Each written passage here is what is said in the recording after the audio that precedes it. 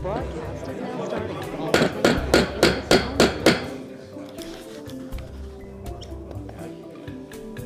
Good afternoon, everyone. Welcome to Tampa City Council. I'd like to call this Tampa City Council meeting to order. If we could have roll call, please. Carlson. Here. Hurtak. Here. Clendenin. Here. Henderson. Here. Vieira. Here. Miranda. Here. Maniscalco. Here. We have a physical quorum. All right, we have quite a bit of housekeeping to do this evening. I have a list here, Miss Doc, but if you want to go ahead and start, I'll just check it off here. Go ahead, ma'am. Yes, good evening. I'm Chairman and Council LaShawn Dock, Development Coordination. I'm going to start with clearing agenda item number 2. This is VAC 2321. This item has been withdrawn and needs to be removed from the agenda. May I have a motion to withdraw item number 2? Motion from Councilmember Vieira, second from Councilmember Miranda. All in favor? Aye. All right. Yes, ma'am. Go ahead. Danny Collins with your Planning Commission staff. Item 4 is TA CPA 2321.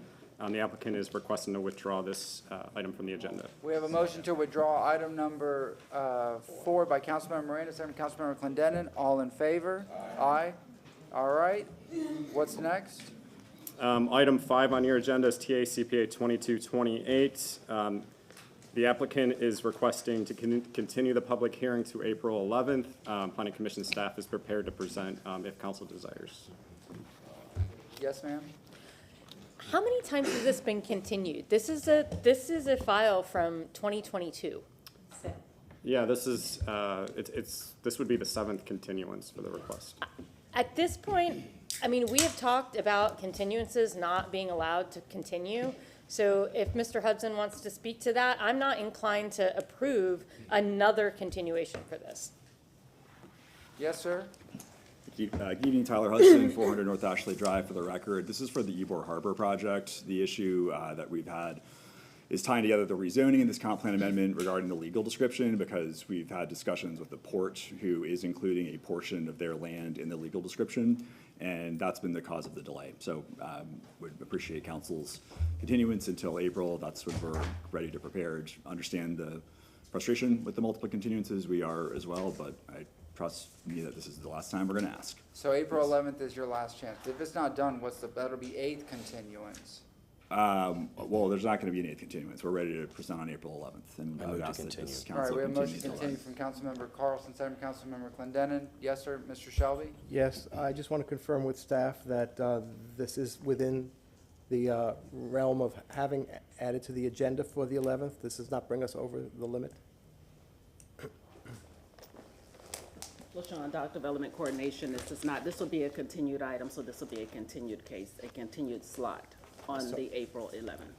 Okay, so it would still be under 13 or 13 or less? Correct. Okay, thank you. Mr. Chair. Yeah. I can tell you from some items that I have on the agenda for CRA and I think for council, staff has had a tough time reaching port staff in the last couple months. They've been traveling, hopefully getting lots of new business. So we've had the same challenges trying to meet with them. So. All right. All in favor of this continuance? Aye. Aye. Any opposed? Could we have the date, time, and place, please? April 11th, 5:01 p.m., 315 East Kennedy Boulevard, Tampa, Florida, 33602. All right. Do we have that? Do we have that vote, by the way? Did you announce the vote, please?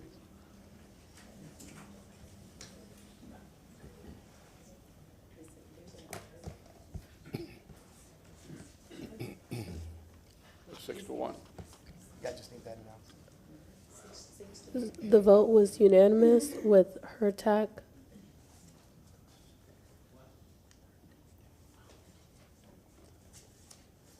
With Hurtak voting no. That is correct. All right. Thank you very much. Next up, yes, ma'am? Yes, council, thank you. Item number 13. This is a request from the applicant to continue this item to June 13th, 2024. May I have a motion to continue this item? Motion from Councilmember Vieira, second from Councilmember Clendenin. Mr. Shelby. Yes, it says on the agenda, it says May 9th. Yes, in speaking with the applicant, we've determined that it is better for June 13th to allow adequate time because the desire is to not request another continuance. All right, is there anybody here in the public that wishes to speak on the continuance only on number 13, not the merits of the case, but just the continuance? I don't have anybody registered. Date, time, and place, please. It's gonna be, continued to June 13th, 2024, 315 East Kennedy Boulevard, 3rd floor, Tampa, Florida, 33602 at 5:01 PM. Thank you. All in favor of the continuance? Aye. Aye, any opposed? All right, we have another item here, 14. Yes, sir. The next item is item number 14, REZ 2417. The request is to remove this from the agenda. This case has been withdrawn. We have a motion to withdraw or remove item number 14 from the agenda from Councilmember Miranda, second from Councilmember Clendenin. All in favor? Aye. Aye. All right, And item number 15. Item 15 is REZ 2374. This case has been withdrawn. This would be removed from the agenda, please. Item 15 be withdrawn. We have a motion to withdraw item number 15 by Councilmember Miranda, second from Councilmember Clendenin. All in favor? Aye. And item number 16. And last, item 16 is REZ 2384. This item is a misnotice and would be removed from the agenda, please. We have a motion to remove item number 16 by Councilman Clendenin, second from Councilmember Henderson. All in favor? Aye. Yes, ma'am? And the last thing is regarding the order in the agenda. On this evening's agenda, council, we have item 1, which is VAC 2320, item 3, and item 7. Item 3 is a CPA, and item 7 is a rezoning, and those are So we do all on 3, the 1, same 7? properties. Yes, so we would hear item 3 first, item 1, then item 7. All right, and there was a request to take item number 10 before those items. Without any objection, we'll just go ahead and do that. So we're gonna start with item number 10. Start with item number 10. Well, because 3, 1, and 7, you gotta start, number 2 is gone, then it goes to 3, 1, and 7. Is that Mr. Michelini's case? Yes. Is Mr. Michelini here? And may I say something, Mr. Chairman? Yeah, just for council and the public's sake, at about 7:15, I have to step outside for an event really fast for Down Syndrome Day for about 10 minutes, just FYI, but I'll be back at 7:15. Mr. Michelini, you've had a case continued tonight, and then you have number 10. Do you have any other items on the agenda? Yes, And what item is that? 6. Item 6.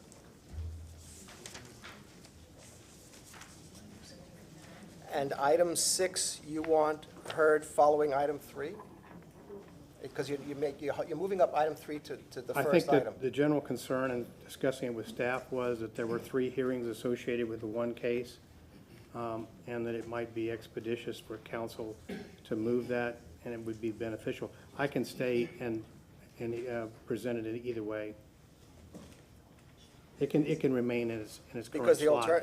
10 is what the concern was, not 6.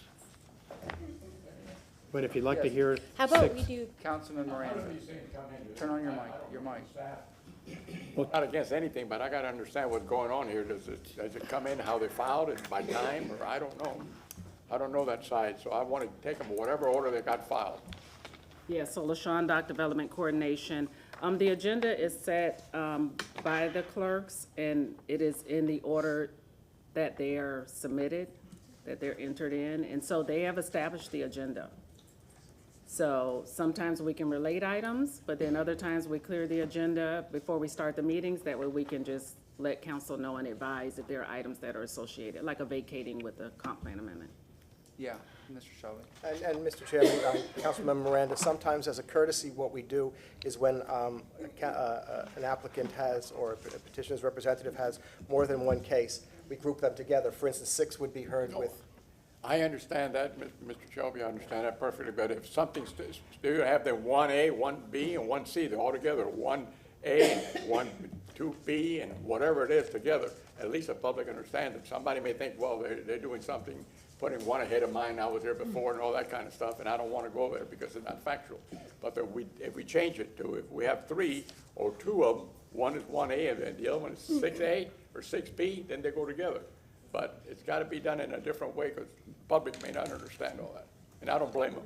Yes, ma'am. I just noticed while looking through all of this, the agenda's wrong.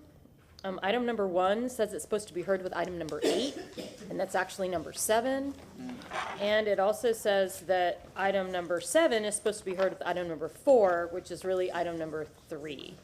So if Correct. LaShawn Dock Development Coordination. Yes, so what I've done is announced it in the correct order. Okay, Yes, okay. yes, I noticed on the agenda. So Just wanted to items make sure there was 3 no problem with that. Yes, Didn't so want 3, any- 1, and 7 are together. They are associated. Great, and then, you know, can we just put 10 after 6? That's fine. Okay, Can I speak? perfect. That's fine. Is there a compelling reason to not, to go out of order here? I mean, I'm all for if somebody has a compelling reason to go out of order, but if there's not a compelling reason, I think we should just do it in the order that it was, in the order that was done. I mean, I'm all for being amicable and working with you guys for, if there's a reason, but other than that, because the public would expect maybe somebody wants to speak to an issue, they're not here yet. Predictability is important, so I think, is there a compelling reason to jump ahead? The only reason that we talked about with staff was that you had 3 hearings related to one subject matter, and that may take an extended period of time. I'll stay regardless, so it was just a request as a All right, courtesy. let's just stay in the order that we are. People are here in that order, and that's it. I appreciate it. Thank you very much. That concludes the housekeeping. Ms. Doc, is that correct? All right. Can I That get a is motion correct. to, So our first item would be item 3. All right, these are non-quasi judicial, so we're not going to swear anybody in yet. So we're going to start with item number 3. Who wishes to begin? Wait, do we have to in an evening session, Mr. Shelby? I don't think Not so. necessary, Okay. but I do ask is that you make a motion to open the public hearings. All right, let's get a motion to open all public hearings. Motion for Councilman Vieira, second for Councilmember Clendon. All in favor? Aye. All right, item number, yes? I need to recuse myself from number 3, 1, and 7. My company is working, has a client that has a company that has a shareholder that is a shareholder in another company that's related to this. My company doesn't work on anything related to the city of Tampa. We're not working with the company developing this, but because there's a common shareholder, I conferred with Marty, and he thinks it's best that I recuse myself. So I'll ask for approval of the 8B later, but with apologies, I'll step out on those 3. All right. All right. All right, Mr. Collins, go ahead with number 3. Good evening, Danny Collins with your Planning Commission staff. Before we get started, I wanted to submit new maps in for the record.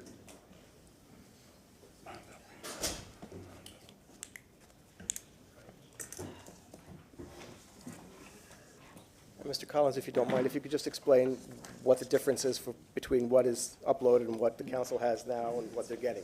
Yes, then 1. So the initial application that went to the Planning Commission included 2 folios, which were generally to the northeast of the subject site, just east of Florida Avenue. I could point those out in the presentation. The applicant submitted a memo earlier this year, removing the 2 folios. I'll point those out in the application. Danny Collins with your Planning Commission staff. This is TACPA 2305. It is a plan amendment pertaining to multiple parcels that are generally located between East Ross Avenue and East 7th Avenue. This plan amendment is privately initiated. It's small scale in size. The acreage is 4.4 acres, and that acreage reflects the removal of the 2 parcels. So that's why there's an acreage discrepancy in your packet and what is shown in my presentation. The request is to go from community commercial 35 to the urban mixed use 60 designation. Here's a general location of the subject site. The subject site is in the Central Tampa Planning District. It's in the Tampa Heights Urban Village and in the Tampa Heights neighborhood. Let me see if I can zoom in a little bit. Here's an aerial map of the subject site and the surrounding properties. You'll see the subject site. It's generally in the vicinity of East Palm Avenue and East Palm Avenue and North Florida Avenue, and then there's some frontage along North Tampa Street. This site currently has the YMCA on site. It's just north of downtown.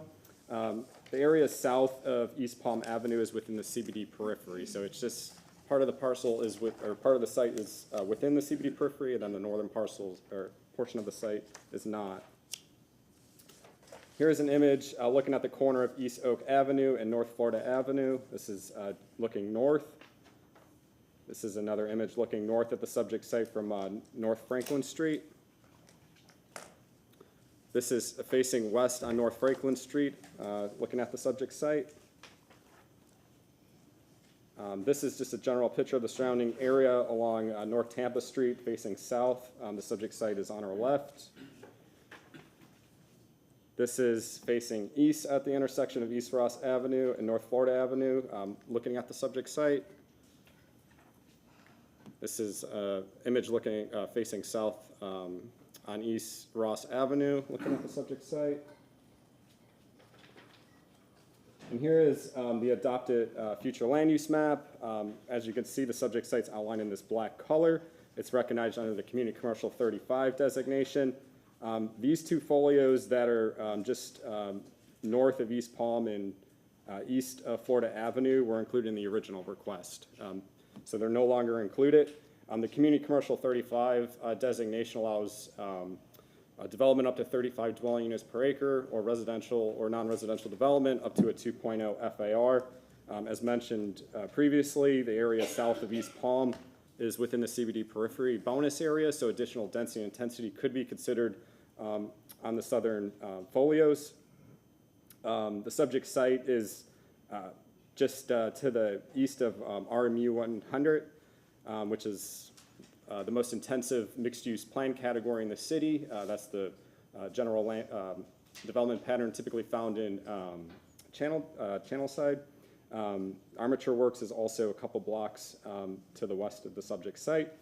To the east, we have, to the northeast and south, we have Community Commercial 35, and then we have Residential 83 as you move east along Palm. This is the proposed future land use map showing the subject site under the Urban Mixed Use 60 designation.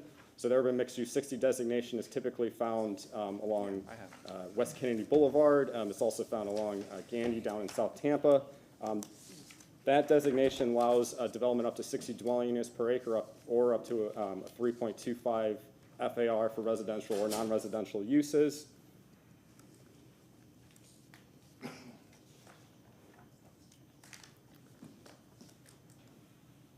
Here's a slide showing the potential impacts of the proposed change. Currently under the Community Commercial 35 designation, the site can be considered for 154 dwelling units or just over 383,000 square feet of residential or non-residential uses. As proposed under the Urban Mixed Use 60 designation, the subject site can be considered for 264 dwelling units or just under 623,000 square feet of non-residential or residential uses. So based on these calculations, you can see that this amendment would allow an increase in density and intensity on the subject site. This went to the Planning Commission. The Planning Commission staff, as well as Planning Commission Board and Planning Commission staff, both found this request consistent. Specifically, it's consistent with policies that provide a range of housing choices in supporting Tampa's growing population. It also, the request also supports policies that increase density, seek to increase density near transit options, specifically along Florida Avenue. And finally, it supports policies that direct the greatest share of growth to the city's urban villages. As mentioned earlier, is in the Tampa Heights Urban Village. Based on those considerations, the Planning Commission found the request consistent with the goals and objectives of the Tampa Comprehensive Plan. That concludes my presentation. Available for any questions. Yes, ma'am. Thank you. Can you talk a little bit about the CBD periphery? Yeah, so in the comprehensive plan, there is policy direction about the CBD periphery. It allows, if you're in that bonus, in the CBD periphery, it allows potential bonus up to 100% over what can currently be considered in that land use category. And generally, and this is just right, I mean, half the project is in, is half the project is out. So we're looking at an area that we're expecting to have greater density Yes. over time. Thank you. Anybody else? Thank you very much, sir. All right. Who's next? Yes, sir. Oh. Yes, ma'am. Please state your name. Yes, sir. Community Council, Tyler Hudson, 400 North Ashley Drive, for the record. I want to cover a couple of organizational topics, if I may, at the outset. As LaShawn alluded to, there's 3 items that relate all to the same project. We're not going to mash them all together. We're going to give one presentation, ask for a vote, and then we're going to do that 2 more times, hopefully to get through the end. I think each aspect of these applications really stands on their own. Thanks, Alex. Each of these components stand on their own. I think you're going to get more detail about the project as we go through it, going from comp plan to vacating to rezoning. But just, again, we've got 3 separate items, but they do all relate to the same project. Second item I want to address is there are some supplemental information packets that were put on the dais for you all. It's not going to be a quiz or anything, but it's possible during the Q&A and in rebuttal, I might be referencing page. Do we not have those yet? Sorry. We will be passing out to the dais some supplemental informational packets that, again, the purpose of this is for me to be able to, you guys have in front of you some page references I might cite. Third item is time. I am going to do the best I can to quickly get through this item and the right-of-way vacating. They are not very complicated or detailed. It is possible that for the third item, the PD rezoning, we might need a little bit more time. It's a big project, and we have a couple of folks who are going to be speaking in the presentation in chief. So I don't want to ask for it. Not going to ask for extra time now, but I would ask that for item 7, council consider perhaps a modest extension of time for the application presentation and potentially in rebuttal. And I ask for that on the condition that I'm going to try to not need it, but just alerting you. All right, so let's do this. I know it's early, but if anybody is going to speak on any of the items on the agenda, we're not at the quasi judicial yet, but since people are here, please stand, raise your right hand, and we'll swear everybody in so we get it all done now. Yeah, this is all the case. Do you swear or affirm that the testimony you are about to give is the truth and nothing but the truth? I do. Thank you. Go ahead, Okay, sir. with that, let's begin. I'm only gonna do this once, but I would like to introduce the project team that is behind this YMCA redevelopment. Most importantly, Matt Mitchell is here. He's the president and chief executive officer of the Tampa Metropolitan YMCA. Ellison Development is the project's development partner, and Casey Ellison, Jordan Starr, and Kara Arnold are here with the development team. The project's designer and architect is Fleischman Garcia Maslowski, and Saul Fleischman is here and will be speaking later. Our civil engineer is Kimley Horn, and Scott Gilner and Ben Plant will be later in the presentation on behalf of Kimley Horn. Dark Moss is the project arborist. Ricky Paterica will be here and available for questions. And finally, my colleague Alex Shaler is here, who's been instrumental in pushing these applications forward. So I think we've seen the color map that we're all familiar with the various reds and purples going to a little bit of a lighter shade of purple. I think Danny did a great job outlining where we're talking about. I think council understands the general geography of where we're talking about. I'd like to note really 2 quick points of context, kind of behind the curtain a little bit. When we first started the design of what could be here as a project, we looked very closely at RMU 100. RMU 100 is a fairly pervasive future land use designation in the heights. All of the code, capital T, capital H heights, armature works development is RMU 100. Got the sense from staff that there was a little bit of trepidation about that it might be a little bit too much potentially, given the adjacency to the historic district. So we sharpened our pencil, looked at the numbers again, and given some of the historic preservation that we're doing with a landmark structure on site, we went with UMU 60, which, as will be discussed in a rezoning application, is, in our view, more than enough, or is the amount of density that we need. The other context point I want to note is that parcel there in the green star you'll see. Originally, we proposed to include that. We eliminated it from the application because at the ARC hearing, there was significant neighborhood concern and some amongst the commissioners as well. That parcel is entirely within the historic district. It's on the right side of Florida, which it does have like a little bit of relevance. That's where I'm not going to talk about what's going to go there. That'll come in a later part of this presentation. But it was our belief that the overall project scale could still be accommodated without having an intensification of a historic district parcel. I'm not going to say that's never going to come before you. It might well. But in this case, we did choose to drop that out of really respect for the neighbors and historic preservation staff who had some issues with that particular component. In terms of, I don't want to overstate the reasons behind this. The Planning Commission found it consistent unanimously, as has staff consistently. It's worth noting that the comprehensive plan does provide you all with some guidance on how to approach these types of requests. They ask you to look at, is it on a transit emphasis corridor? Florida Avenue is a transit emphasis corridor. For some reason, Tampa Street's not. I don't really know why, because it works really both ways with Hart Route 1 in Florida and Tampa. But Florida Avenue is a transit emphasis corridor, and it is a place where the comprehensive plan suggests you direct density, along with many other provisions that say generally that same thing.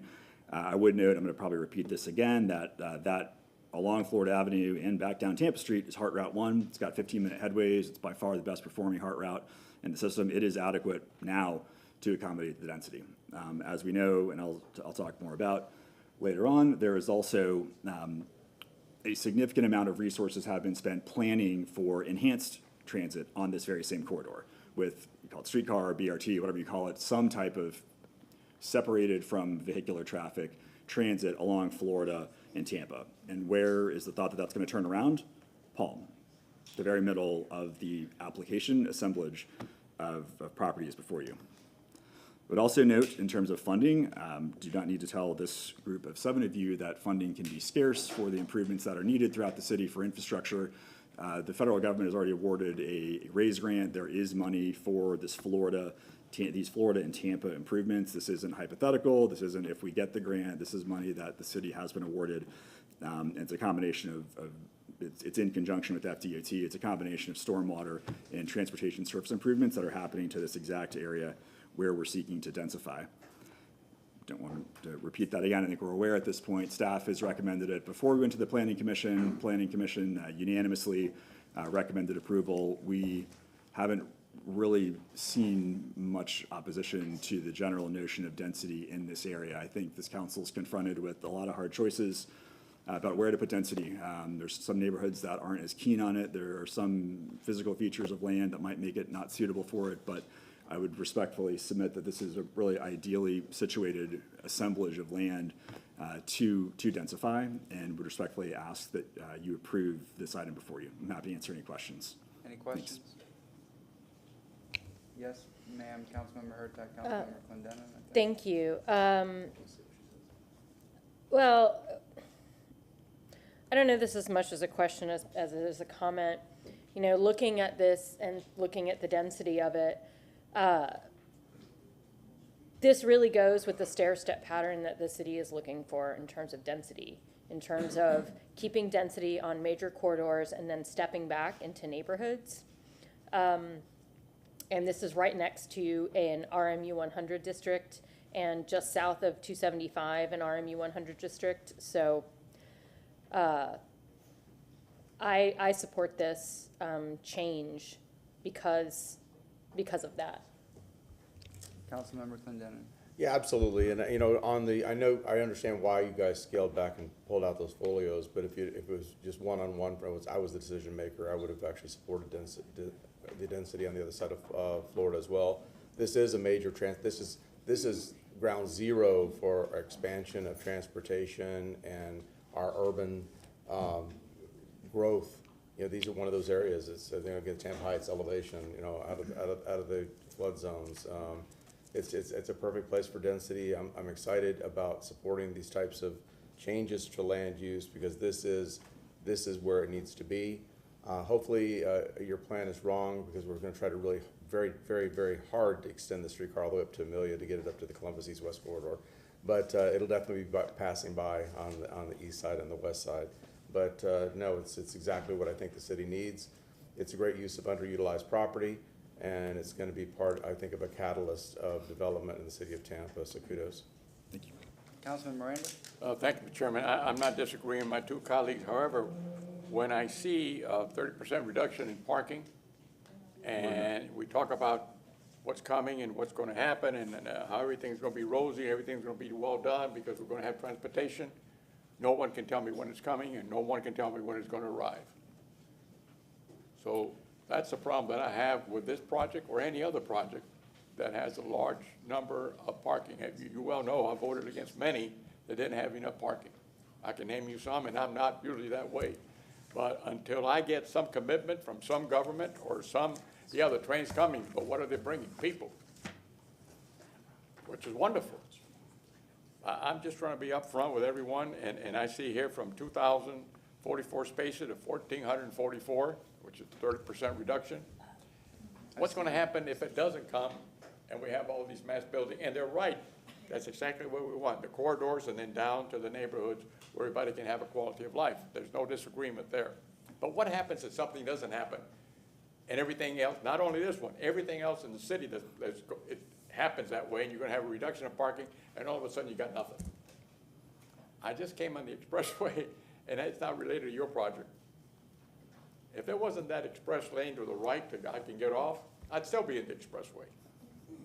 And I love the people do a great work, they built a lot of spaces, but every time they had a lane, 6 months later, you can't move.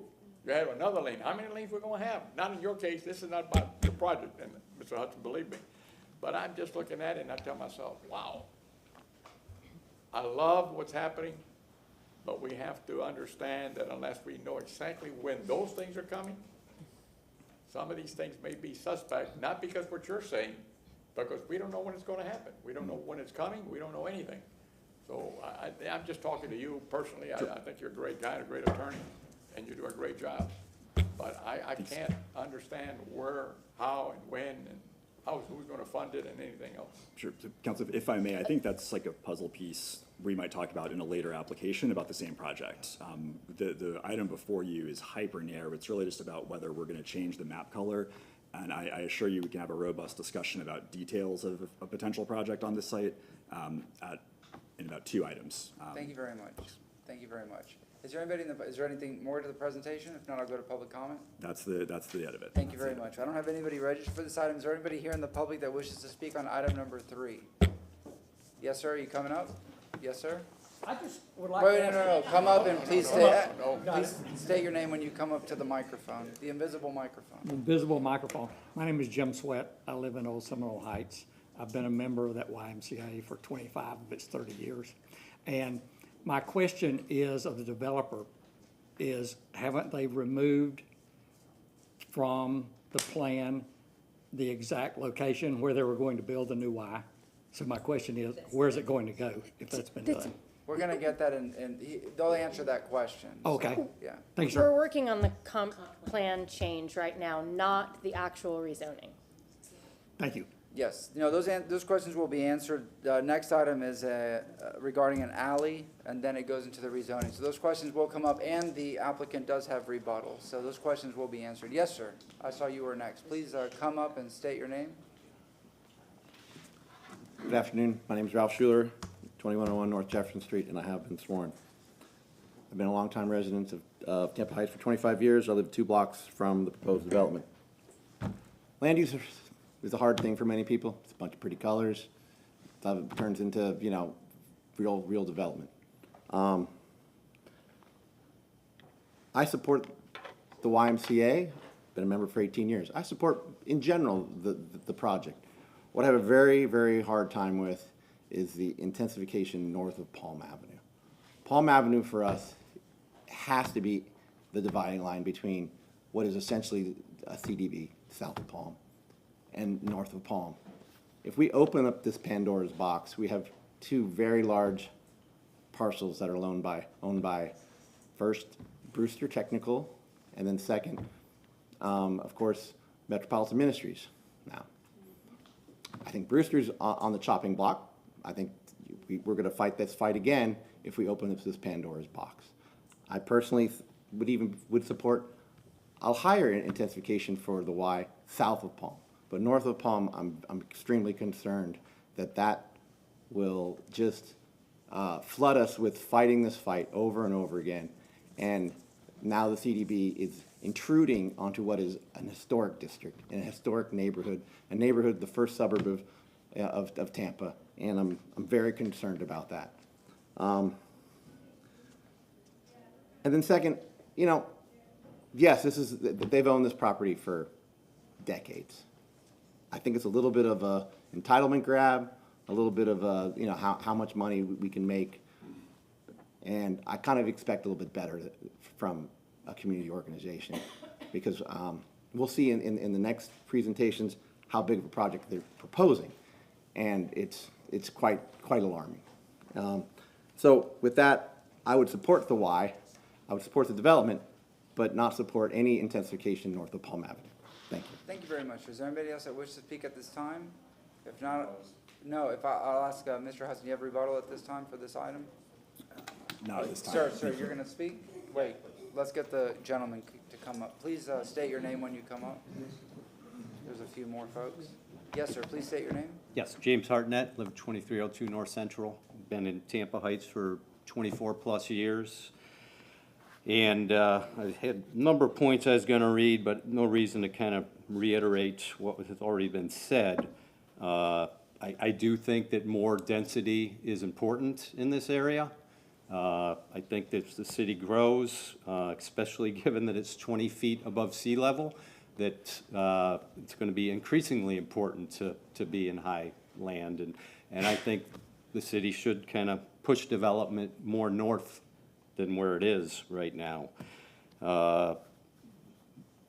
In addition to the BRT and the trolley expansion, another point of note, I think, is that this is also along major bike corridors, which is also another way to reach the development without having a car, which everyone seems to have a problem with, but everyone needs right now. The Y's been willing to work with the neighborhood. They've revised their plans a number of times, and they said that they want to continue working with the neighborhood. I take them as a community partner that they've been. They've been in the neighborhood longer than anyone else has been alive, and they will occupy the land even after it's developed. So I think they really are operating in good faith and want to see a quality project. There's some folks, especially on Ross, who have a problem north of Palm, and I think that's legitimate and can be worked through with the developer and the Y. Thank you very much, sir. Yes, sir, please state your name. My name is Brendan McLaughlin. I live at 405 East Ross Avenue. And a quick story. About 2 or 3 years ago, I set about building a small house on a lot I owned on Amelia Avenue, a couple blocks north. It was only 30 feet wide. So I needed a waiver to go from the 7-foot setback on each side to 5. So the house could be 20 feet wide instead of 16, which wouldn't really be feasible as a commercial property or as a rental or as a sale. It would also look odd in the context of the historic neighborhood. It would be the only 16-foot wide house. So I was granted by this very same city council that waiver. And I know we're not talking about waivers specifically now, but my point is I expressed a hardship, if you will, to get this change in the existing rules, and it was granted. The impact of my project was, I think, generally positive. It was put a house where there was an empty lot, and the effect on my neighbors was positive. I would ask that you sort of look at this project in the same light. Ask the question, what is the need for this extra density and particularly this extra height, not just on this particular project where the new Y will be, but also across the street where the existing Y is, where the 20-plus story buildings will go.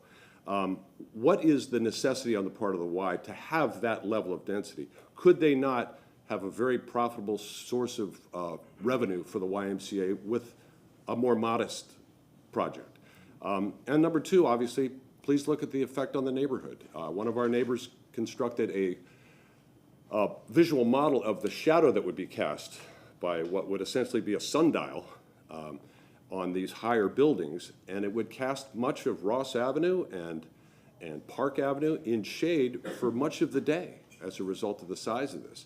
I mean, the visual enormity of this is something I'd hope you take into account as you go forward with this project. Thank you. Thank you very much. Before anybody else comes to speak, Mr. Scarrett, were you sworn in? Yes. Okay, I saw 3 other people that came in that did not get sworn in, but you were sworn in. Come on up, we'll do it in a minute. Oh, that's all right. Go ahead, sir. Thank you, council member, for the opportunity to speak briefly to you. My name's Tom Scarrett. I live at 212 East Ross Avenue, and my house is catty corner to the proposed new YMCA. what this is too much of a good thing. Everybody that I've heard talk up here and even back here, and including myself, think this is a good idea. The problem is it's too much. 260 feet high. It is gargantuan. And just as my neighbor said, that will cast a shadow. That will block out the sun at my house from 3 o'clock on every day for the rest of my life if I stay there. And it's just too much. I understand, council members, when you say this fits the model, you want to have step down. We all agree. It's that first step. It's way too high.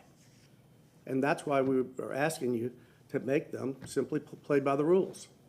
I mean, the YMCA, it's like, you know, apple pie and mom. Who can fight against the YMCA? They're great. Wonderful personality, wonderful reputation. And I think they want to be a good neighbor. But this is going to radically change. I'm moving in today, the rest of my stuff. So this is my first act as a resident of, so I'm just asking you to consider that first step. It ought to be lowered, right? The second thing is going to what Councilmember Miranda said, is parking. Nightmare scenario. Everyone says, again, we want to have the train go up right, you know, within a block of my house. Love it.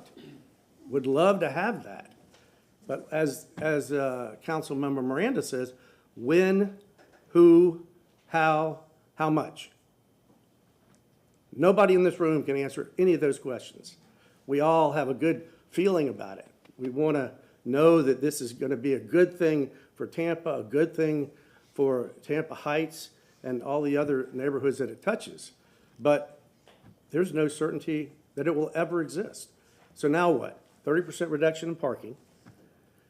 Where are the people going to park? Okay. Anyway. So 30 seconds. Okay. Where are the people going to park that are going to go to the new Y?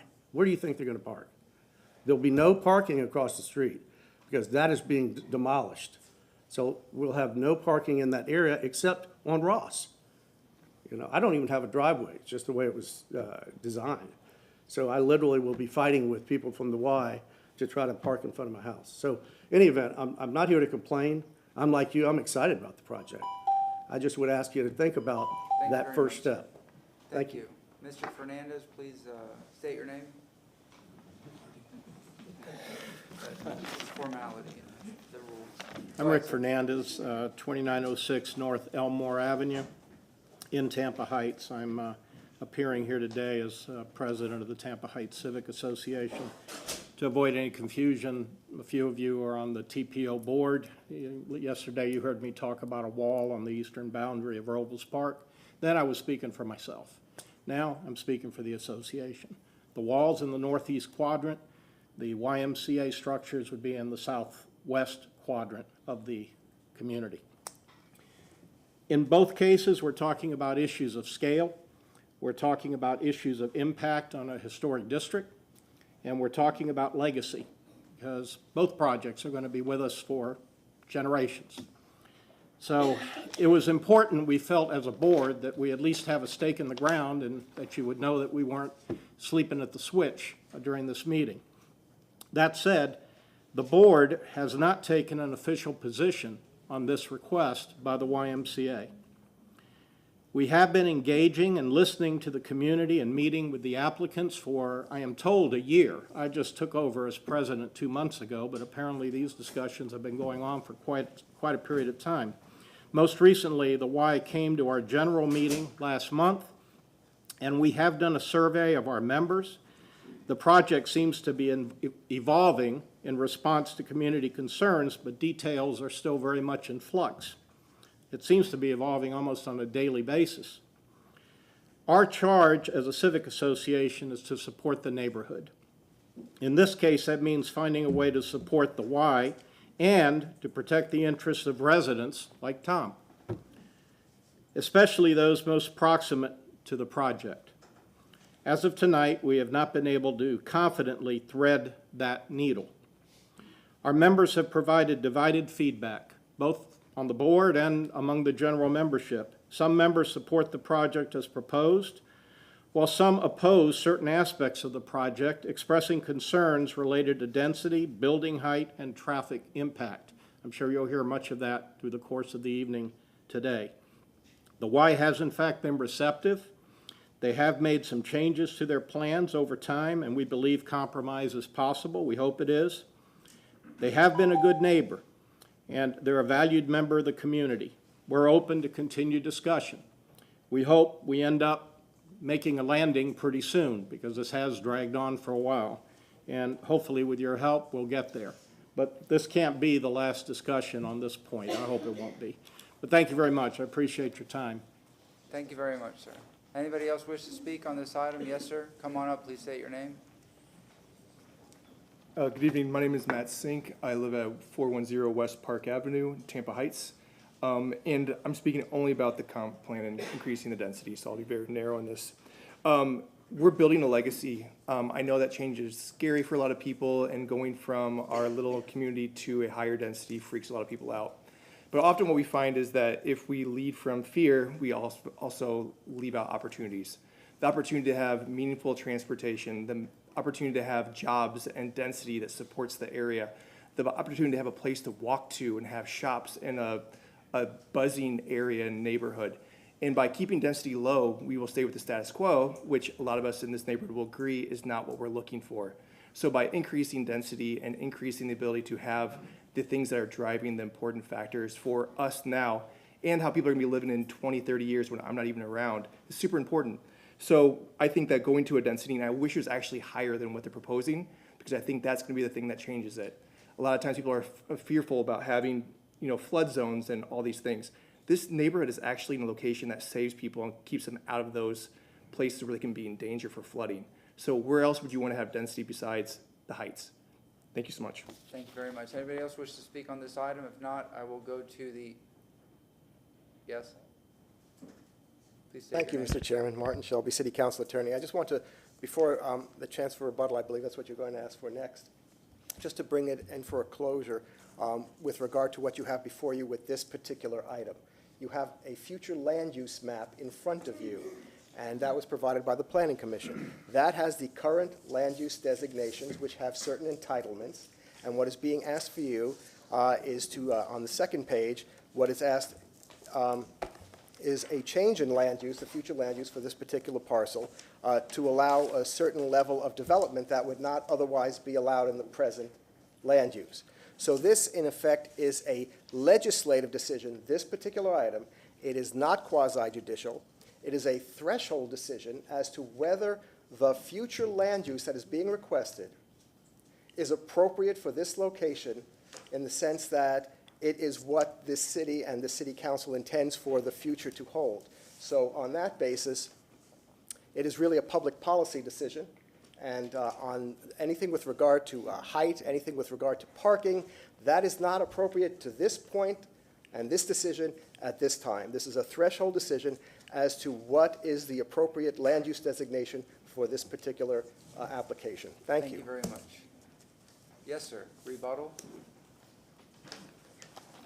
Tyler Hudson, for the record, to say what Marty said. The sole question before you is whether or not this is an appropriate land area to increase density. The consequences of that we will cover later. But the only question right now is whether this is an appropriate place for density. Your expert staff on the Planning Commission has said yes, as has the Planning Commission board itself, and would respectfully ask that you vote to approve this comprehensive plan amendment. Thank you. Yes, ma'am? I have a question for staff. Mr. Collins. Mr. Collins. Yes, but Mr. Collins has been in charge of this part so far, so we're going to go back to Mr. Collins. Just in looking at the map, I know that there are projects that have already been approved in this area, but I don't know if the land use had been changed for these projects. I'm thinking of a project on 7th right now that's the whole block, but it seems to be divided into land use, and I don't know if anyone in staff can speak to what that current land uses? Well, it sounds like Mr. Hudson is standing up. Maybe he can answer that.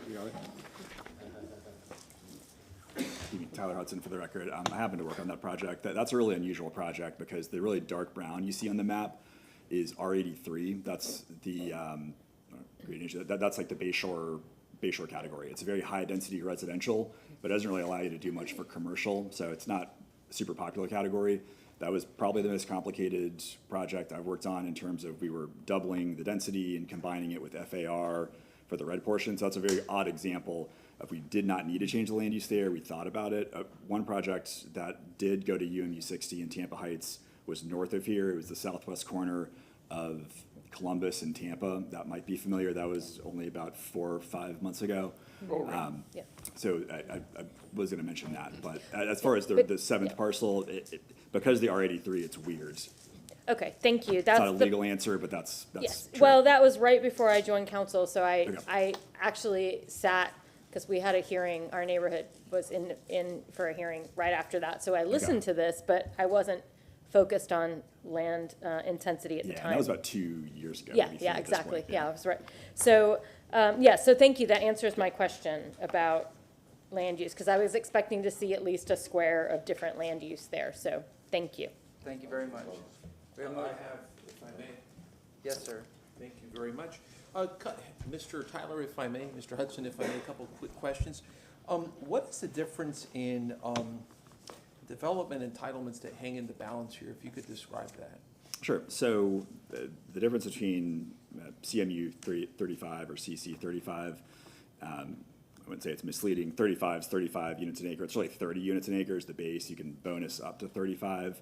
But you're going up by, I'd say around 50-ish%. I mean, that CBD periphery line matters a little bit too. But this is one step up incrementally on the ladder. Sometimes you think about these colors. I don't think they follow like the Pantone color wheel, but CMU CC 35 is probably, it's very common. This is the next step up incrementally. The next one after that's RMU 100. Great, thank you very much. And for Mr. Shelby, so I want to make clear for us, sir, so if we vote yes on this plan right now, there have been neighborhood concerns that I think are serious, and I'll talk about those in a bit, with regards to height, parking issues, et cetera. How would that affect our analysis on the next two votes? A yes vote now, would that affect our analysis? Would that affect staff reports? Would that change the lens that we look at those? Oh, absolutely. Mr. Vieira, quite frankly, the project cannot go forward if you do not increase from the request from what's present to what's been requested. So that is, and as you've asked, there are certain entitlements that now come with this designation, and those entitlements, in terms of density, and if I misspeak, please correct me, increase. Yeah. So from a public policy standpoint, that is your initial determination. If this does not go forward, frankly, they cannot develop, and so that would affect your subsequent hearings. I think, does that answer your question? Yes, sir. Thank you very much. Yeah. And Mr. Hudson, this is my big concern with this right now is I don't know where the votes are going to go on this, right? You can never tell, right? Some of the issues that I hear in the public, and you know me, you've seen me up here for 7 years. I've never been the kind of guy that go, you need to continue, so you got to talk to the neighborhood more. Sometimes I'll say that, sometimes I'm not, but I don't always push that a lot. Some of these concerns, right, appear to me to be viable, right, and would justify some more talks as far as I see it, right? Because going forward with it, with some of the concerns that I heard today, they to me are viable and problematic. And I know you're going to be addressing them later on, but by going yes right now, for me, it sort of gives a lot of leeway to pushing that forward and gives less accountability and a stopgap measure on my part, right? Those are my feelings, and I just wanted to share them with you again. I know we've heard support from council on this, but just some of my hesitation. This is a great project. I think the neighborhood, from what I hear from the neighborhood, they want this to go forward, but there are some incremental issues that I think they have concerns about that I don't want to overlook, right? Councilmember Miranda. Thank you, Mr. Chairman. And again, I've been scolded here twice, and I accept it. That doesn't bother me at all. But I'm not against the project. It's a beautiful project. It's exactly what this council and the planning commission, the city staff have been talking about for a long period of time, about density in certain areas and scaling it down. It meets all that criteria. And I brought up parking. That's what I saw, and when I was reading some of the forms and that I read it in the contents of it. So then what happens here is, and I'm just assuming that if this goes on and it comes to a vote on the other part, what is the zoning of the land, what happens then if this is passed? And I'm using this in theory, not in factual things. If this passes and the land is therefore in the zoning matter is rejected by some entity, now I'm not talking about us.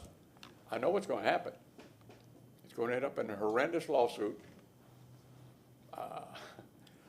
And the people are great, the owners are great, the neighborhood spoke for it, they're all engaged in it.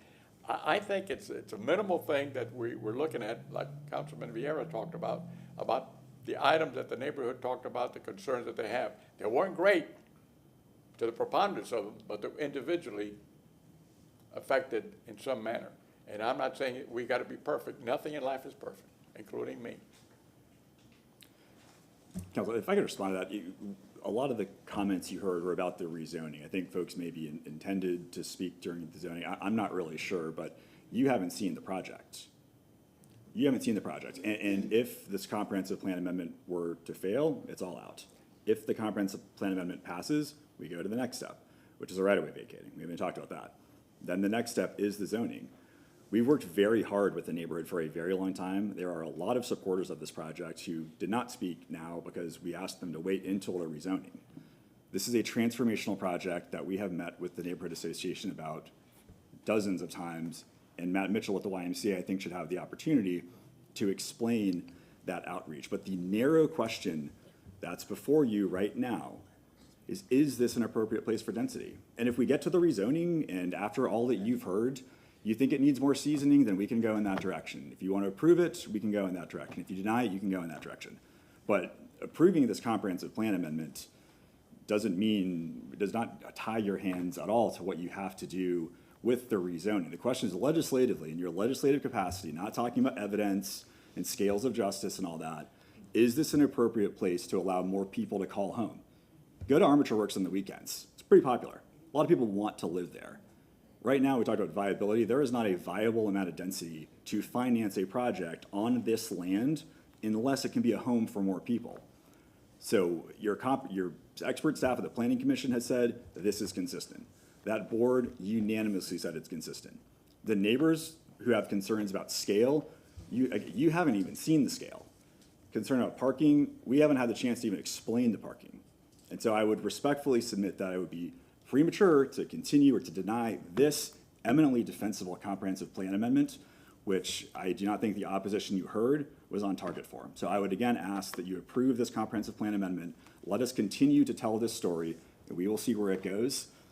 But we do not need more time with the neighborhood to discuss whether more people should be able to call this area home. Clendenin Hurtak Vieira. I don't even know how much more I have to say because really I'm not a lawyer, but Mr. Hudson just took the words right out of my mouth. Everything he just described is the things that I've been mulling about, other than if not here, then where? I think it's really incumbent on us as a council and as someone who's planning for the future of the city long after I'm gone, buried somewhere, I don't know where, but what the city's gonna look like. This is exactly, if not here, where? You're gonna build this in Beach Park? You're gonna put it, you're gonna build stuff like this in the middle of West Tampa in our historical districts or Ybor City? Where are you gonna put this type of development? This is, and the concerns that I've heard were really, it's everywhere we develop and change the pattern of Tampa, it's going to have an impact on someone. When Armature Works came in, that was a real vibrant neighborhood. There's a lot of people that lived there, and it dramatically changed how that neighborhood looked and how people. But you know what? It's functioning very well now. It was the greatest amount of good for the greatest amount of people in the city of Tampa, and I think this is again. Man, it's no secret here or anywhere out there that I'm a big champion of transportation, a big champion of extending this trolley. I will tell somebody asked when, 6-7 years, we'll have a trolley running on Florida and Tampa if I have anything to do with it. That's what we're looking at, 6, 7 years. And I wish it was faster, but welcome to government. Everything takes 3 times longer than anybody else to get something like that going.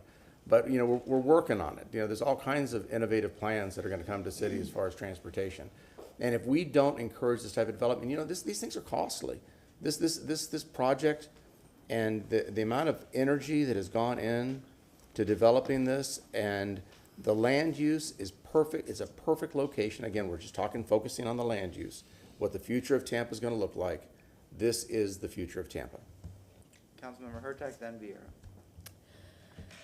I want to take this as an example of why I do not encourage developers to have comp plans and rezonings on the same night. This seems to be a problem that we keep having, and this is why. Because we have the inability to see the difference. So I just want to reiterate that because it's my biggest pet peeve is to have comprehensive plan and rezonings on the same night, because it does not allow us to view the actual change the way it needs to be viewed. And that's why people are getting up and talking about parking and height, because we don't have a chance to actually look at the policy. So again, from a policy perspective, this makes sense to me because I have RMU 100, and then it goes down to Community Commercial 35, and there's no buffer in between. Now, this would still have a little bit between, but again, to me, sharing the density in this area makes perfect sense. But again, the whole reason I turned my mic on is to say, stop doing comp plans and rezoning on the same night. Councilmember Vieira. Yeah, and Councilwoman Hurtak, my comments are a perfect example of why you're right. So Mr. Hudson's comments on this being premature and whatnot are very, very well taken. I think you can tell from all of us that this is a great project. Everybody wants to get to yes, et cetera. And I'm sure that's going to happen in one form or another. So all supporting this in no way marries us to parts 2 and 3, obviously, as you very wisely put. I just wanted to express some concerns that I know you're going to address. I know you're going to address, obviously, and whatnot. So yeah, that's all. So yeah, this is very limited in scope, and wise comments. Thank you. Yes, ma'am. Councilmember Henderson. Thank you, Chair. My concern is the compatibility to the community. Making this change puts us in a whole new ballgame in terms of what is the possibility for this corridor that is a transportation corridor, and at the same time being in the community that is currently being developed. I don't, I know that because they're both on the same night, making this decision becomes challenging because it can stop here, with this change. My biggest concern is the compatibility to the community that it exists in, which is historic Tampa Heights. And I don't know what you can say about that in terms of, it being consistent with the Planning Commission, but it's not consistent with staff. So if I may, every component of this application before you has been found consistent. Even with staff, our staff. Yes, for this application only. There are other applications that may affect this land that haven't had that conclusion. But every single agency body that has reviewed this application has found it consistent. And from a compatibility standpoint, I would note the category we're trying to upgrade to, that's all of 7th Avenue in Ybor City. It's Gandy, it's Kennedy, it's now part of Columbus. This is a very defensible category of density to have in a place where you have the highest frequency transit in the city of Tampa. It's here. No staff members have had any issues with the idea of more people being allowed to live here. The Planning Commission vetted this, the appointed members, they have had no issue with that. How we use the density, that comes in a separate zoning. That's different. Our only question here is, should more people be allowed to call the neighborhood home? Is the amount of density that 7th Avenue has, Is that reasonable for Palm? We think so. We think so. And we think your comprehensive plan is replete with provisions that stand in favor of supporting this. I'm not really sure what provisions you would point to deny it, given the housing element, future land use element, transportation element. It all pushes in favor of densification in exactly this geography. Anybody else? We have motion closed from Councilmember Clendenin, second from Councilmember Vieira. All in favor? Aye. Councilmember Miranda, would you like to read the substitute? It's on the addendum. There's a substitute for this. I don't have it on mine. There it is. Chairman, file number 3, TACPA 23/05. Substitute orders being presented for first reading consideration. An ordinance amending the Tampa Comprehensive Plan, future land use element, future land use map for the property located 110 East Oak Avenue, 2005 North Tampa Street, 1813 North Franklin Street, 1708 North Florida Avenue, 106 East Palm Avenue, and folio number 192-338 -0000 from commercial 35, CC 35 to urban mixed use 60, quotation UMU 60, quotation, providing for repeal of all ordinance in conflict, providing for fallibility, providing for effective date. We have a motion from Councilmember Miranda, second from Councilmember Clendenin. Roll call vote. Vieira, Yes. Miranda, Yes. Hurtak, Yes. Clendenin, Yes. Henderson, Yes. Maniscalco, Yes. Carlson. Motion carried motion carried with Carlson abstaining. Second reading and adoption will be held on April 18th, 2024 at 9:30 a.m. located at Old City Hall, 315 East Kennedy Boulevard, 3rd floor, Tampa, Florida, 33602. All right, thank you very much. Item number 1.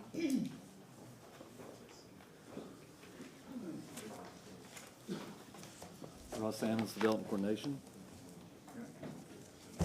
Share the almost screen, please.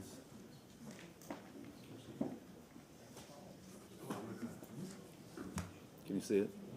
Not yet. It's going to come up any second. All right, there you go. Go ahead, sir. Please state your name. Ross Sammons, Development Coordination, presenting file number VAC 23-20. The applicant is Tampa Metropolitan Area YMCA. Representatives, Gardner Brewer Hudson. Property address is 110 East Oak Avenue. This proposed vacating request is to vacate a portion of Franklin Street and an alleyway lying north of Oak Avenue, south of Palm Avenue, east of Tampa Street, and west of Florida Avenue. Yes, ma'am. This application was filed June 1st, 2023. The applicant's reason for the application is associated with the rezoning. The current functionality is depleted with the presence of bollards. The portion of Franklin Street requested to be vacated was acquired by the City of Tampa by deed. The east and west alley was created by subdivision plat. The existing right-of-way is approximately 30,920 square feet, 4.71 acres. Here's an aerial view of the proposed vacating request in yellow. The east and west extension of Franklin Street, and Franklin Street here to Oak Avenue, and this section of the alley. The other portion of this alley was previously vacated.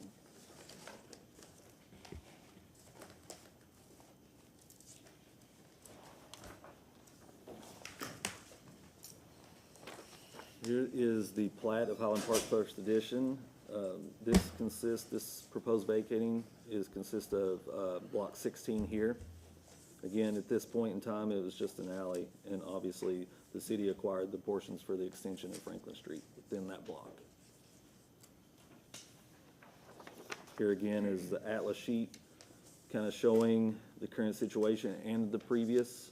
So this proposed vacating request is in red. the alley, and portions of Franklin Street.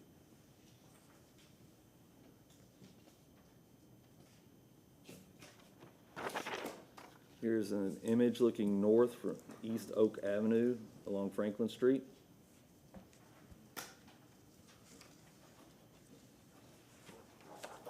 This is looking east from North Tampa Street. This is the alley in question in the proposed vacating.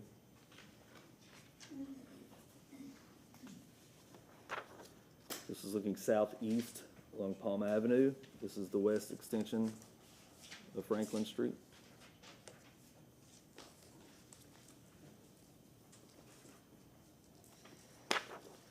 This is looking southwest from Palm Avenue, the east extension of Franklin Street, and the bollards in question.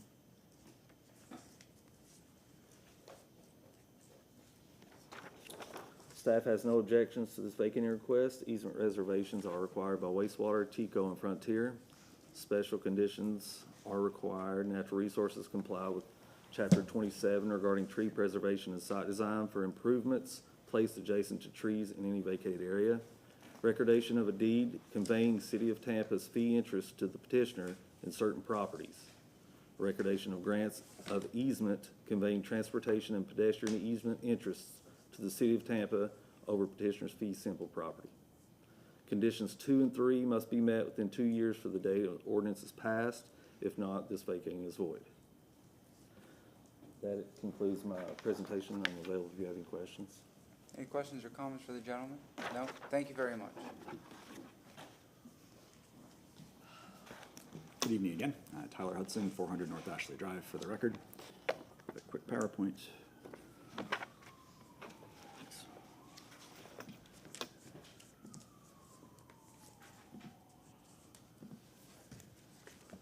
All right, sometimes a picture is worth 1,000 words, or probably five minutes of a lawyer talking. So in 1888, George Washington Klein platted this first addition to Highland Park.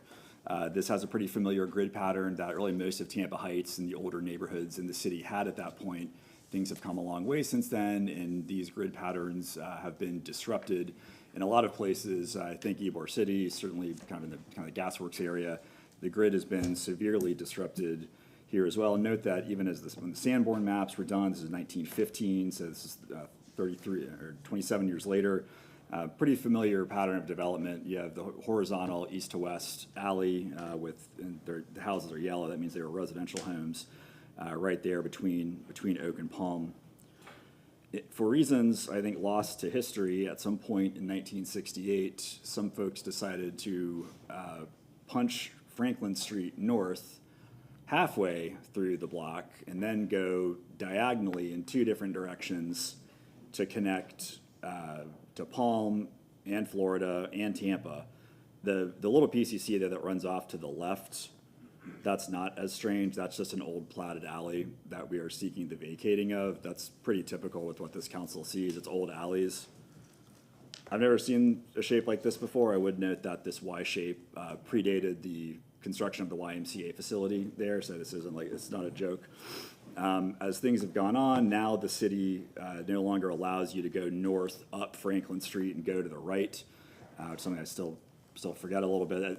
What you can still do is if you're coming down Tampa Street southwards, you can either take a right onto Palm, a left onto Palm, straight down Tampa, or kind of confusingly diagonal down this Y of Franklin Street. What you can see here in green is that's the land that's owned by the Tampa Metropolitan YMCA. So this isn't really an ideal development configuration anyway. It renders the land really entirely undevelopable to have this type of split. And also what it does is it robs the block of what would probably make the most sense, which is just a straight mid-block connection between Oak and Palm. So continue the Franklin Street sort of yellow brick row up to Palm instead of having this sort of odd fork in the road that currently exists. I'm actually going to skip this slide. What we're proposing to do is to vacate the red and give a public easement in the blue, try to reconnect the grid. So what we're proposing in the blue is that's 70 feet wide. That's going to be a pedestrian easement There may be some private vehicular traffic there, but that's a pedestrian easement for the public. We can never close it, as you'll see at the next presentation. We have ideas about what to do about that. So that's that piece. I think it's fairly straightforward. Again, it's really just continuing on really the kind of the width of Franklin Street north, but no cars. We do not think that this particular portion of Tampa Heights would be served by having cars come up into Palm for reasons that we can talk about later. Another very important piece is north of Palm, so above the words Palm Avenue there on screen. We're proposing to provide an easement to the city in perpetuity for the entire southern 15 feet of that parcel for transit, pedestrians too, not vehicles. And we're going to be pretty broad with what transit includes, because things can obviously change over time. The original thought is that be streetcar. The city, FDOT, HART, I think the U.S. Department of Transportation, folks have spent a lot of money on engineering what those alignments would look like. They do call for a station area on the north side of Palm, which is the southern portion of that block there at the top. And the last thing we want to do, that the YMCA wants to do, is in any way hinder that or prohibit that from happening. So while the timing of some of those plans might be a little bit uncertain, we're dedicating that easement. That's sort of functions like as a land swap, an easement swap. And that's what we're proposing. I'm not aware of any objections or opposition to this one. It really makes sense. It cleans up the block. It's going to be a lot better for pedestrians. It's going to be better. I think it's going to be better for cars. I think those of you who drive down this way have probably seen an accident at this diagonal before. From a staff perspective, no one had any objections. There's 2 easements that have been requested. Actually 3. It's TICO Transportation has the easement that we've obviously talked about, and wastewater has one that they want in that yellow platted alley piece. We'll be relocating the facilities that are there if there is any development there at all, but just to be aware, the ordinance does have a reservation of a wastewater easement there. So that's all I have. I'm happy to answer any questions you might have and would ask that you support this vacating. Thank you. Any questions? Thank you very much. All right, do you have anybody in the public that wishes to speak on this item? Second. Wait, let me check to see if anybody is registered. No. All right, we have a motion closed from Councilmember Clendenin, second from Councilmember Miranda. All in favor? Aye. Aye. Any opposed? Councilmember Vieira, would you mind reading item number 1? Sure. Move an ordinance being presented for first reading consideration, an ordinance of the City of Tampa, Florida, vacating, closing, discontinuing, and abandoning all rights of way, including 4 alleyways. Closing 3, discontinuing, and abandoning all rights of ways, including 4 alleyways within the block located north of Oak Avenue, 5 south of Palm Avenue, east of Tampa Street, and west of 6 Florida Avenue, within the plot of Highland First Edition 7 subdivision in the city of Tampa, Hillsborough County, 8 Florida. I don't know why there's an 8 there. As more fully described in section 2 hereof, subject to certain covenants, conditions, and restrictions as more particularly set forth herein, providing for enforcement of penalties for violations, providing for conditions, precedent, definitions, interpretations, and repealing conflicts, providing for severability, providing an effective date. We have a motion from Councilmember Vieira, second from Councilmember Clendenin. Roll call. Vieira. Yes. Miranda. Yes. Carlson. Hurtak. Yes. Clendenin. Yes. Henderson. Yes. Maniscalco. Yes. Motion carried with Carlson abstaining. Second reading and adoption will be held on April 18th, 2024 at 9:30 a.m. located at Old City Hall, 315 East Kennedy Boulevard, 3rd floor, Tampa, Florida, 33602. Thank you very much. All right. Yes, ma'am. Item number 7. Thank you, Council. LaShawn, Dock Development Coordination. Item 7 is REZ 2382. This is for the property located at 110 East Oak Avenue, 2005 North Tampa Street, 1813 North Franklin Street, 1708, 1905, and 1909 North Florida Avenue, 106 East Palm Avenue, and folio 192-338.0000.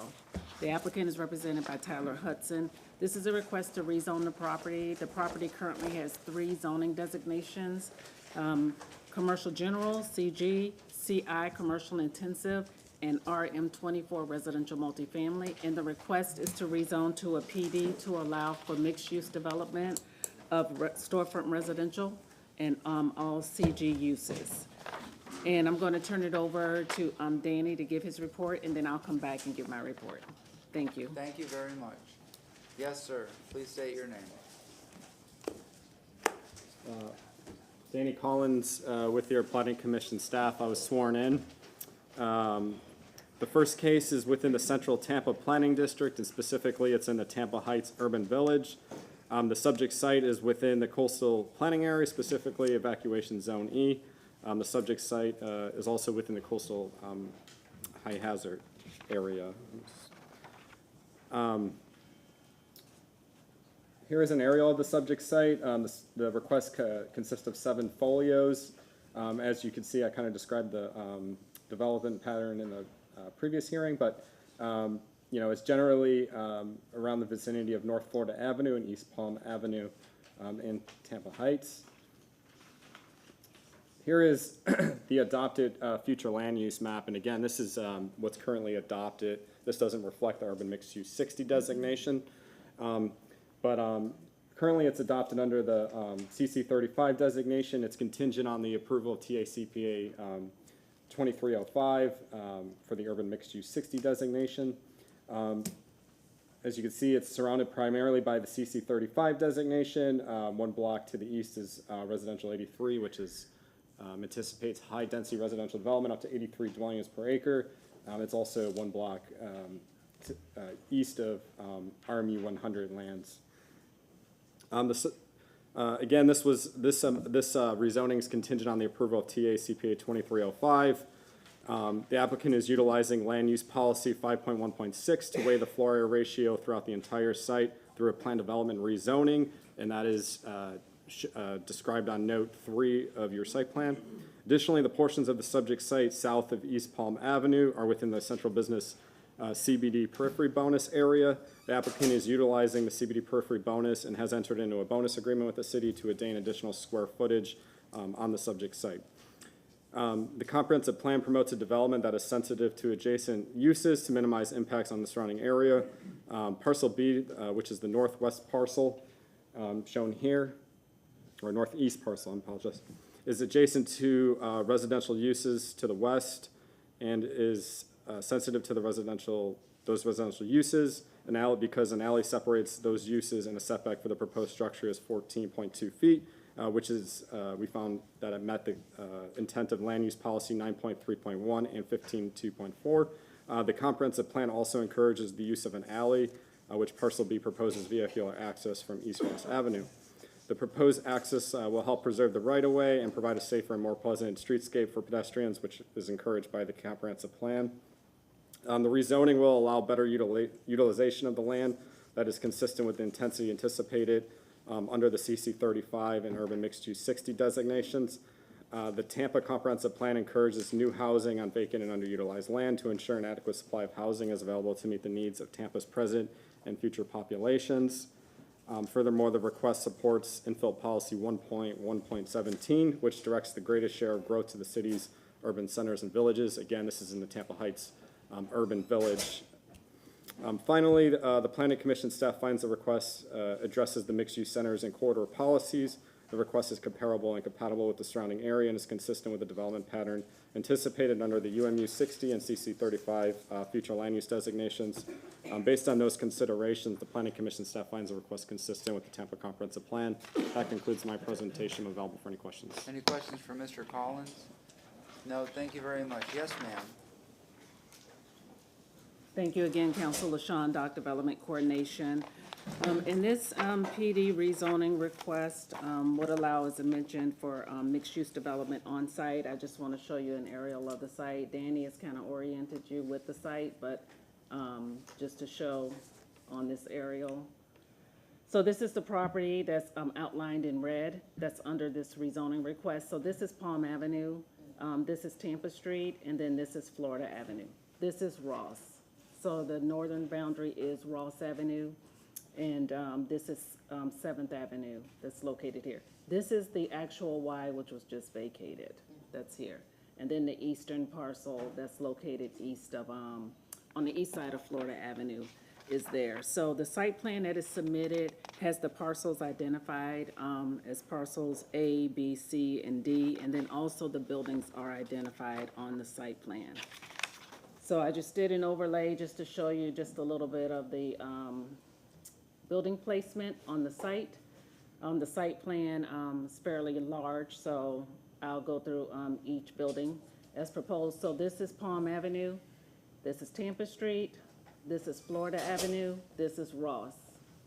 So building 1 is proposed here in this location. This is simply identifying the buildings and the placement on the parcel. It's not the building footprint. So building 1 is proposed here on the north side of Palm Avenue. This is the existing Y building.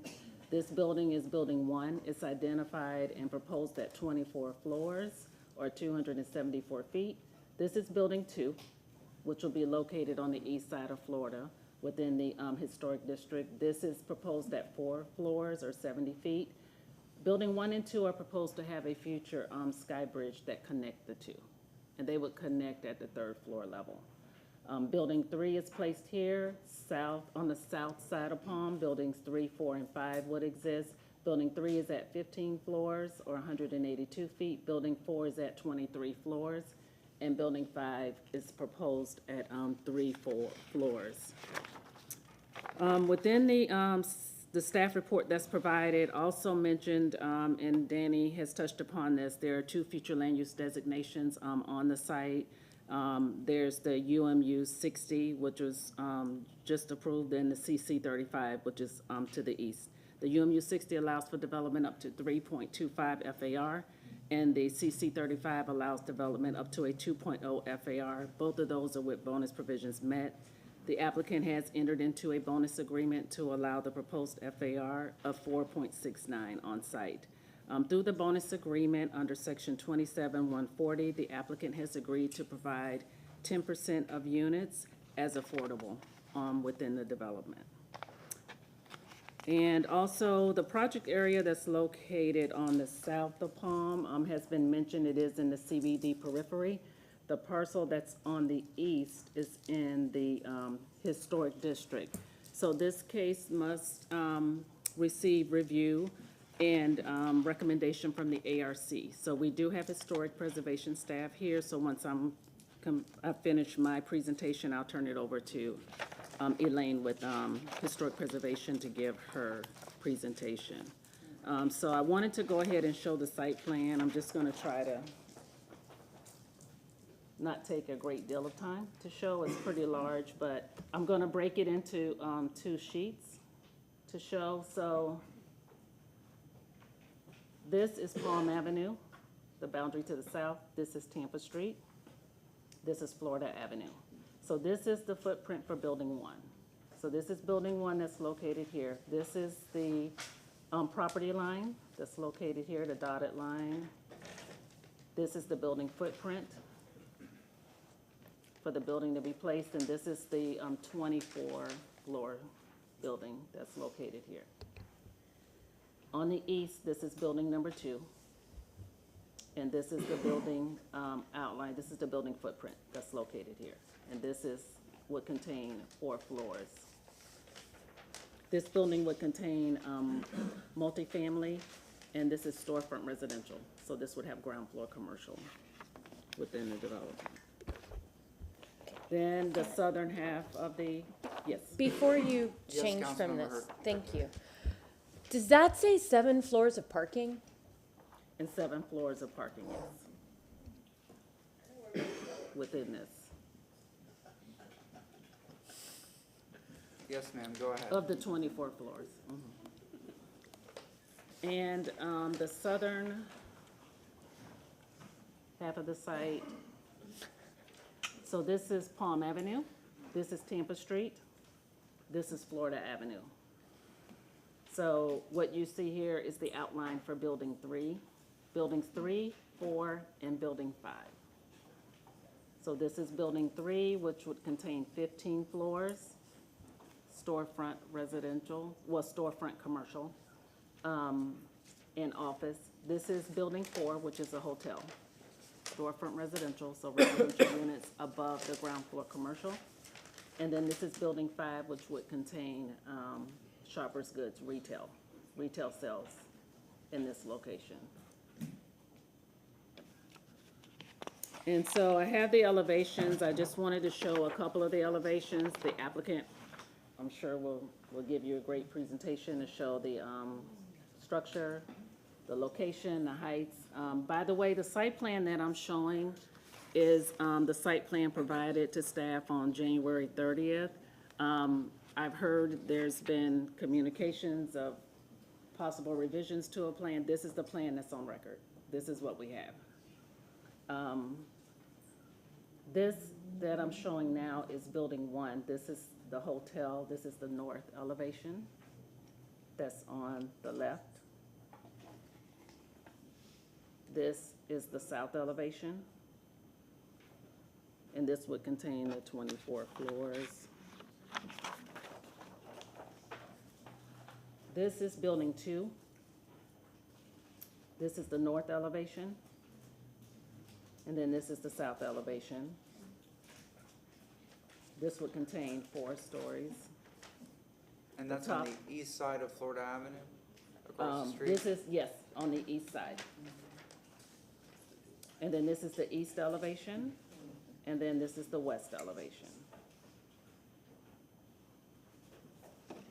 The length of the building would run along Florida. This is building 3. So this is on the south side of Palm. This is the north elevation that's on the left. And then this is the west elevation. This is on the, with the office. Building 4.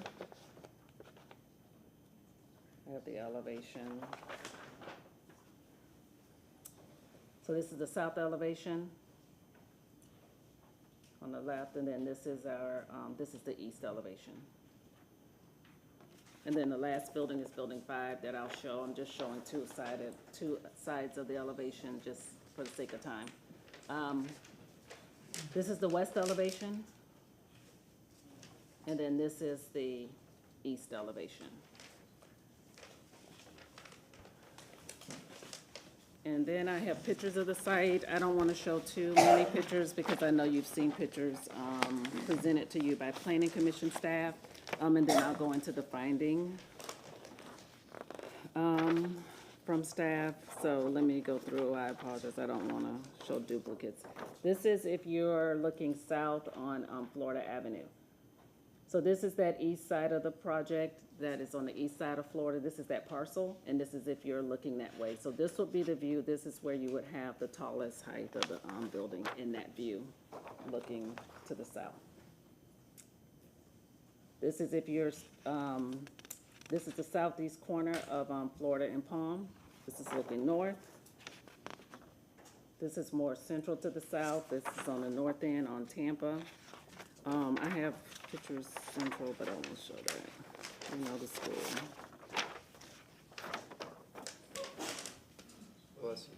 This is a view that's west of the site. So the school is here. This is a part of the site. So this would be the central part just north of Palm, on the north side of Palm. This is a view if you're at Ross and Tampa and looking south on Tampa. This shows you a part of the Heights development, which has been mentioned. The Heights, at the heart of their development, has the RMU land use, future land use designation, which is the most intense designation in the city. The northern boundary of that development is residential 35. It is an R35 land use category, and that development has stepped down that height and at the north, and it is adjacent to the residential that exists north of Ross.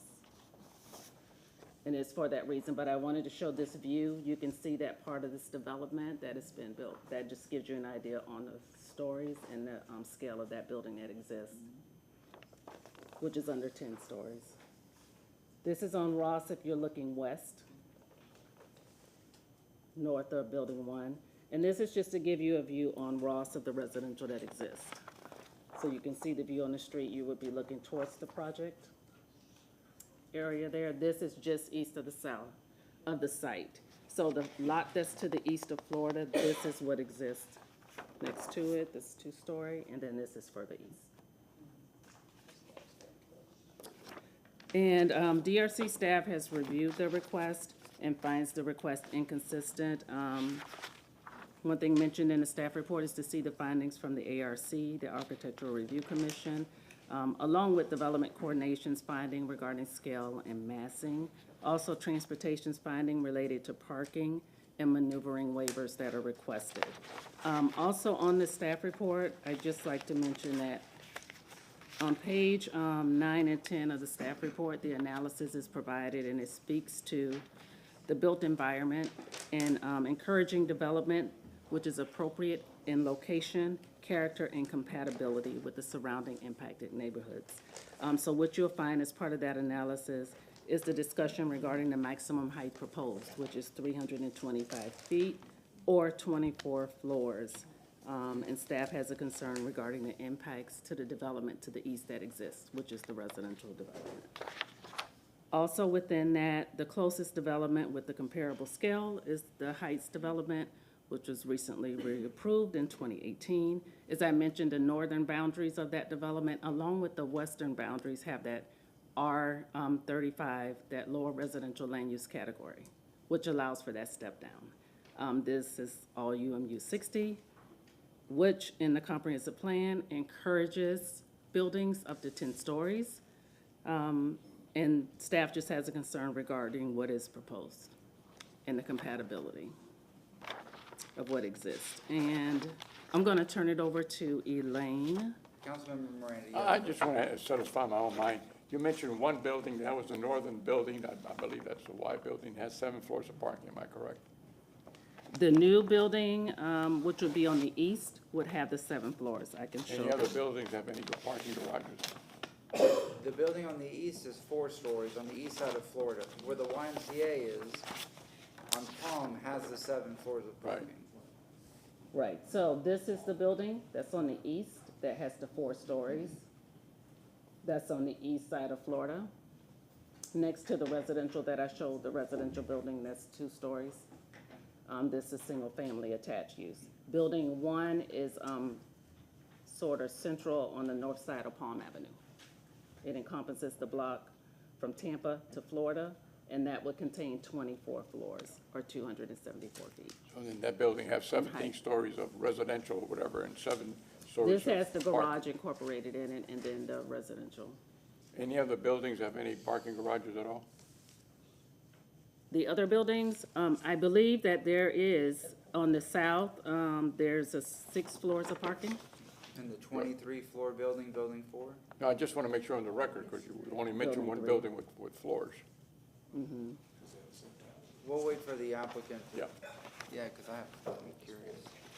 And I'm available if there are any other questions from staff, and I'll turn it over to Elaine to give her comments. I'm also going to provide a revised revision sheet that was provided on the record from the applicant, and staff agrees with the changes that are listed. Thank you very much. Yes, ma'am. Please state your name. Good evening, Elaine Lund, Historic Preservation staff. I'm going to show you here just a quick visual. Hopefully you can, that'll show up on your screens well. This is just a map showing the, it's going to bug me. There we are. Just a map showing the outlines of the historic district. The red one is our local historic district boundary, which is what we're concerned with today. The blue line is just the national historic district boundary. The parcels that are shown in green are those that are within the this historic district that are part of this proposed rezoning. With that, the ARC reviewed this proposed rezoning at its public hearing on December 6th of 2023. The ARC is charged with reviewing land use changes as they would, as to whether or not they would preserve the historic integrity and appearance of the historic district. The ARC voted to recommend that City Council deny the request as presented at their public hearing for the reasons that it does not preserve the historical integrity and appearance of the district. and that the proposed rezoning would allow for massing and setbacks to not adhere with the design standards for Tampa Heights. So I'm available for questions. Thank you. Any questions or comments? Thank you very much. Mr. Hudson? Mr. Mitchell's actually going to kick things off. All right, before we begin, because I saw a handful of people walk in, I know most of you were sworn in, but if you came in after we asked folks to be sworn in, and were not sworn in, please stand, raise your right hand, we'll swear you in. Sir, you in the back against the door? Yes, the gentleman in front, yes. Please raise your right hand. All right, I think that's everybody. Go ahead. Do you swear or affirm that the testimony you are about to give is the truth and nothing but the truth? Thank you very much. Go ahead, sir. Please state your name. Matt Mitchell. I have the pleasure of serving as the president and CEO of the Tampa Metropolitan Area YMCA. I know, first of all, thank you all tonight for your consideration. This is a transformative project for Tampa Heights. It's especially a transformative project for the YMCA. The Y is the oldest social service agency in Tampa. We've been here since 1889, 135 years we've served Tampa. Matter of fact, we've had a great presence on Florida Avenue since 1908. The very first YMCA facility we built was on the corner of North Florida and East Zack Street. And that brought Tampa its very first indoor swimming pool, its first gymnasium. But the YMCA has longevity because we continue to evolve. Now, there's a reason why this organization has been able to consistently serve and impact residents of Tampa for well over a century. And it's because we evolve. Today, we're an organization that serves over 250,000 individuals each and every year. Of those individuals, 35,000 of them are individuals who live right here in Tampa. 65,000 of those individuals live right here in Tampa. That represents 30,000 distinct families that live here in Tampa that depend on this YMCA. We reinvested over $12.2 million. We reinvested over $12.2 million back into the immediate community last year in program subsidies and scholarships. No one has ever turned away from our organization if they want to participate in YMCA programs. If you can't afford your membership, the YMCA subsidizes it for you. If you can't afford day camp for your kids, the YMCA helps you pay for that. We're an organization that definitely never tries to exploit our community for our own personal gain. What we're trying to do with this project is to raise all ships. This is going to be a project that's going to benefit our Tampa community for years and years to come. Now, our YMCA looks a lot different than it did 135 years ago, and that's because, again, we evolved. And that's what this project in front of you today is all about. It's about the Tampa Heights community and the Tampa Heights YMCA evolving. Now, this project allows the YMCA to activate extremely underutilized property that we own in Tampa Heights. There's vacant lots there that we can add vibrancy to that benefits, of course, the YMCA, but our community as well. Now, the YMCA isn't going to own all these buildings. The YMCA is going to have a ground lease that drives an annual annuity that comes to us that we in turn take that money. We reinvest in other parts of Tampa where families, kids, families, seniors can't afford programs for the YMCA. This allows us to build a full facility Y in Sulphur Springs. This allows us to build a full facility YMCA on the west side of Tampa and not rely on taxpayer dollars to do it because we fund it through projects like this.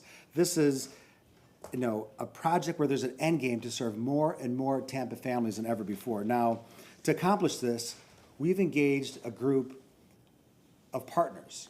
And we chose these partners very specifically. We chose them because they live here, they grew up here, they love Tampa, they genuinely care about this community, and they understand your expectations. So once again, I can't thank you enough for your consideration of this. Now, we've heard some opposition to this project. We wanted to practice modesty tonight. Now, there's hundreds and hundreds and hundreds and hundreds of individuals who love this project. Every presentation I made to civic leaders, to stakeholders in this community, think this is a phenomenal idea. We have some folks here who will speak in favor of this project. We have some who will speak against it. But that's part of the process, and we appreciate that. Now, we've been openly communicative with our neighbors. We've adjusted this project based off of the feedback. Matter of fact, our YMCA is a better YMCA based off of neighbor feedback. This project is a better project because we listened to our neighbors and we incorporated their feedback into it. And we'll continue to do that throughout this entire process. There's some disagreements on height and perhaps some density, but trust me, this is a project that at the end of the day, its sole purpose is to help fund more and more healthy activities to enhance the well-being of our Tampa residents throughout our city. So with that, I'll ask Tyler to come back up and lead us through some of the details of the project. Thank you very much. Thanks, Matt. Good evening again, Tyler Hudson, 400 North Ashley Drive, for the record. Just to sort of signpost things, I'm going to speak for a little bit. Saul Fleischman, our architect, is going to speak, and then Casey Ellison will speak towards the end. I think we're all very familiar, again, where the project is. I would note, look at it again without the various purples and reds. It's a bit of a difficult assemblage of land to develop. We've got one really kind of normal block. The rest of it is a little bit, well, it's not. They're not full blocks. We just have one single block. This is between Florida and Tampa. If you think about Florida and Tampa and the lands between it, it's a little bit like 21st and I think 22nd Ybor. It's a little bit narrow. It's a spine that goes up through a district. Up to Palm and beyond Palm, I think all the way to Columbus, there is no single family, I believe, residential in that spine of the streets that are between Palm and Florida. That's different to the right. That's different to the right of Florida. I'll talk about that in a second, but I think that bears noting. Tampa Heights plan. Want to say at the outset, not law. This is not in the comp plan. It's not in the zoning code. The city council did something to give it a thumbs up back in 2002. This is the Tampa Heights neighborhood plan, and it talks about the area around Tampa and Franklin as the hub. The hub. All of those concentric circles go right here to this YMCA property. That was 22 years ago, and it looks exactly the same, generally speaking. There's some minor changes. This is exactly where the neighborhood then, I think, expected the center of the neighborhood to be, and as we'll talk about, this development is what provides that. This is that hub. This is not a one-off apartment building, which you all have approved in this area. This is a integrated mixed-use small project. We talk about the Heights, that's 50 acres. We have 6. We have to do more with the less land that we have. I'm going to talk about waivers, and if it's okay, I'm going to start from the bottom to the top. The first waiver we're seeking is where the new YMCA is. Again, that's at the northeast corner of Florida and Palm. That building is now going to be no more than 60 feet. That's what the existing CG zoning allows. Today, you could go pull permits for a 60-foot building there. That's what we're asking for. But because we have shrunk the height so considerably, I think by about 50% on that, we do need 3 feet less. We're going to have 12 feet of buffer instead of 15 feet of buffer along the eastern edge only of that Y building, plus a 6-foot masonry wall. So 6 feet of masonry wall, then 12 feet of buffer. Ricky can talk more about the off-center spacing of the trees, but it's going to be verdant. The second waiver we're asking for, maneuvering in the right-of-way. Not sure I've ever not asked for this waiver in any project I've ever brought before this council. This isn't the semi-truck training station at the fairgrounds. We cannot maneuver without touching right-of-way. These aren't giant surface parking lots, hopefully anymore. What we can talk about in a little bit is sort of an unusual way the site's been designed to really minimize the burdens of loading, both for solid waste and for packages, but we're asking to be able to maneuver in the right-of-way.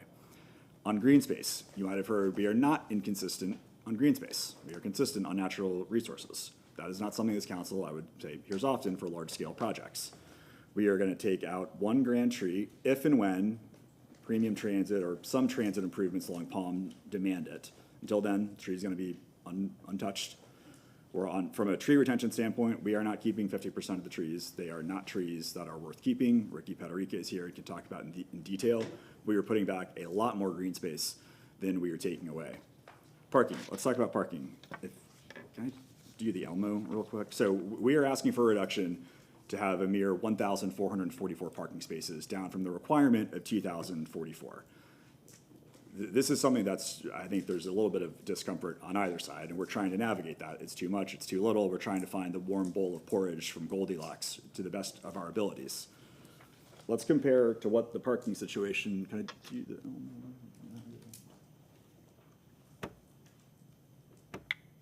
press buttons. Okay, so you're downtown. I think everyone knows downtown's pretty close. If this project was downtown, it'd have 600 spaces by your code. by the Chapter 27 code, 600 spaces. That's the requirement. What about the Channel District? Okay, 635 spaces there. Gasworks, large project, bears some similarities to this one. That had 1,286 based on the ratios. It had more parking. That was a much larger project. So we're providing 158 more spaces than this council unanimously approved for Gasworks based on the ratios. The heights, talked a lot about the heights. Less, block and a half away? We're providing 50 more spaces than what their zoning required, which was approved 6 years ago. We have a lot of stakeholders to please when it comes to parking. We have what the zoning requires. We have what debt and equity capital partners require. That's sometimes very different. We have what tenants require for office leases now that everyone's going back to the office. We believe this is something that has been studied exhaustively by the development team, and we think this is that warm bowl of porridge, that this is an amount of parking that we think is defensible. It makes the project financeable. And yes, it is a reduction from what's required, but I think it's worth noting how a lot of the parking uses here offset. Your zoning code requires one parking space for every one hotel room, 2024. What is the point of having empty, large, lonely parking spaces on a Saturday and Sunday? These uses offset. When folks who are using the office spaces are gone, that's when the residents come back. The retail offsets. So we believe this is an eminently defensible reduction. It exceeds what you have to do by right in very, very close proximity to this land, and we believe it works for the site overall. And that's before we even get to the transit. So as I've talked about this before, Hart Route 1, 15-minute headways, which someone from Hart's here, they'll tell you that's enough of a headway for the density now, not in the future, now. 15-minute headways for a bus route along Florida and Tampa. This is also in very close proximity to downtown from a walking perspective. We believe that cars are going to have adequate homes here. If that changes in the future when we need more or less as the project develops, we can come back to you to try to change that. But this is something that we have thought about exhaustively and have had to weigh a lot of different factors beyond just what Chapter 27 of the code requires. Okay, so I'm gonna walk through the project a little bit. LaShawn did a great job doing that, but I just want to give a couple more points. And just a warning, we're gonna need a little bit more time, I'm sorry. Sorry, I was going not on the, oh no. Okay, parcel A and B. We're gonna start from the top and we're gonna work our way down. You're looking at the intersection of Florida Avenue and Palm. We're proposing, this is a multifamily residential building with ground floor commercial at the top. That Paseo, that big Franklin Street 70-foot wide pedestrian easement we showed, that empties out here if you cross Palm to an apartment building. To the right of that, to the east across the street, is the YMCA facility, the dimensions of which, I will repeat, are now, the dimensions of which are the same as what the by right zoning allows in terms of the height. That building's gonna have to go through the ARC design approval process. So to the extent folks are worried about what it looks like, doesn't matter what you approve today has no really bearing on what it's gonna look like. That's a process that's gonna have to come with significant neighborhood engagement. In terms of access, Florida Department of Transportation is not keen on more curb cuts on Florida. I don't think the neighbors really are either. So the building, as you can see, loads from behind on Ross. That's how the multifamily building loads up to the northwest corner. The YMCA facility, there is some loading right off of Ross, but the parking for that YMCA facility, this is an urban YMCA like Fort Brooke, it parks the same way. It parks across the Sky Bridge.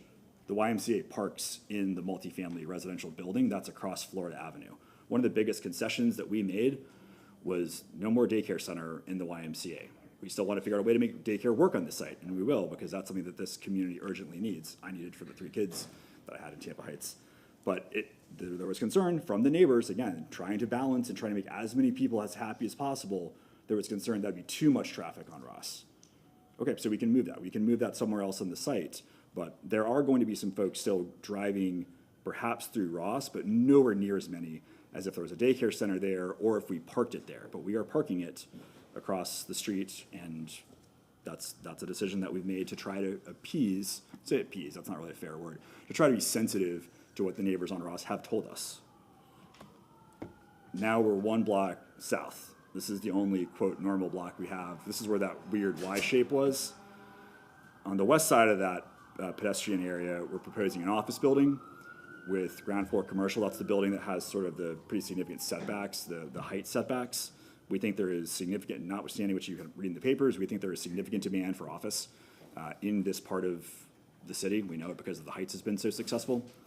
To the east across, we're proposing a hotel with potentially a condos. Well, that's kind of unclear. But the Standard Oil building remains. We're in Saul, we'll talk about that in a second. We're proposing no change. We're proposing to keep the Standard Oil building that's already there. That's in the historic district. It's a 3-story building. We're proposing to keep that. In parcel D to the south, so Oak Avenue, you see the word Oak Avenue on screen. Above that's the Standard Oil building, 3 stories. Other side, we're proposing a commercial retail building, and we're proposing that that's only going to be probably 3-4 stories to match the scale of what's right across the street. And also Franklin Street, with sort of the yellow brick row, we believe that a lower scale actually down there makes more sense because it's going to be compatible as you walk up Franklin Street. The height gets greater as you walk up. Can I request? Wait, how much more time? Can I request 5 minutes? I'm gonna allow anybody else that's on this agenda today extra time if they request it, if they're applicants. So go ahead, 5 more minutes. Excuse me, I'm sorry, Mr. Chairman. Yes. I just wanted to, first of all, there was a second to that motion, I thought I heard. Yeah. Okay. We have a motion and a second. But with regard to that, what did you say you're going to allow extra time? No, if any other applicant on this agenda needs extra time, we'll take it up one at a time, but to be fair and equitable. We have a motion and a second, all in favor? Aye. Any opposed? All right, go ahead, 5 more minutes. Thank you. I'm sorry, 5 minutes, 30 seconds, because that's what, you know. Thanks. So here's some renderings. We can bring these back up later to show. On the picture 1, you are looking northward. You're looking up Franklin Street. Picture 2, you're looking at the northeast corner from a northeasterly perspective of the proposed new YMCA building. You can really ignore what that looks like because this is going to have to go through an entire design process, but this does show the skywalk that's proposed to serve that building. Picture 3, that's the retail building I talked about, the lower scale retail building that would front opposite the Standard Oil building that's also in the historic district. So that would go through an entire design review. So I would ask that from a scale perspective, this is accurate, but for picture 3, that's got to go through an entire process. We've talked about transit-oriented development, I think, enough at this point. I think it's very clear. This is what it looks like. It's not always easy. It's very easy to talk about when we hear about transit-oriented development at conferences. It looks like this. It is large buildings in places where density can be supported, and that's something that, as best as we've tried, it is not possible to accommodate every single desire because as we scale buildings down, some people get upset with that, scale them up, people get upset with that. What this project is the best attempt at balance we can provide. Next, affordable housing, that's already been touched on. 10% of the units, if this is built out to the maximum, it will be 48 units, half at 80% AMI, half at 120% AMI. With that, Saul is going to speak briefly. Thank you, Tyler. Saul J. Fleischman Jr., senior partner and founder of Fleischman Garcia Maslowski Architecture, 324 Hyde Park Avenue. I have been sworn in. Built in 1927, this Mediterranean revival, in the Mediterranean revival style, the Standard Oil Company building contained not only their administrative offices, but also a gas station, or as Charlie and I used to call it, filling station on Florida Avenue. In the 1940s, it became home to the Florida Citrus Exchange, which morphed into the Sealed Suite Growers building as we knew it. In 1991, it was purchased by the YMCA as their administrative offices and is now known as the Walter S. Pierce Administration Building. As an important historic building of the Tampa Heights community, we are committed to preserving it and finding appropriate adaptive reuse opportunities, such as our hotel lobby and restaurant. As a historic preservationist, preserving the Standard Oil building is a great big deal. It means greater density on the other parcels of our property and building for the future of the YMCA's mission. Let's see, okay. Our project has been designed to enhance the experience of people at the ground level. We have maximized green space, We've provided additional shade trees, 18-foot wide sidewalks, and we feature a pedestrian-friendly paseo down the middle of our development. Truly a focus on pedestrian experience. Now I'll turn it over to Casey. Casey Ellison, 1717 East 9th Avenue. I have been sworn. I'm going to skip a lot of the intros and go kind of, I think really talk about in community outreach and the amount that came into play with this project. We did an incredible amount of community outreach. These are just a few of the meetings. We had a wonderful small business open house, which was, the support was incredible, and we had an open house with the general public on 2/27 of 24. Over 100 people attended. Probably one of the better community meetings attended for a zoning that I've ever seen, and it was just wonderful. The support, we left that meeting that night thinking that we had nothing but support. So I think the few don't always speak for the whole neighborhood. Out of these meetings, the input created the following changes. One, we added a small business minority incubator retail program. So we will reserve a certain portion of the retail for qualified minority small businesses to hopefully flourish and get into larger spaces. We decreased the height of the YMCA building by over 35 feet. We included the 18-foot sidewalks you saw, and I think on the step up conversation, we decreased the height, first 150 feet of that northern block north of Palm. We've held it all the way down to 150 feet. So we feel like we've really listened. We feel like this is an amazing project. I feel you guys will be proud of this project when it's done. I'm a member of this community, and I think that we're excited about the opportunity to do some ribbon cuttings with you guys. So thank you. Thank you very much. That concludes your time. First, I'll say, as I've done in the past, my compliments to the architect. Beautiful project, and I appreciate preserving that standard oil building and not demolishing it like Tampa enjoys doing. However, there are concerns, and we have public comment and other issues to address. Councilmember Hurtak. Thank you. Yes. This is to ask questions? Yes. Thank you. I'm asking questions. So I have a question. I'm not quite sure, maybe Mr. Hudson, because Mr. Ellison talked about step down. Could you, we kind of went through this sort of fast.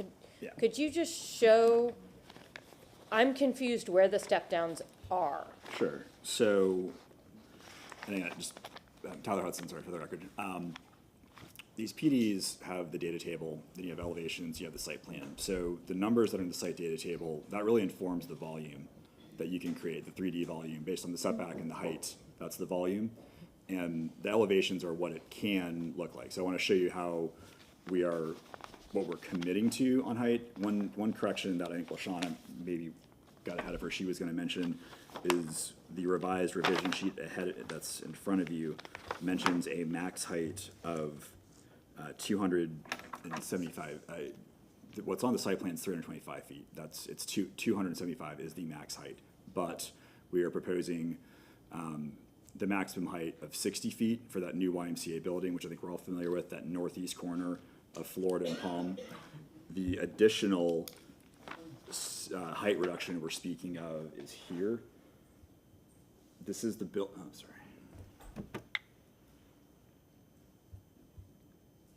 Can you see that? Okay.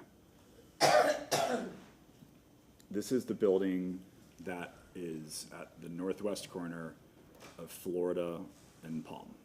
So this is the apartment building as you're walking up Franklin Street. So this is the old Y. Correct. Thank you. Current Okay. old Y. Yeah, that's probably a better way to describe it. The current Peach Y. This is the residential building that we're proposing for that. Elevations are not architecturally binding. This does show us, this has been in the project from the beginning, this scaling. It's not just a monolithic wall. What we're proposing, though, to make a binding condition is that for the eastern 150 feet of the building,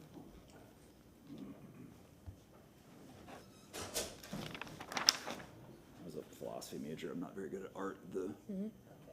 For the eastern 150 feet of the building, the vertical height would not exceed 150 feet.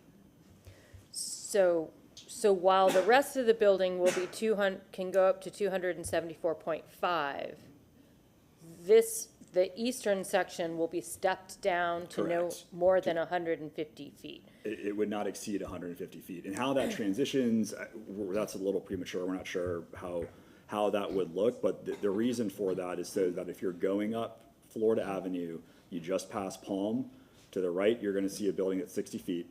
You can go pull permits for that today. To the left, the building, as you're going to experience it, wouldn't exceed 15 feet. And I would note on height, the heights, 6 years old, with the 6-year-old approval, has entitlements for up to 240 feet. This building here, Palm Baptist Towers, that's 16 stories. It's been there since 1974.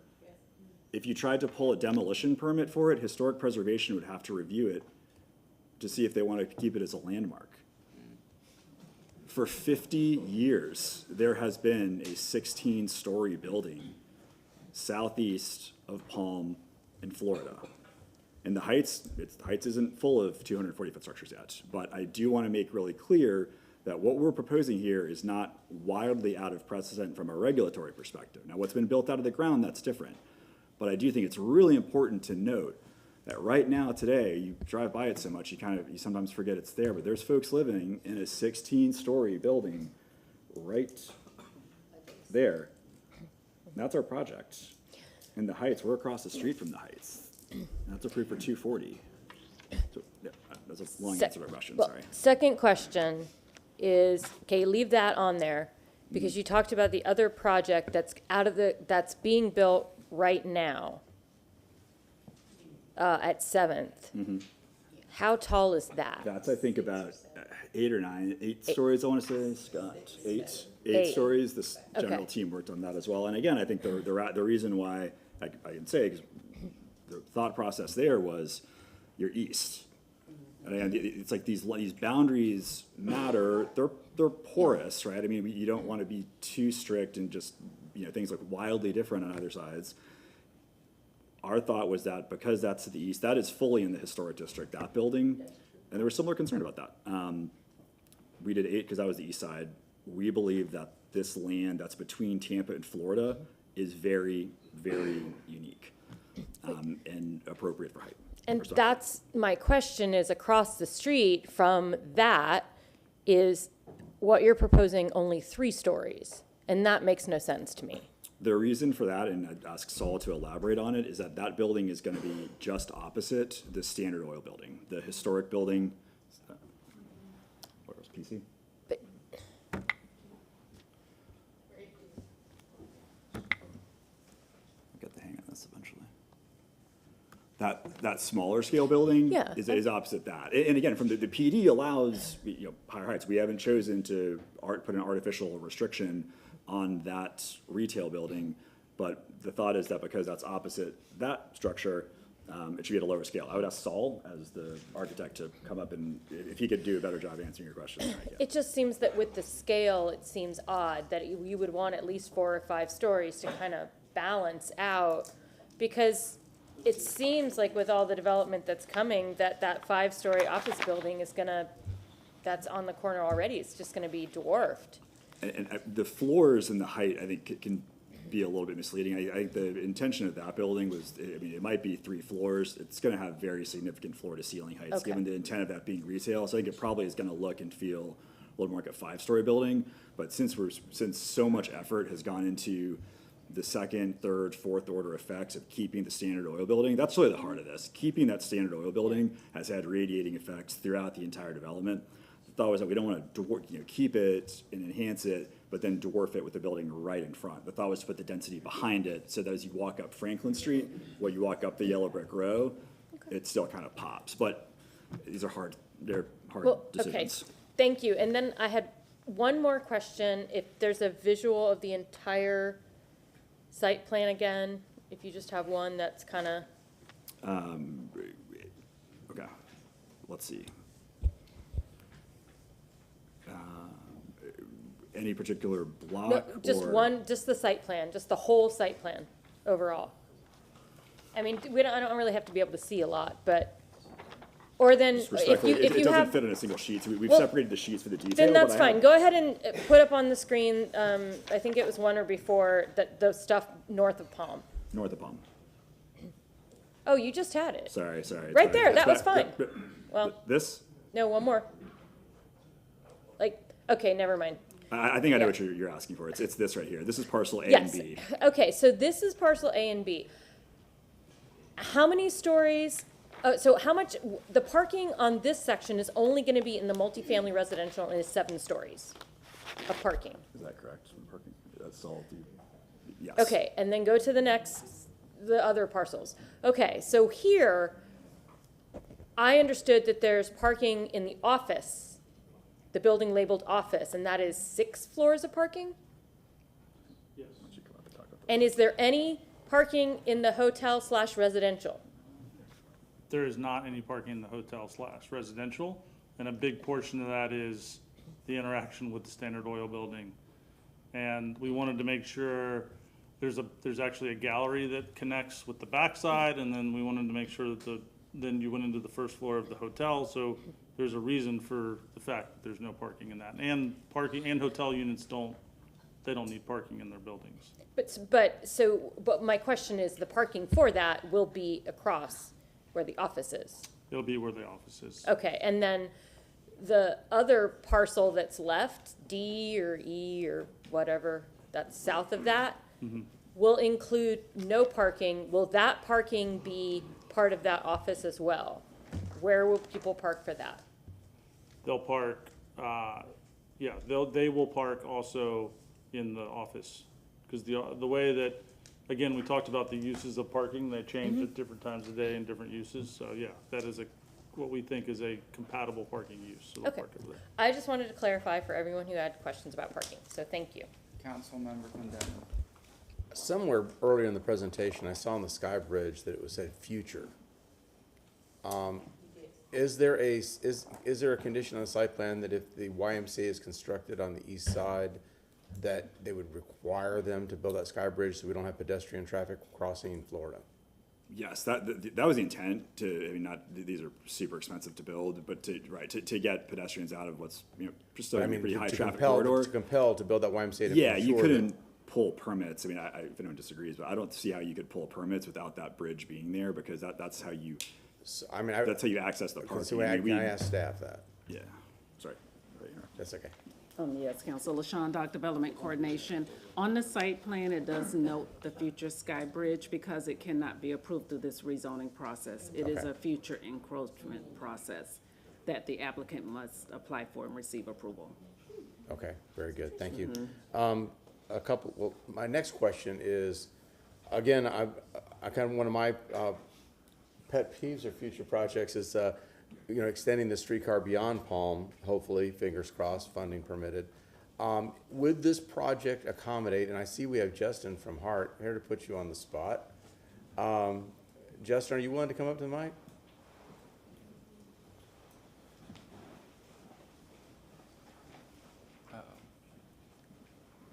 Justin Willits, Hillsborough Transit Authority, for the record. So my question is, I don't know if you're familiar with this project or not, but and you're more familiar with where we're gonna potentially do streetcar stops along Florida and Tampa Street. How does this fit into your future vision of what that looks like? If we didn't turn on to Palm and we continued north to Amelia or Columbus? Sure, so where the design work currently stands for streetcar, the station was gonna be closer to 7th Avenue, and that was the same for the BRT project. Okay. The design work that my team's done for the BRT project has contemplated this project a little bit more, so we've wanted to shift that north to Palm. Actually on the far side where I think they're proposing the new YMCA.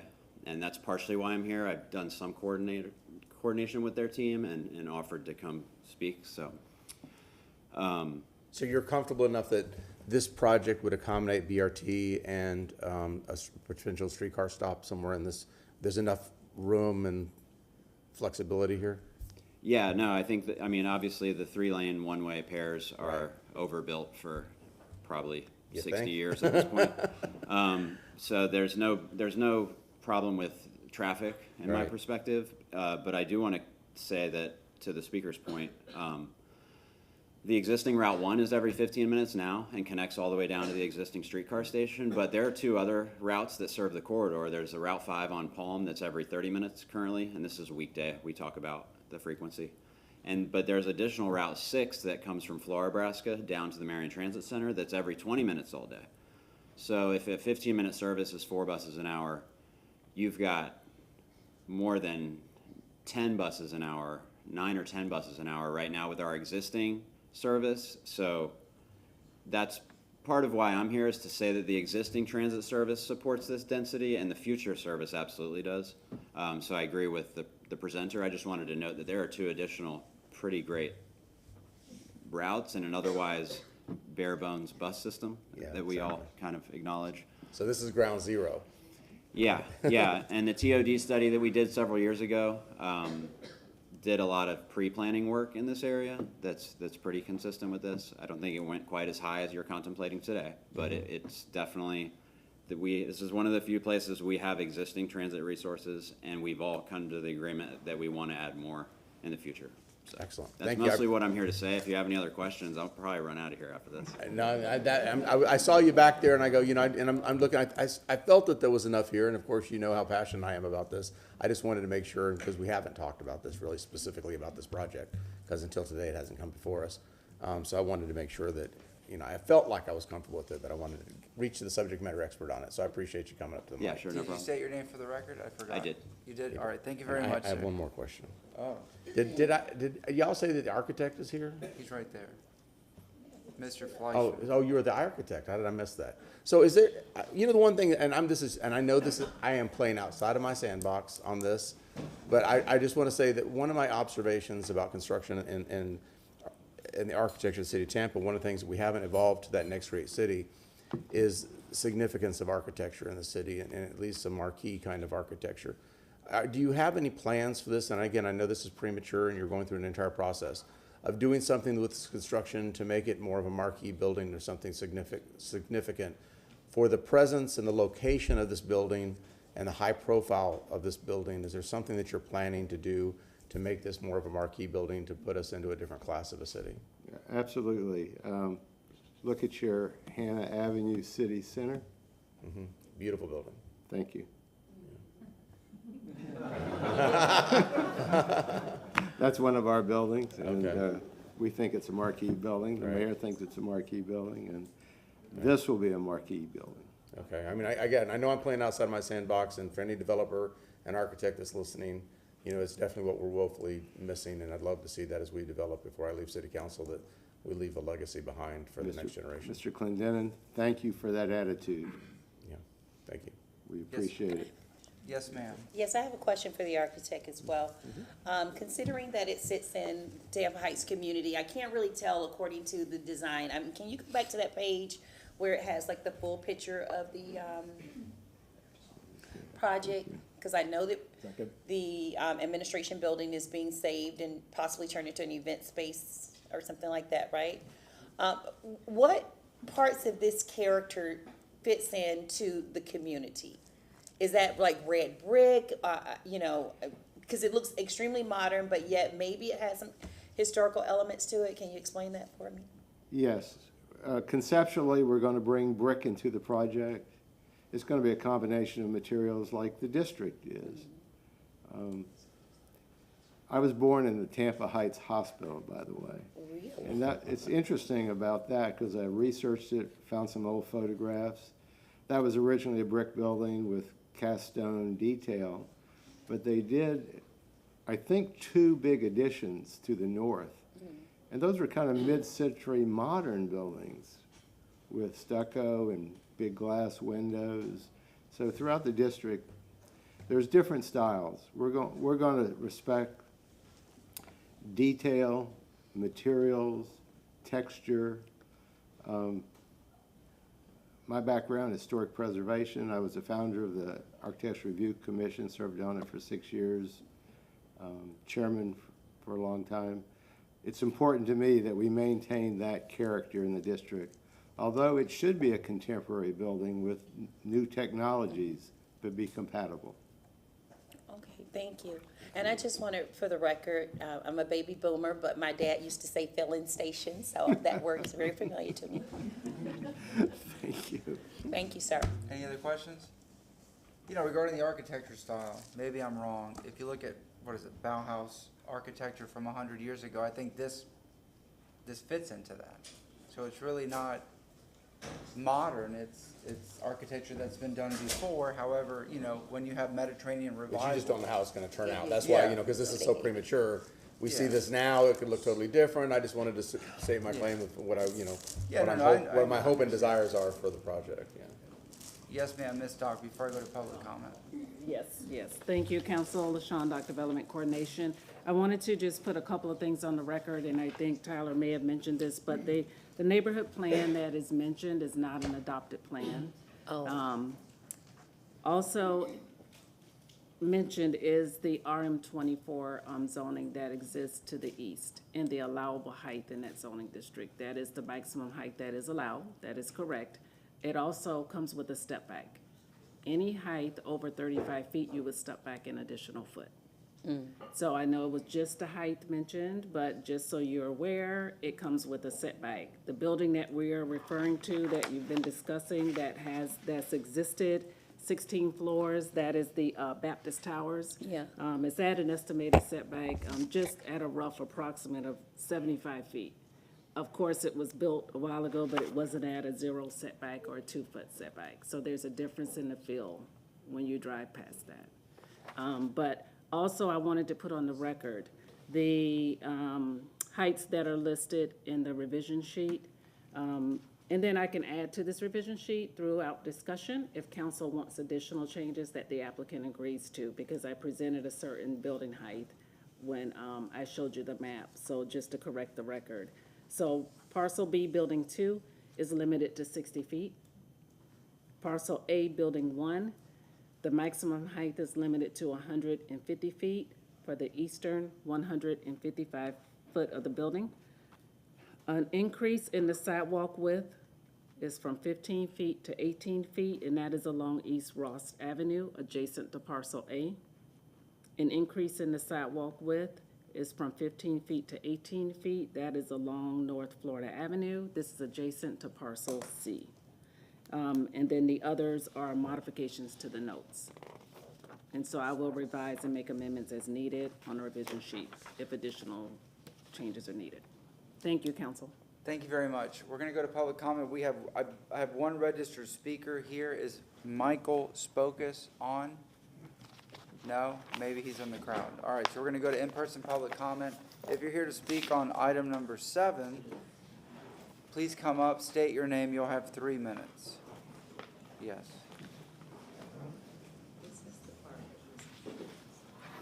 Good evening, Ralph Schuler, 2101 North Jefferson Street. I have been sworn.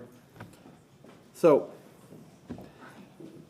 again, the YMCA has been a good neighbor. They've been have 6 acres of unused land that we all want developed.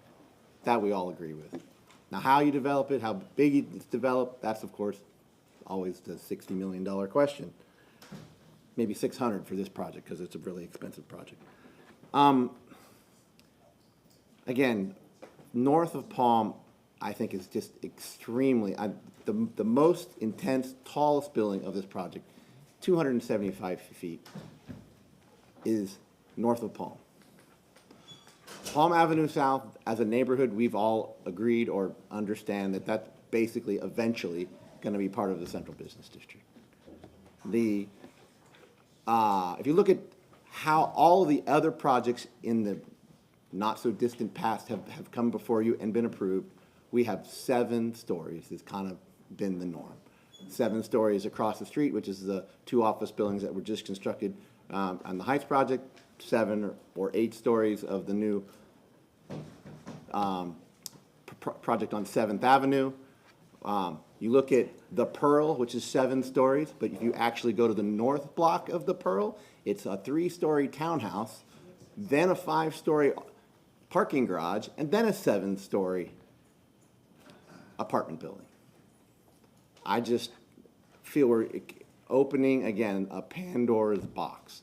If we approve a 25-story project here, yes, it's between two transportation corridors. Yes, but it also flanks directly to a historic district. It also is gonna have all of their parking, I don't know how many thousands of parking, on Ross Avenue, on a residential street. Yes, it's between two commercial corridors, but guess what? They're one-way streets. What are the people gonna do? They're gonna cut through the neighborhood, come down my street and many other people's streets and weave their way through. And we're gonna live with this for the rest of my life and my children's lives. So I just wanna make sure you understand that this is that big of and that important of an issue. If they came before us with a new development, as staff has suggested, 10 stories, I'd be for it. South of Palm, if they wanna be 20-something stories, I guess that's what we'll have to do.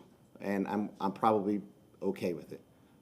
The existing Palm Avenue Baptist Tower, which was built in 1974, is one building set 75 feet on the south side of that project. You can't even notice it most of the time. It's a green field when you drive by it on Palm Avenue. Totally different.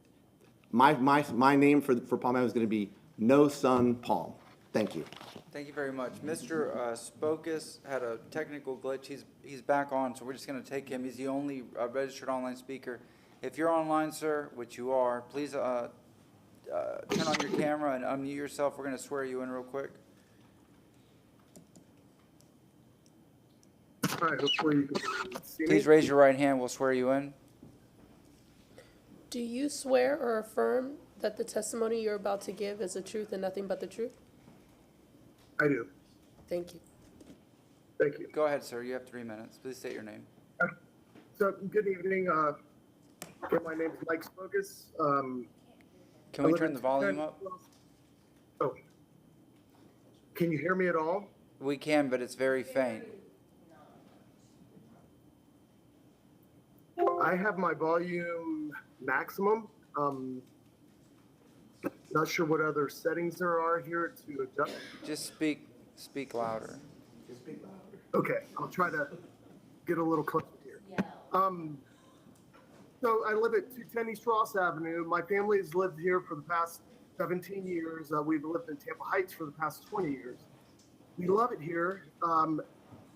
Unfortunately, we also live 400 feet away from the proposed 275-foot tower that's being proposed to be built on the north side of Palm Avenue.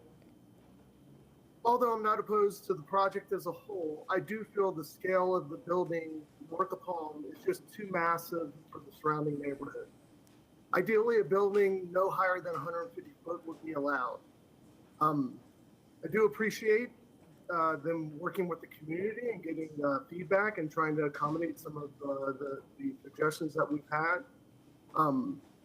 But, you know, if Palm Avenue is the unofficial end of downtown, it doesn't make any sense why the tallest building in the entire project would be built north of Palm. The project north of Palm should start tapering down and transitioning into the rest of the residential neighborhood, not getting bigger.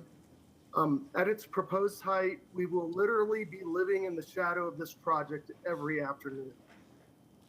As well, cut-through traffic on Ross Avenue is a problem already, and this project on any scale is going to only make matters worse. So I feel there needs to be concrete plans in writing that addresses this issue, which, I mean, it will be an issue. And as well, you know, I know a lot of people have already said this already, but parking on Ross Avenue. There needs to be real plans put in place that's going to address the parking issue that will be there on Palm Avenue. Thank you, that's it. Thank you very much, sir. Commissioner Merman. Good evening, and thank you all. I've sat here and listened to you all really Please state your study name. this project. Where? Just say your name. Oh, Sandy Merman. I'm Thank sorry. you. I thought you said it, and that Yeah, would be but, enough. you know. I'm a former county commissioner and state legislator. I've lived in this community over 45 years. And I couldn't say enough about this project. As a county commissioner, I just want to say I did a YMCA project in South County. I felt it was that important to be a centerpiece for that South County community to bring activity, live, work, and play environment. And I tell you, what was it, a month or two later, they had the highest number of memberships in all of Hillsborough County. And that's what this project will do, because these are such proven projects in communities where you put them. They give so much value to the citizens. They give you're going to have jobs, you're going to have live, work, and play environment.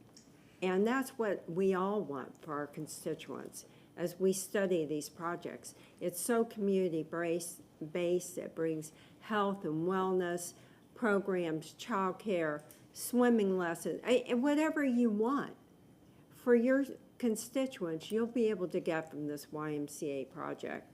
And I have learned so much over the years. In fact, the county entered into an agreement with the Y to even continue, be an extension of some of the programs they offer out in the community. So this is a legacy project, I feel, for all of you. I know you're studying it very hard, but I think tonight it's important to support this, to move forward with it, because it will be a centerpiece as you go north of downtown, out of downtown. It's going to be a true centerpiece for this community. And I've seen a lot of changes, but this, I think, will be one of the biggest changes we see going forward. So I want to thank you all for your time. I do want to say, Councilwoman Hurtak, one of the last things we did on the county commission was make sure our comp plans and zoning items came in together. So I thought I just had to put that in there. Thank you all. Land use humor. Yes, sir. Go ahead, sir. Please state your name. Hi, Cedric Fluker. I live at 401 East Ross. Been there since 1993. I've also spent 41 years in the military, and I'm here to tell you that things that brief well generally don't go as well as they're briefed. So just bear that in mind when you're doing your discussion. Also, on the transportation piece, Hart says that they have several routes that are coming through that area, which they do. What's really important is the on-time progress of those routes and also the routability on those routes. Okay, things happen. So the transportation piece is a really major piece, and also coming through our neighborhood. It is going to be, the size of this project is going to bring traffic. No way of getting around it, there will be traffic. What we can't control the total amount of traffic. What we can do is downsize that scale, and perhaps that'll control some of the traffic. And also, I have stockholders, my wife and my 2 daughters. I have 5 properties in the neighborhood, so keep those guys in mind because I have to answer to those as well. So, thank you very much. Thank you very much, sir. Yes, ma'am. Please state your name. Hi, my name is Carol Ann Bennett. I want to say that I love this project. I love the density. I love the location. The idea that when we get hit with the next storm, which will probably be just months from now, people can shelter in place. That means they're not going to be on the roadways stopping those of us who must evacuate from safely evacuating. My only concern is the height.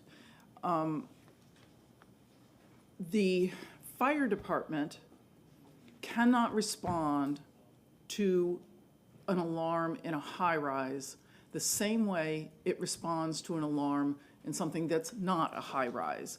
It takes more units to respond. It takes more equipment, more expensive equipment. Even if there's no flames or smoke, it costs a lot more for the fire department to respond to an alarm in a high-rise than a non-high-rise.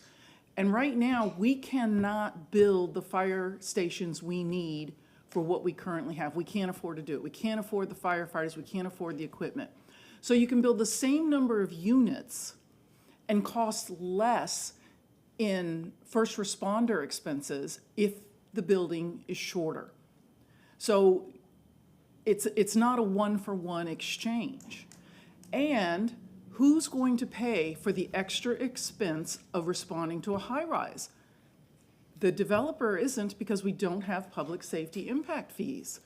The people who live in other areas and pay into the general fund are going to have to pay for that. This is something that needs to be taken into consideration. I'm not saying not have the number of units. I think it's a great idea. But the units, you can shrink the size of the building if you shrink the size of the units. Every square footage that you reduce the size of the units, you make the unit more affordable to more people. Every square foot that you add to the size of the unit, you make it more expensive and less people can afford it, and you have to increase the height of the building. So the density is excellent, everything is excellent, it's the height of the building, and we need to start thinking in terms of the services and the infrastructures that have to go in support of these high-rises. The other thing I want to say is I recently found out, like, the site plan, the landscaping plan for the trees. Some debate there, but they have a good plan. But I recently found out that with PDs, the landscaping plan is not a requirement of the PD. We need to make sure these landscaping plans cannot be changed, because as it stands now, they're not a requirement to adhere to these plans. So they can say they have this wonderful plan and then just change their mind, and there's nothing to hold them to it. Thank you. Thank you very much. Yes, ma'am, please state your name. Hello, City Council. My name is Tatiana Morales. I'm speaking on behalf of YIMBY Tampa. And so I wanted to start first with something that was mentioned in the housing workshop, that actually when you were all talking about housing, I was in Austin talking about housing for YIMBY Tampa's national conference. And when we were there, one of the big graphs that came up was what cities are building super tall buildings. And when we actually broke down all the different numbers, Tampa's not building that many buildings that high. And I say that as someone that was born in Miami and moved here. I know what a skyscraper next to me looks like. And when we think about how last summer was our hottest summer on record, and this summer will probably be the next hottest summer, it's actually good to have buildings that help cool down the streets. As someone that bikes up and down Palm a lot, Palm is a death trap. And it's really dangerous, and it would be a massive improvement having 18-foot sidewalks so I can get off of Palm and not wonder, is someone gonna hit me coming out of the YMCA or going in whatever direction? But there's a lot of big points here. With the 4% of the land use left in the city, we have 50,000 units to catch up to the need we have right now. We have 26,000 affordable. And with 48 units of affordable housing, that adds around 9.6% of affordable units if we're gonna cut the 48 out of the 500 that the city said that they were gonna do. So this puts you 10% out of that massive goal. And it's really important that with every affordable unit, we add and add and add to the supply of what looks like in that community. I have friends that live in this neighborhood. I'm there all the time. I go to Lee's, I bike around your bookstore all the time. I'm in that area pretty frequent. The really sad downside is there aren't that many apartments. There aren't that many places for young people to live. I have friends that are moving to Atlanta in a couple months because they were looking for places in Tampa Heights, but all they could find was either a big building that's chopped up that's illegally there, or the apartments that are already full. Or we can go to the other side of Columbus Court, which those apartments aren't in the greatest condition. And so there's a lot of really big points here on this project of we need to add this stock, we need to add density, we need to add to this community. And also, one of the big things about this whole area is that right now, it's just lots. It's lots, an art piece, and a hollow sense of nothing. When we can actually connect what Armature Works is building and over to the West River and make this a cohesive urban environment. And what they're doing is a big step there. They've done so many accommodations with moving things around and adjusting what this looks like in the community. And I think every time we delay and delay and delay and push and push and push, we get further and further from actually meeting the housing goals that keep me in this city. Because there's a lot of people like me, my age, that are saying, actually, I don't think Tampa's for me anymore. And what's really scary is I know a lot of you have kids. I know a lot of you want your kids to be here. But at this moment, 5-10 years, unless they can make $3,000 a month, they can't stay here. One last thing about parking. A lot of people have talked about parking and traffic. Parking and traffic is going to get worse. We have 150 people moving to the city of Tampa a day. Until we invest in public transportation, expanding our bus lines, and making things better, we will not move away from that. That will just keep happening. And parking also is very arbitrarily measured. The way we measure parking isn't actually like sometimes for a hair salon, it's the amount of like hairdresser heater things. It's not an actual measure of 1-to-1. So when we talk about parking, we actually need to think, how do we move people? Thank you very much. Yes, ma'am, please state your name. That was really good. I feel like sitting down now. My name's Nicole Pederica. I am a design professional architect with my building on 7th Avenue in Tampa Heights, and I also live in Tampa Heights. My children go to the YMCA currently, so I am massively excited about the brand-new, state-of-the-art, best in the country YMCA that we're talking about building here. I think it's going to be phenomenal. I'm also really excited about the whole concept of a ground lease as a business model for the YMCA. What that's going to do for neighborhoods outside of ours, we should be proud that we can be a part of that and get behind that and support that. Like, that's amazing. The last thing I want to say is I think the efforts that are being made in terms of stepping back 150 feet, giving that up when they don't have to go, you know, and they could go up higher, but they are stepping back that 150 feet down to 150 feet and trying to match the Y building across the street. I think they're heading in the right direction, and I'm really excited to see where the design continues. Thank you. Thank you very much. Yes, sir. Please state your name. I'm Brendan McLaughlin at 405 East Ross Avenue. I spoke earlier, and my comments were perhaps not germane to that first part, which was the land use. I was under the impression that it was my only opportunity to share my thoughts on this. So I would only like to add at this point that I have been a member of the Y for 17 years. My wife and I, we've been supporting the Y during that time. I actually work out there once in a while. I find it to be an essential element of our community. It's well-led, it's well-run, it's well-staffed. So I want to make that clear. I also went to the open house that was referenced earlier, and I was very impressed because they actually did listen. They changed the height of the new Y project from something like 9 stories down to 4 stories, or 90 feet to 60 feet, I should say. So I was very impressed by that.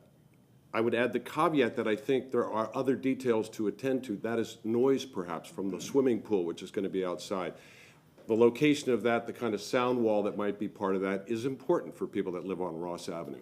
Also, people using Ross Avenue as a shortcut. There's got to be some way to address that because that could be a real mess. My only hope, in conclusion, is that they apply the same sort of flexibility in listening to this 24-story building on the west side of Florida, because that is the only part of this project that I think is really out of balance. I don't think making that building 18 stories or 15 stories would change the economics or the viability of this project one bit, but it would make a huge difference to the people that live north of Palm Avenue in terms of maintaining the historical integrity and the livability and the residential component of that neighborhood. Thank you. Thank you very much, sir. Yes, sir. Please state your name. Good evening. My name is Matt Sink, 410 West Park Avenue. I'm coming today to support this project. This is something that's going to transform our neighborhood. If we want to be a world-class city, we need to start behaving like one and getting larger projects like this through. I know that a lot of times we talk about parking issues and traffic and all these things, but remember, like, technology changes and the way we move around changes. If we create environments like they proposed here, where we have a live, work, play situation, maybe the cars aren't going to be as important.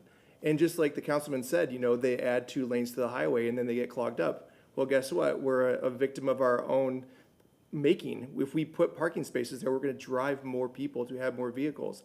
If we make an environment where people can walk, live, play, and not need a vehicle, then why would they want to take on the extra expenses?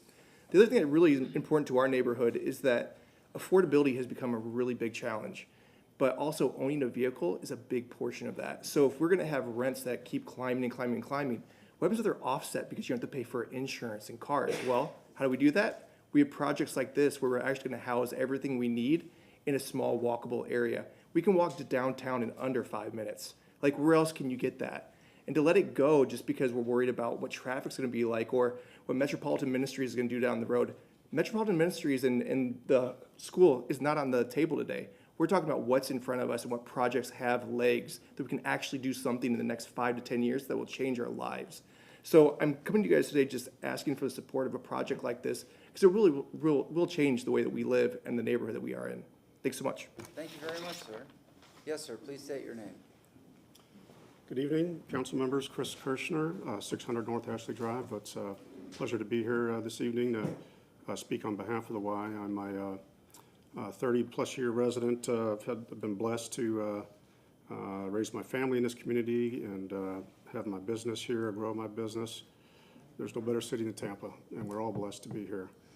You know, of late, I think we've all recognized some of the great things that development can bring to a city and a community.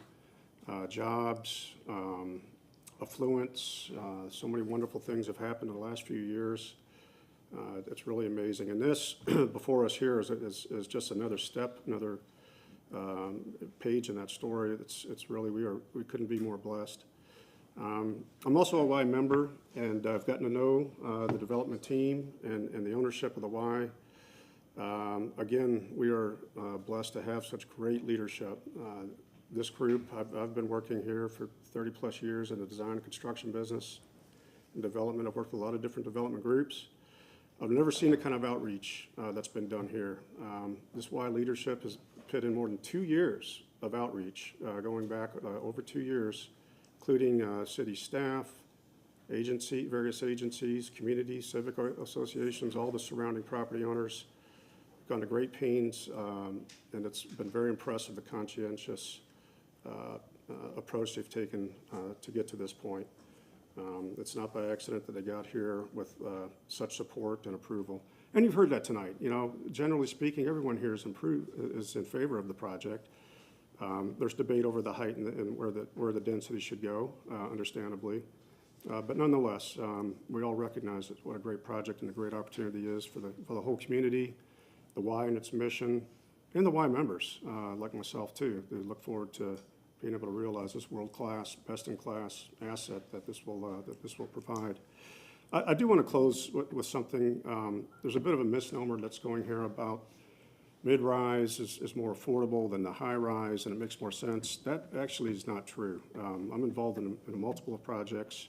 Real-time numbers are coming in on one project in particular. It's a 27-story. The other one's a 14-story. Same square footage, same construction type. And the 14-story is about 40% more expensive. Why?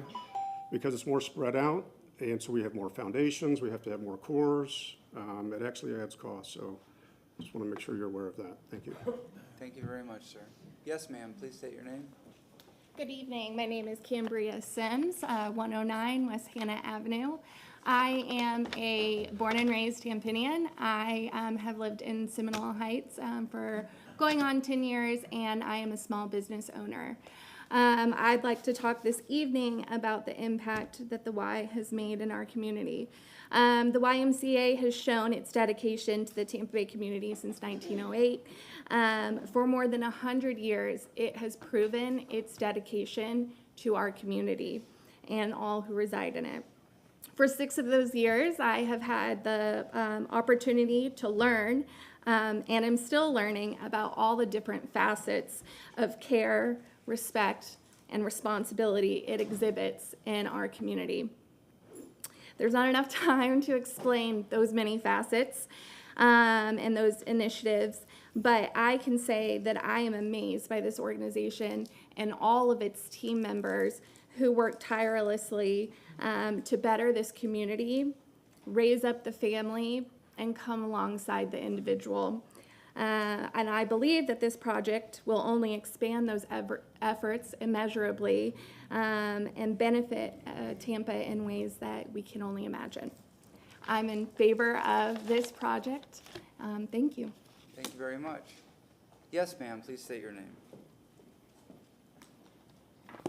Good evening, members of City Council. My name is Jacqueline Warner Garman, owner of Hidden Springs Ale Works, located at 1631 North Franklin Street. It's my privilege to stand before you in full support of the YMCA project, a venture that holds immense promise for this vibrant community in Tampa Heights. For nearly a decade, Hidden Springs has been a proud member of the Franklin Street community, and today I speak not just as a business owner, but as a neighbor vested in the future of Tampa Heights. The Tampa project for the YMCA aligns perfectly with our values. At our brewery, we believe in the power of community, collaboration, and inclusivity. The YMCA project isn't just about brick and mortar. It's about building relationships, strengthening our community, and leaving a lasting legacy for future generations, and I support the project for 3 reasons. Firstly, it will continue to serve as a vital resource for the health and well-being of our residents. Secondly, it will foster a sense of belonging and unity, bringing people of all backgrounds together under one roof. And finally, the project is a catalyst for economic growth, attracting visitors and investment to our neighborhood, which is important in driving local commerce. But beyond these practical benefits, the YMCA project represents something deeper, a symbol of progress, collaboration, and community empowerment. By supporting this endeavor, we are investing in the future of Tampa Heights and laying the foundation for a stronger, more resilient, and more inclusive city. Thank you for the time and consideration of this project. Thank you very much. Yes, sir.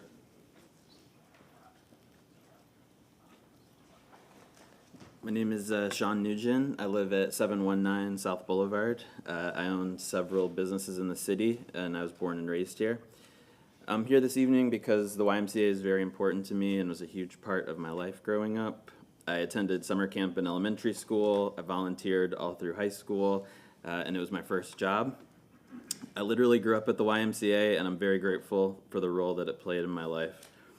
As an adult, I've had the pleasure of serving on the Central City Board and have been able to witness firsthand the incredible work that we do at this location and across Tampa.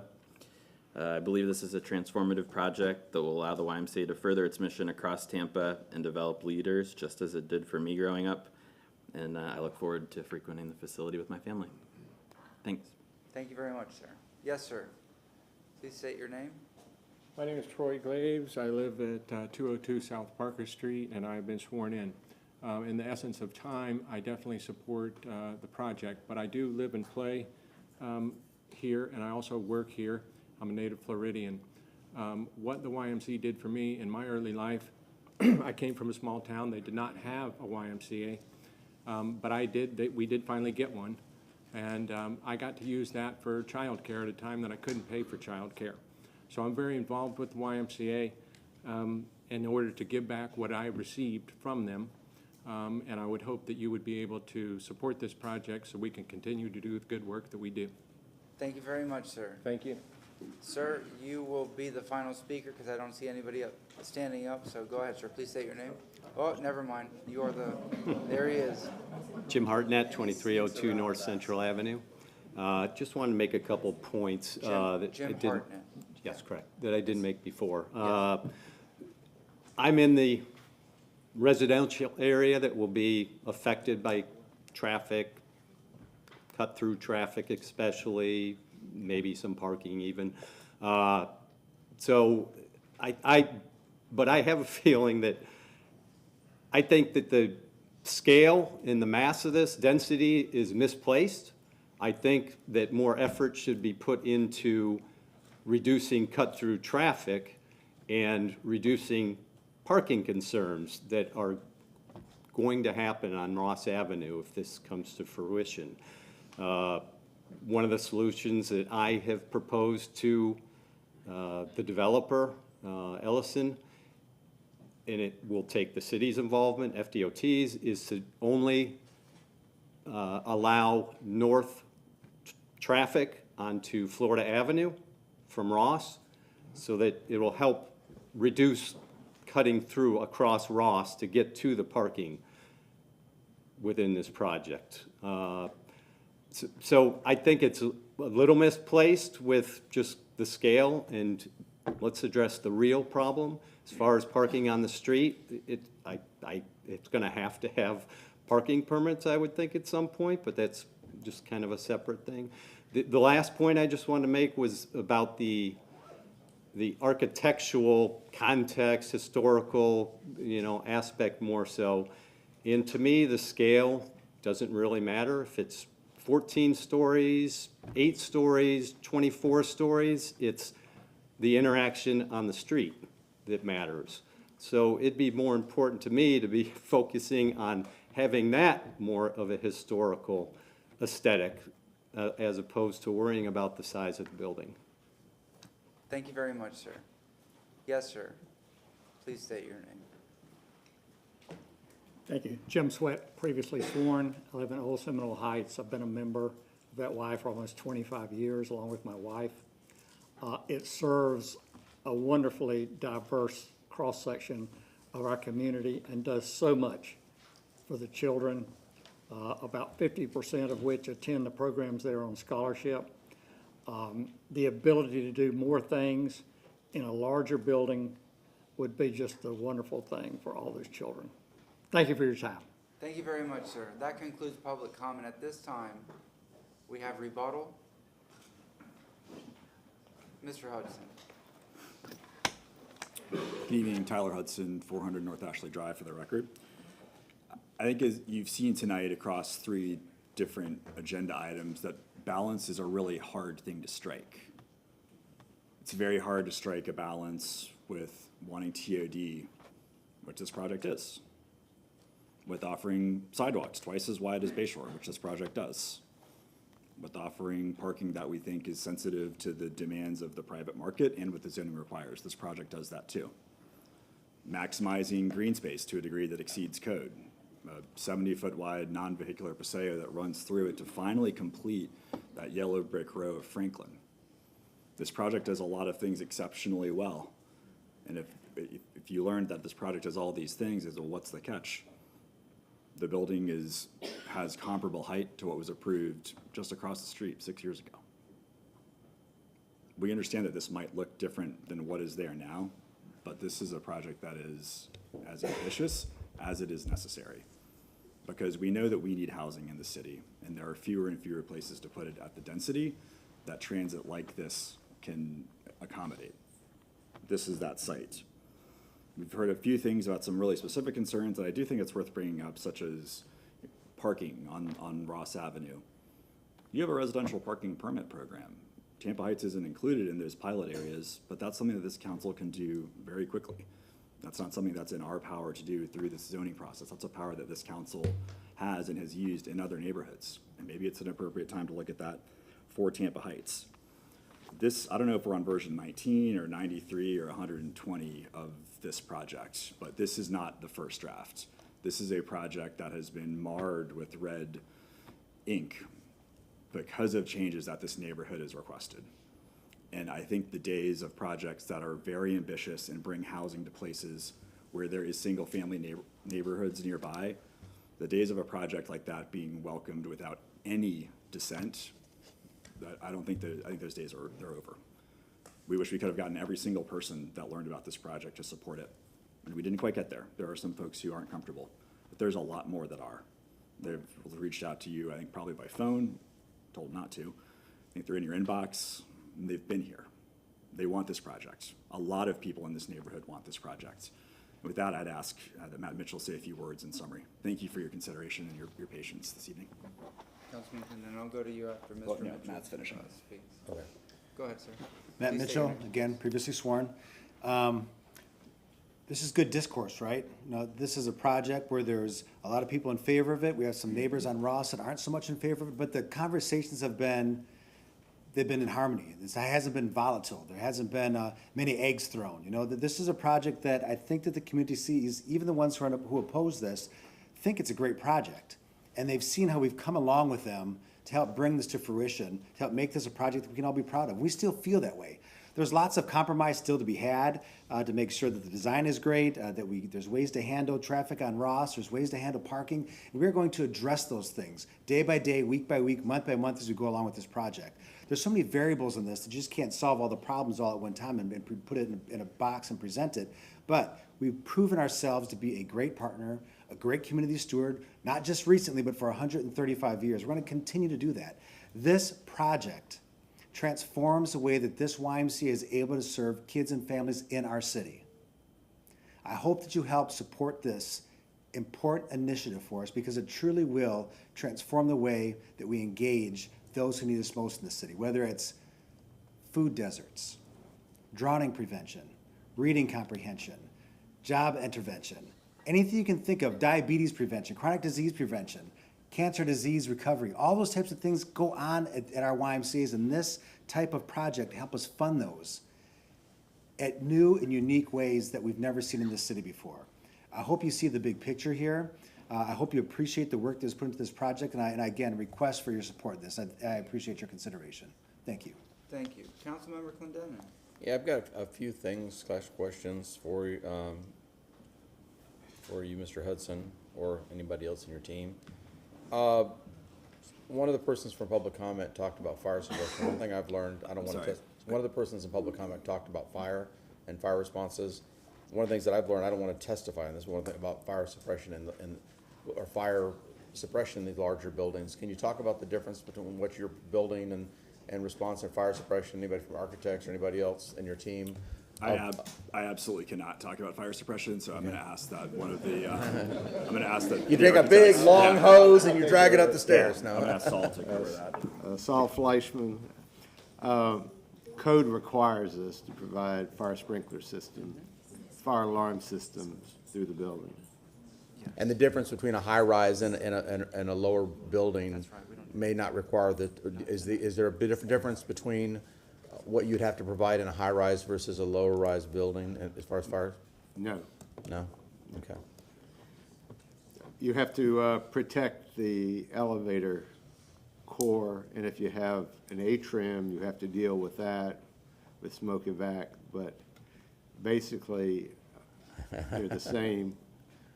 Fire suppression systems and fire alarm systems. I see a subject matter expert creeping up from behind. I'm no expert, but I've dealt with many of these.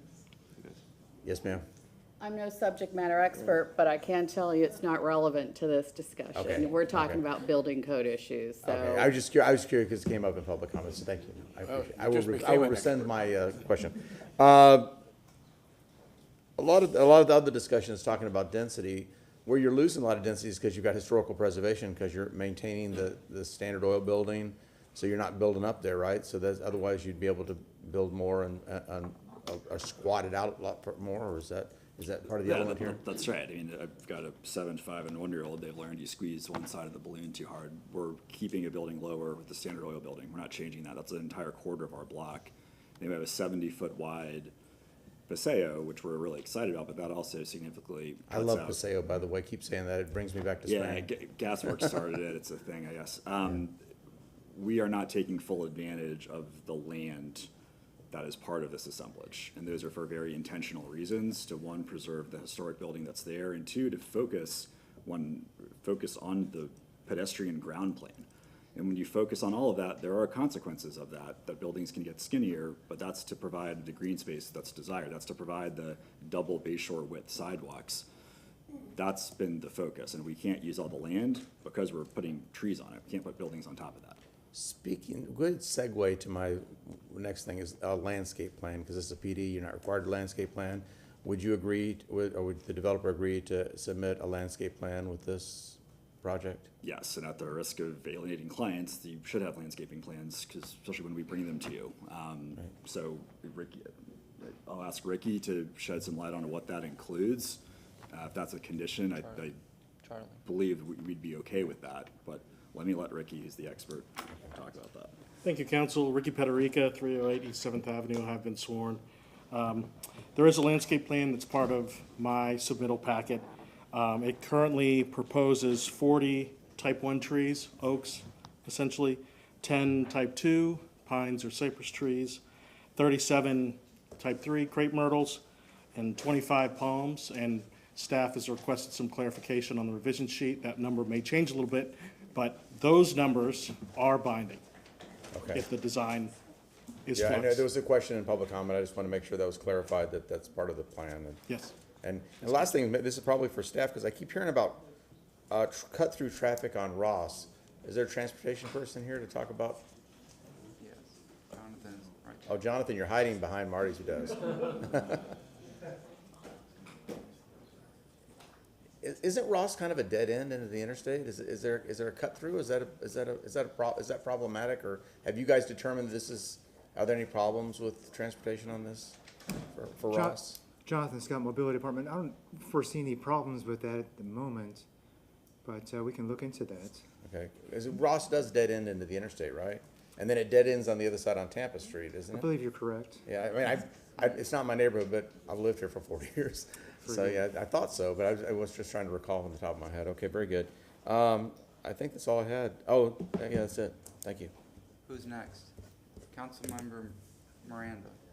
Well, thank you, Mr. Chairman. You know, when you look at a project like this, I earlier talked about the need for density to have transportation, and before you have, if you don't have any transportation, it may never get there. However, if you don't have the density, transportation ain't coming. So you're caught in a quagmire which way you go. You look at the needs of this city or any other city that's growing quickly. And Lakeland will soon be in the same boots that Tampa's in because they're growing just as fast or faster than we are. Thank God they are. And when you look at 15 feet sidewalks, I remember a couple of weeks ago when I was a young guy in Ybor City, that the sidewalks in Main Street, Ybor City, on 7th Avenue were 12 to 15 feet wide. And you had a lot of walkability. And the reason for that is that, not because it was planned that way, is that the people lived and worked in the same location.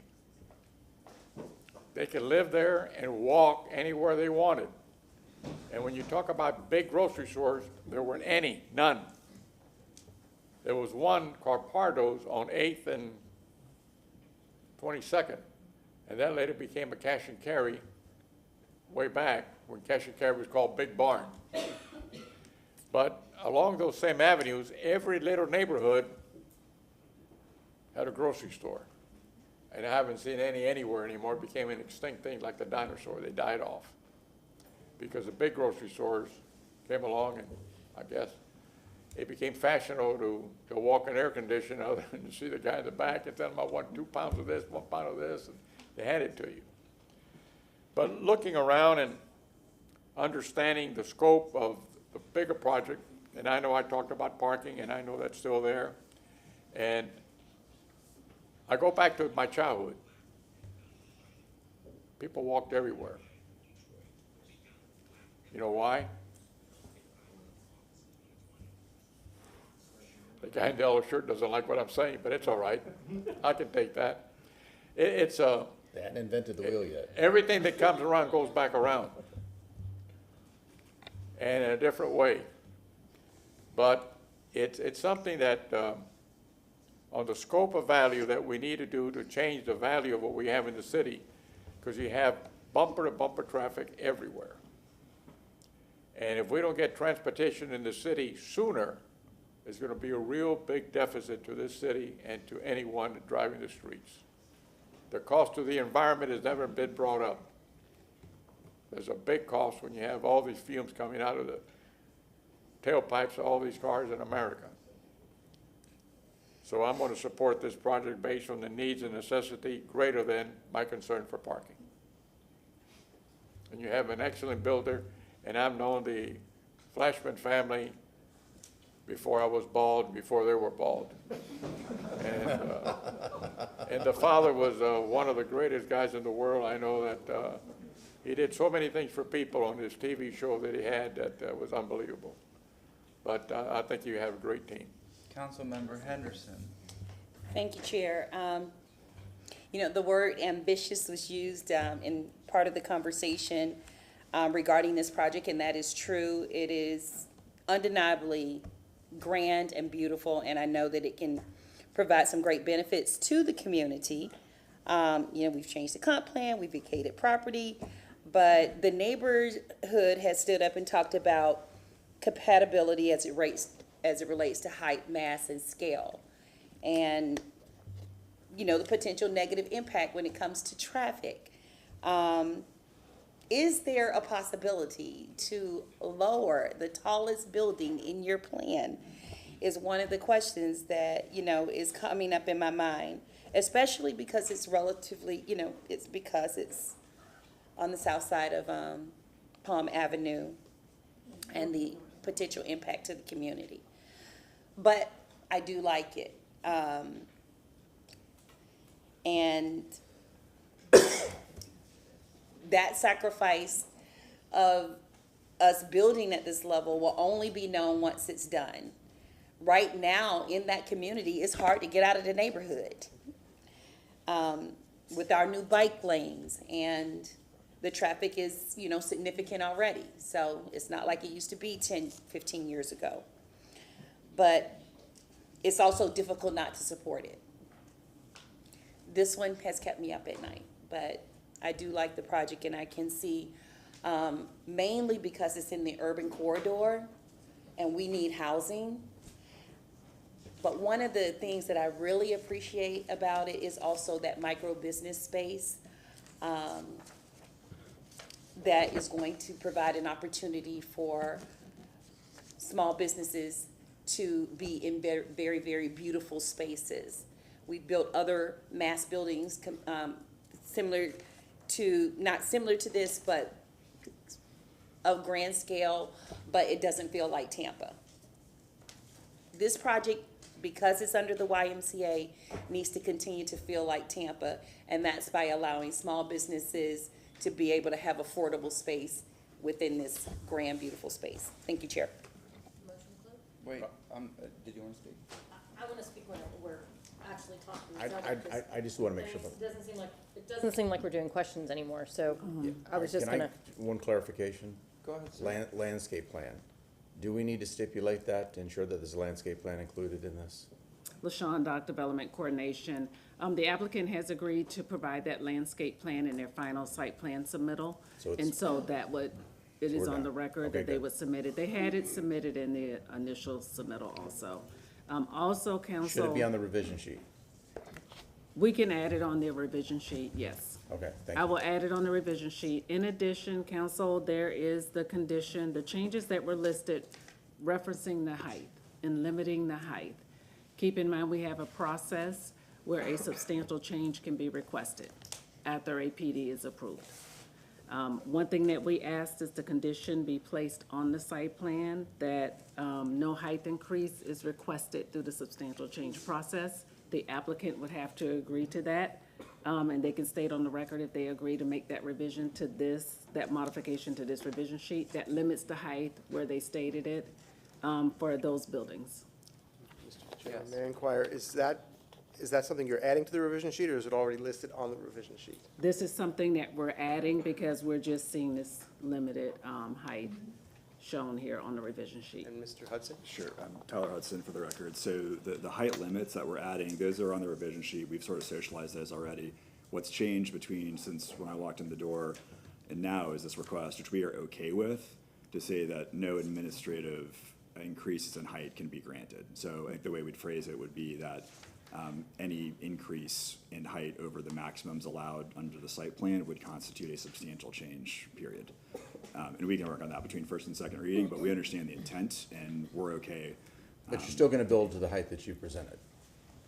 Correct, but just to be clear, just before you close the hearing, you are allowed through the substantial change process to add 2 stories to a residential building, 24 feet to a commercial building. So to the extent that that's a door that could be a little bit cracked, we're closing it, locking it. Any changes in height would constitute a substantial change, and we're okay with that change between first and second reading. I think that's what the concern was, yeah. That is. Thank you, council. That's all the changes that I have to put on the record, and I'll submit the revised revision sheet. Yes, ma'am. Yeah, I was gonna do a motion to close so we could talk about it. We have a motion to close from Councilmember Hurtak, second Councilmember Clendenen, all in favor? Aye. Any opposed?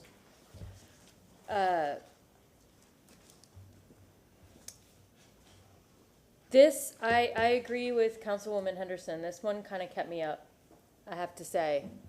It's a lot of height. It's a lot of FAR. I mean, it is one of the most dense projects that we are bringing to the city of Tampa. I'm concerned because there's only 10% affordable housing.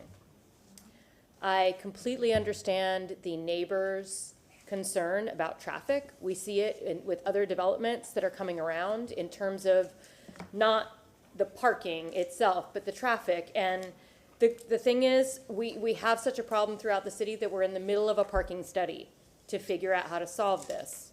So we're starting that step, and we will be working with folks to make sure traffic calming happens. I'm also concerned about the architectural style, or I was. The architect seems to have a really great grasp on the neighborhood and respecting the historic designation, so I'm really looking forward to seeing what that will become. Mr. Pederica talked about trees, and I really like the fact that the fewest amount of trees are palm trees, because palm trees don't provide shade. So I'd like to have fewer palm trees in any development. So I really appreciate that there aren't that many. And the only other thing that I didn't bring up before, and I just have to say it because it is who I am, I still think there's too much parking in this. And I wanted to put on the radar about bike parking. Bike parking is going to be a huge thing as we go forward.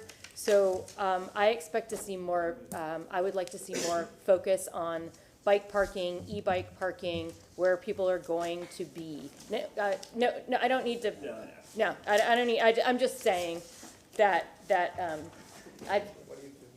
yeah, interior bike storage. I've seen that, but I just wanted to say, just in general.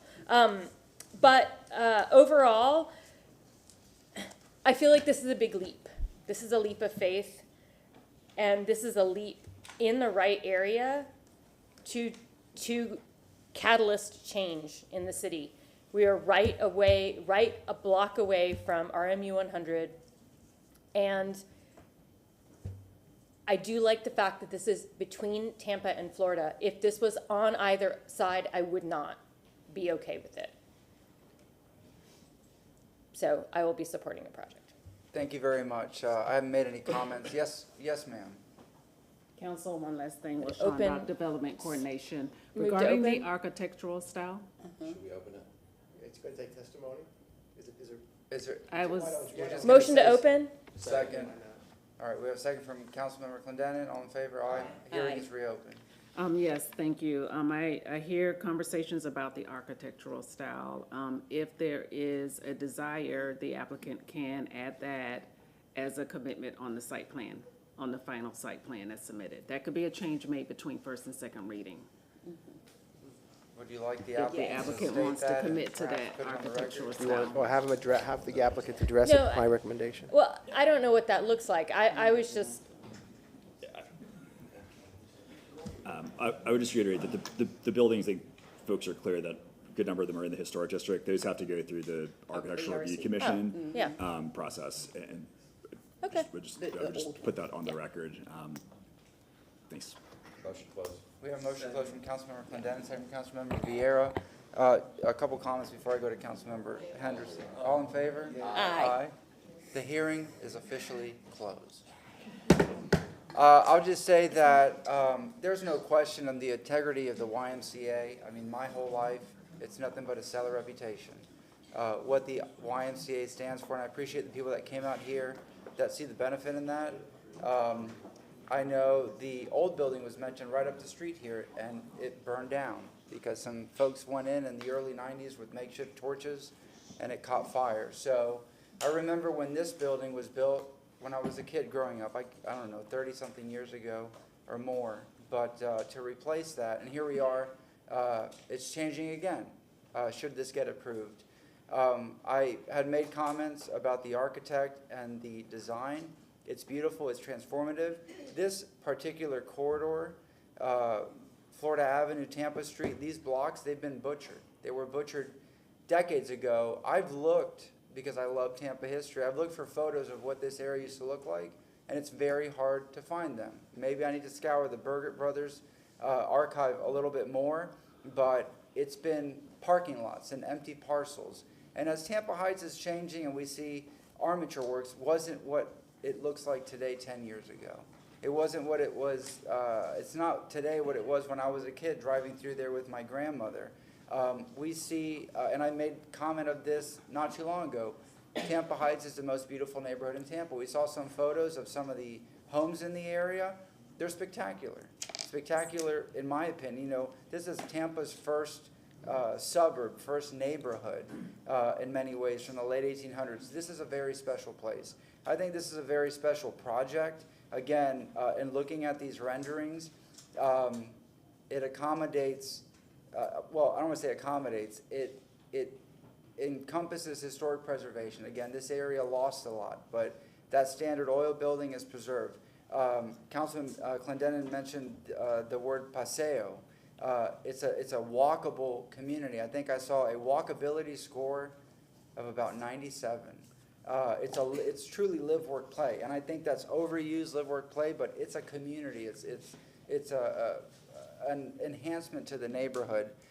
This is gonna take a while to build, should this be approved. But it's exciting, and I think it fits in, again, with the increase in the density. It matches what is on the west side there with Armature Works. This is just another jewel in what is Tampa. So I'm very excited to support this. And with that, I'll go to Councilmember Henderson to read item number 7. Thank you, Chair. An ordinance being presented for first reading consideration. An ordinance rezoning property in the general vicinity of 110 East Oak Avenue, 2005 North Tampa Street, 1813 North Franklin Street, 1708, 1905, and 1909 North Florida Avenue, 106 East Palm Avenue, and folio number 192-338-0000 in the city of Tampa, Florida, and more particularly described in Section 1 from zoning district classification CI Commercial Intensive, CG Commercial General, and RM24 Residential Multifamily to PD Plan Development, Storefront Residential Commercial, all commercial general uses, retail sales, shoppers, goods, club, recreational facility, commercial, hotel, business, professional, office, and commercial parking, providing an effective date. And I need to read the findings, including the revision sheet. Yes. Including the revision sheet. We have a motion from Councilmember Henderson. We have a second from Councilmember Miranda, correct? Let's get a roll call vote. Miranda, Yes. Carlson, Hurtak, Yes. Clendenin, Yes, except for I'm disappointed that I asked Charlie Miranda to stand up and do YMCA with me, and he refused. That was good. That was good. I was thinking of something, but. Henderson, When it's a challenge, that's no challenge. Henderson, Yes. Vieira, No. Maniscalco. Yes. Motion carried with Carlston abstaining and Vieira voting no. Second reading and adoption will be held on April 18th, 2024 at 9:30 a.m. located at Old City Hall, 315 East Kennedy Boulevard, 3rd floor, Tampa, Florida, 33602. Thank you. That was a long hearing, so we're going to take a 10-minute recess while the room clears out, and we'll be right back in 10 minutes.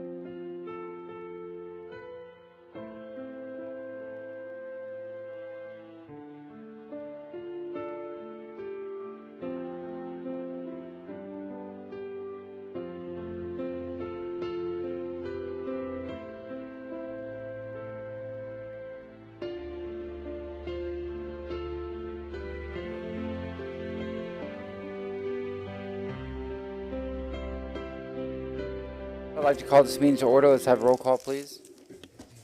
Carlson. Here. Hurtak. Here. Clendenin. Here. Henderson. Present. Vieira. Miranda. Maniscalco. Here. We have quorum. Thank you. Mr. Chair, could I just make a quick motion to file the Forms 8B for 1, 3, and 7? We have a motion from Councilmember Carlson. Do we have a second? Second from Councilmember Clendenin. All in favor? Aye. Any opposed? Thank you. All right, we're going into our more quasi-judicial hearings. If anybody came in after we swore people in and you weren't sworn, please stand up, raise your right hand, we'll swear you in if you were not sworn in. And you're going to speak. Do you swear or affirm that the testimony you are about to give is the truth and nothing but the truth? Thank you very much. Ms. Doc, go ahead.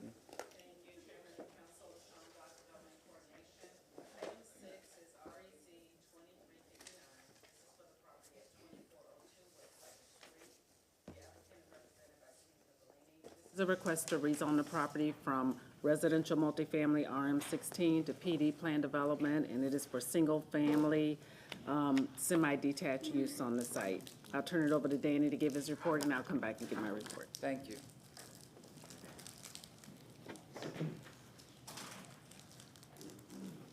Danny Collins with your Planning Commission staff. I've been sworn in. Our next case in the Central Tampa Planning District, specifically in the West Tampa Urban Village.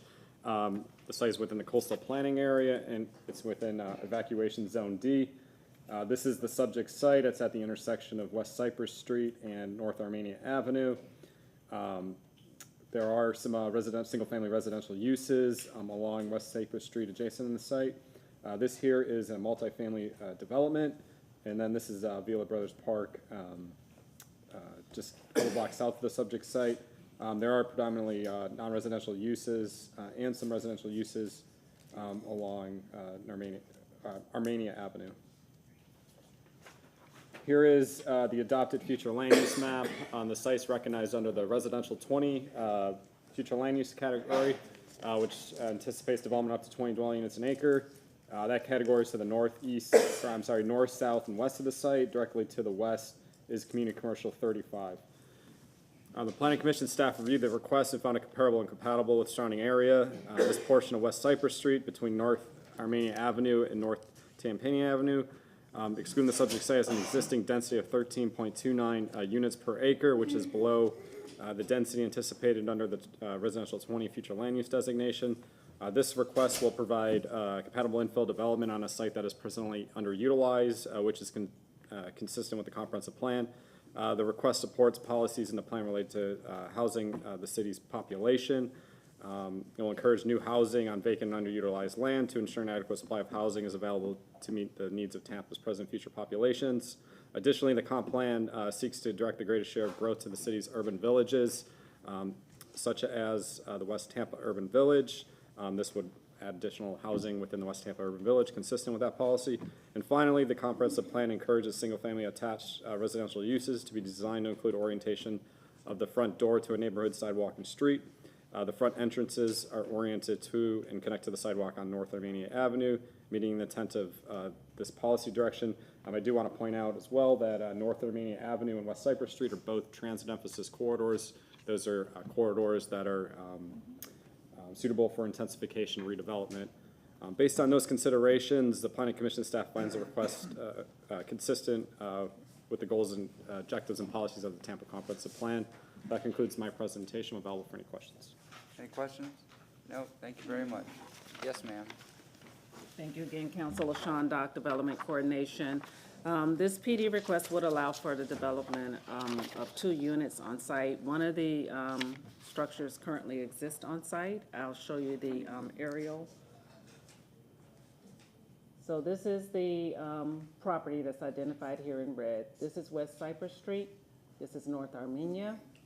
And this site is located on the corner. So the site currently is developed with a structure that's on the site. So the proposal is to add another unit, which will be located on the south, and I'll show you on the site plan momentarily.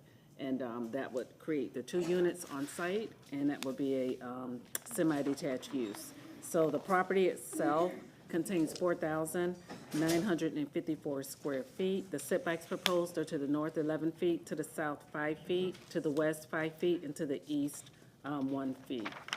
There are 4 parking spaces required and 4 parking spaces are provided.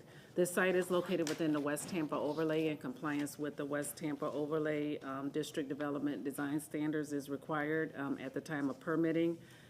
There are 2 waivers requested, and I just want to point out, and I'll just show you when I show the site plan. I'll go ahead and put that up.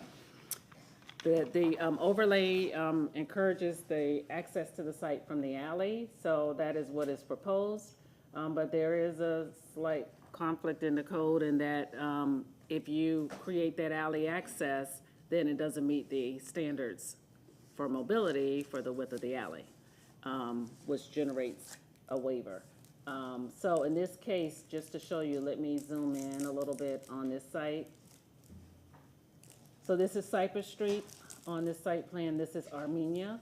So the boundary of the site is this dotted line. So this is the existing structure, which is the hashed area. So the front door orientation is to Cypress. And this is the addition, which is the bold line. And the front door orientation is on Armenia. So access to the site, vehicular access, is from the alley, which is on the south. There are 2 surface parking spaces, and there's a 3-car garage, which would be developed on the southern side. So in looking at the site and surrounding the site, I just want to go back for a second to the aerial and just to talk about the zoning in the surrounding area. So you can see that you have your commercial general zoning that's located here to the east along Armenia and on Cypress. When you go further north, you have a couple of PD zonings with residential and a mixture of residential office uses. Further west of the site, you have your residential multifamily, your RM16. When you head further south, you have PD, which to the south immediately, and I have pictures to show you, is a residential office.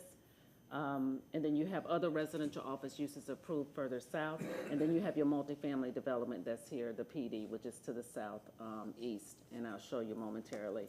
Just in looking at the block face and the development pattern, the majority of this block face is developed with single-family, 2-family development.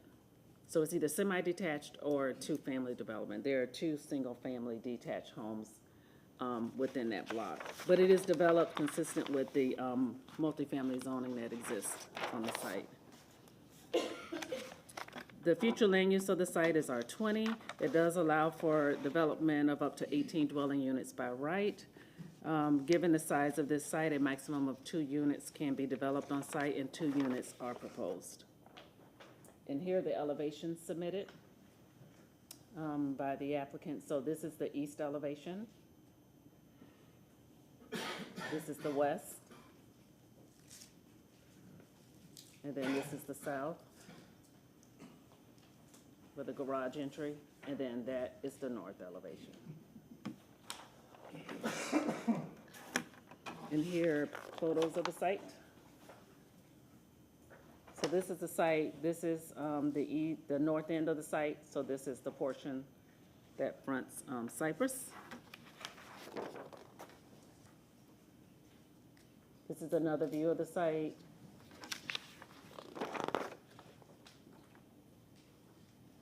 Let me zoom out a little on some of these angles. I've got to turn it. So this is the east end of the site. That's the east end of the site. That's if you're looking south on Armenia.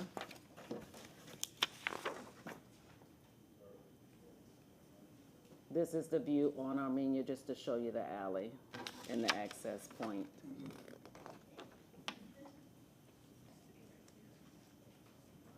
This is west of the site.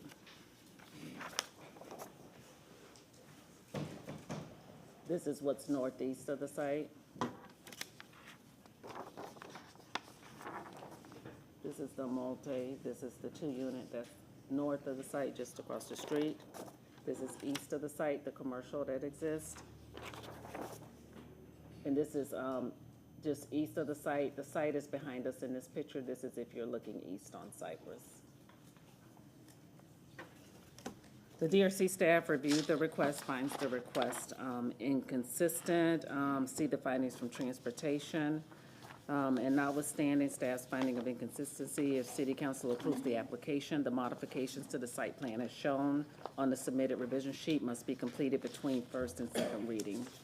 These revisions will not resolve the issues with staff's inconsistent findings. And that concludes my presentation. I'm available if you have any questions. Any questions? Thank you very much. Thank you. Yes, sir. Good evening, Council. Steve Michelini. I'm here representing the petitioner regarding this project. And as the staff has pointed out to you, there's a conflict in the code that if you meet the overlay district requirements for the West Tampa, then you don't meet the technical standards for transportation. And I've discussed this with the transportation staff, and they just said, ask for the waiver so that you clarify it. This alley is, you might remember, let me go back for a second. You might remember we had a townhouse project that we proposed several months ago where we did not abide by the West Tampa overlay, and then the council's discussions on that were meet the West Tampa overlay, don't worry about the technical standards per se. So what we've tried to do is to make the best out of both worlds. Let me just show you a couple of photographs. This is looking southwest. This is the subject property here. This is on the north side. This is the property. It's a very busy intersection. Lots of commercial and multifamily throughout this area. And as the staff pointed out, this is a transit corridor. This is another view looking toward the southwest. This is the alley that we're going to have to use for access for the garages.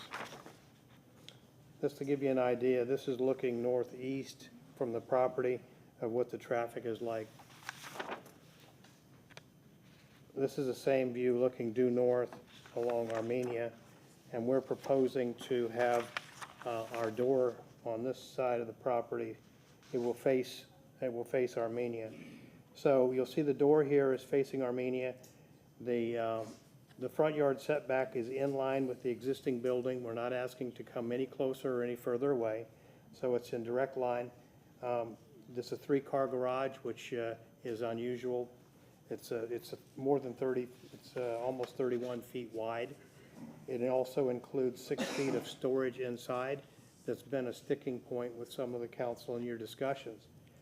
The alley still provides us, we're 6.5 feet from the property line, and the alley is 14 feet wide. So it still gives us about 20 feet to maneuver. And there was some discussion about being able to get in and out.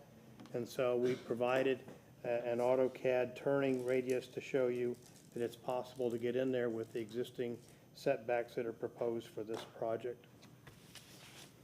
We are asking for the waivers, as the staff has pointed out. The one waiver is, as I pointed to you a second ago, was to allow the buildings to align together instead. So that's on this side, and then the alley access for the use of the garages here. We have, we exceed the green space that's required. We're asking for 2 units out of the land use designation is R20, which allows for the 2 units. We have 4,954 square feet in this project, which allows for the 2 units. We are in a commercial area as well as a multifamily area, so we're not introducing a new use, again, as on a transit corridor. We do comply with the West Tampa Overlay Development Design Guidelines, and the waiver that we're asking for is to allow the 2 units to be aligned with each other. With respect to the comprehensive plan, Let me go through the, promote the efficient and sustainable use of land and infrastructure. This is proposed, is found to be consistent. To allow and encourage flexible uses of land, it's also been found consistent. Promote and encourage development where appropriate in location, character, and compatibility with surrounding impacting the area, and where consistent. Promote and more desirable living and working conditions and environments. This is adding one unit to an existing unit, preserving the unit that's there, and adding an additional unit. Promote the architectural features and elements of the West Tampa overlay, and it's found to be consistent. Promote the retention and reuse of existing buildings. So we're using the one building. We have the land use designation that allows a consideration of an additional unit. So we are maximizing the ability to use that property. The ability of this project to meet all of those different codes, we have done the best that we can in order to make that comply. We're consistent with a comprehensive plan. The existing unit will remain, and we'll add one, propose to add one more unit. The compatibility is sufficient with the West Tampa Village concept. The front door faces the Armenia area. It's on a transit corridor. The alley use is one of the issues that we're asking for relief. And the parking is provided. We have actually 5 spaces, which is more than what's required. The connection to the multifamily as well as the commercial districts and the orientation is consistent. The block face is consistent, as the staff has pointed out, and we respectfully request your approval. I'll be happy to answer any questions you might have. Yes, ma'am. I just have to ask, why are you keeping the one-story residence? Cost? Okay, that's what I figured, but, and then the other question I had was, on the elevations, it shows no windows on the north side. Now, would that would be the front of the house? The north side is where it attaches to the existing house. Correct. But this is a 3-story structure with a 1-story residence. That just seems like it would look odd. I don't have that elevation to show that it's blank. Is it blank? Yeah, she showed it as being blank. I was just curious because I think that would be an odd. We can certainly consider adding windows on the north side, above the elevation of the existing, sure, yeah. Above where it's not blocked by the other house. Yeah. We can certainly add windows. Yeah, I just think that otherwise. I agree with you. It looks, Yeah. it's odd. Yeah, okay, thank you. All right, anything else, sir? Any other questions or comments from council members? Does that conclude your presentation? Concludes my presentation. Thank you very much. At this time, I'll go to public comment. Yes, ma'am?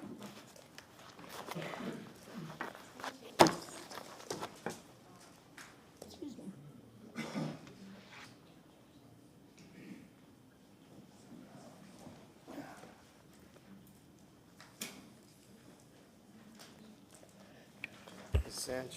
Ms. Sanchez has 1, 2, 3, 4 names. I'll see if I can read them. Carol Ann Bennett, thank you. Stephanie Pointer, thank you. Daniel Mangione. Daniel? David. David. Okay, that's close enough. That's good. And Stephen Mace, did I pronounce that correctly? Thank you. 4 additional minutes for a total of 7.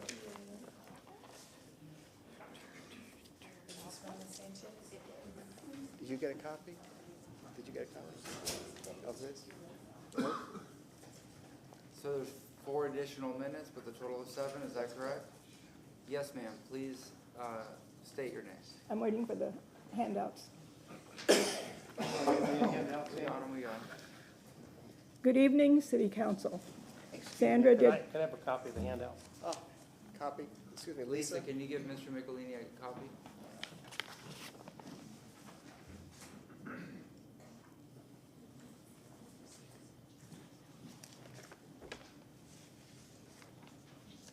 Yes, ma'am. Go ahead. I'd like to start my minutes now. Good evening, City Council. My name is Sandra de Diego Sanchez. I live in the Armory Gardens community which is in West Tampa, and it's also under the West Tampa overlay. The project, applicant's project is located within Armory Gardens and therefore West Tampa and under the guidelines of the West Tampa overlay. They say the pictures are worth 1,000 words, so I'll go through this quickly. On page 1 is the ordinance on overlay, and I'd like to bring your attention to the second sentence, which says, "These provisions shall serve to supplement underlying zoning regulations in order to support the stated purpose of the district and shall control in the event of conflict." There's also a list of construction items that the overlays covered. You know that this project, transportation is found it inconsistent. With the Armory Gardens being, Armenia being as busy it is, this is going to put the neighborhood in danger from the congestion at Cypress and Armenia, and will be a disaster for those of us that live in that community. On page 2 is the ADU map.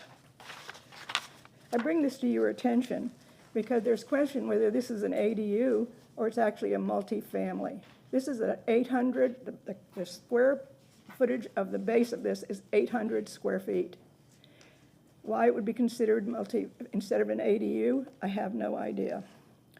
The map shows you very clearly that, and Charlie, don't laugh at this, Mr. Miranda, ADUs in West Tampa are illegal. So this will be very quickly. On page 3, gives you a better look at that site plan with all the red lines on it and everything that's wrong with it, including, you will see, there's a foot between the doorway and the sidewalk. There are all kinds of other transportation notations in here, all different things that are wrong with this plan. And with this, let me quote something from the actual staff report. The Development Review and Compliance staffs have reviewed the petition and finds the request inconsistent with the applicable City of Tampa land development regulations. These revisions will not resolve the issues for staff inconsistent findings,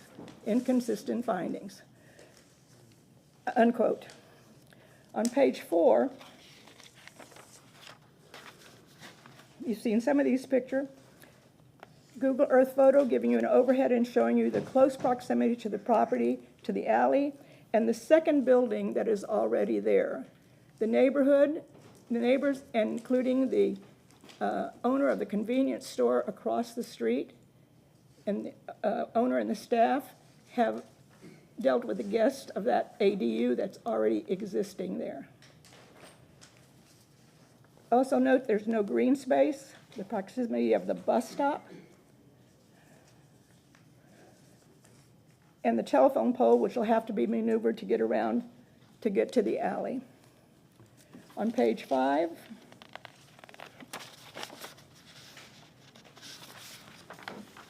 these are the elevations. Please notice the one on the left is the original on 3/26/23, and it says it is 35 feet high. The most current one is on the right, and if the original is 35 feet high, if to comply with the West Tampa overlay, it's a 412 pitch, which will add 4 feet to it, and to comply with the overlay, you also have a 2-foot foundation which needs to be added to comply with the West Tampa overlay. That means that this building will be 41 feet high. 35 feet is the limit. Notice there are no vertical dimensions. It's not, even in their site plans, there's no vertical dimensions. How can you make a decision if you don't have any vertical dimensions when they have asked, like I said, added 6 feet to these dimensions? On page 6, shows you what the neighborhood looks like. And I have placed the 41-foot one apartment building to show you that it is not compatible with the neighborhood.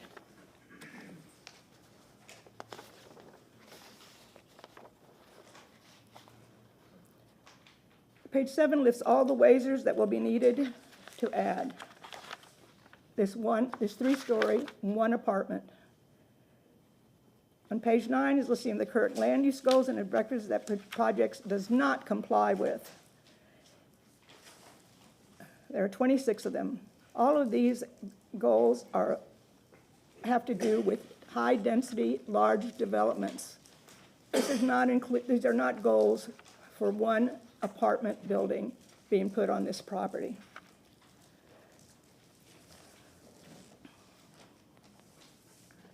I would like to remind you that the guidelines for all the overlays are primary when making zoning decisions.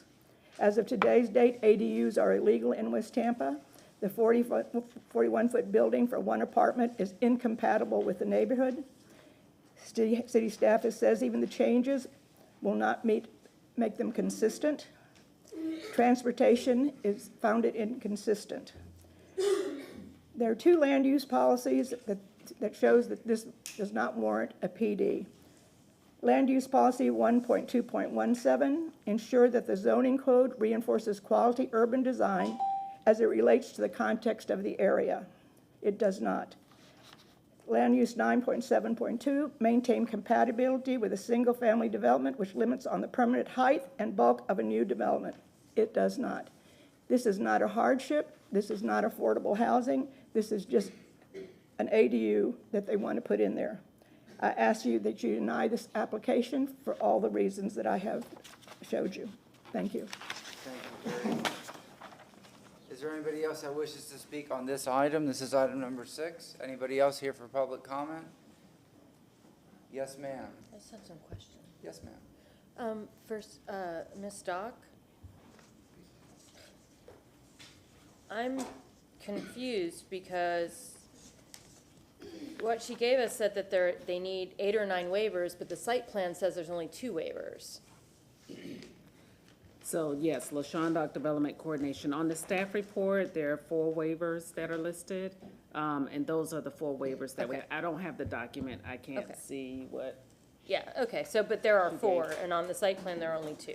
So there are Okay. 4 waivers, 2 to the West Tampa overlay, 27-241, and then there's 1 to 27-283, which is the owl width reduction from 24 feet to 18 feet. And then there's 1 for natural resources, and this is regarding the use-to-use landscape buffer from 5 feet to 2 feet. Okay. And then there's a note also on the site plan to comply with the West Tampa overlay section of the code at the time of permitting, unless it is listed as a waiver and it is granted, then they would have to meet code. Okay, thank you. All right. Mr. Michelini, do you have a rebuttal? Before I start, I'd like for LaShawn to comment about the allegation that this is not an allowable use and it's an ADU versus essentially what we now call duplexes, but it has a different name under the city code. So the request before you is for a PD plan development, and the requested use is for a residential single-family semi-detached, which would allow for 2 units on site. So that is what's requested. If it is approved, that's the allowable use on the site. So, okay, I ask you a question. It's not an ADU. It is not, it's 2 residential units. Could I ask, Yes, sir. while you're up there, Yes. her comments about height, could you comment about that? Yes, so She the said 41 height feet. could be actually placed within, on the elevations themselves. On the elevation, it shows, I'm sorry. On the elevation, we normally have them put the height of the top of the building. So this identifies it as, at the top at 35 feet, which is the normal height that you'd have for the residential zoning, the residential Euclidean district. I think they tried to keep it at that height, so at the top of the elevation. And I'd like to ask LaShawn again, that includes the roof? Yes, that's to the top of the roof.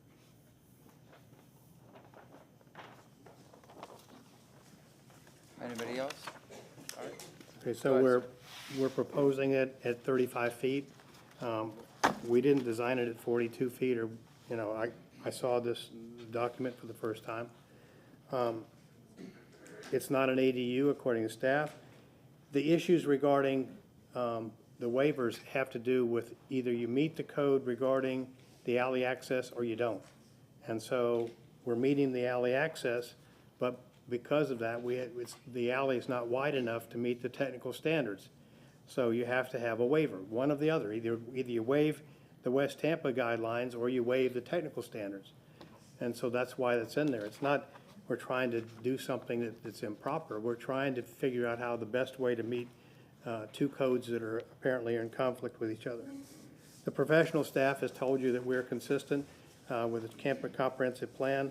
If you'd like, I can read all of those objectives and guidelines that say we are consistent and give you all the evaluations, starting with a city planning strategy, objective land use 2.1, 2.11, 2.12, urban villages, land use objective 5.1, 5.1.2, land use objective 5.1.4, land use development regulations and objectives 8.15, 8.151, 8.512, overall residential development and redevelopment, objective 9.2, 9.2.1, which is one of the ones that Ms. Sanchez cited that we were not consistent with, and the Planning Commission staff said we were.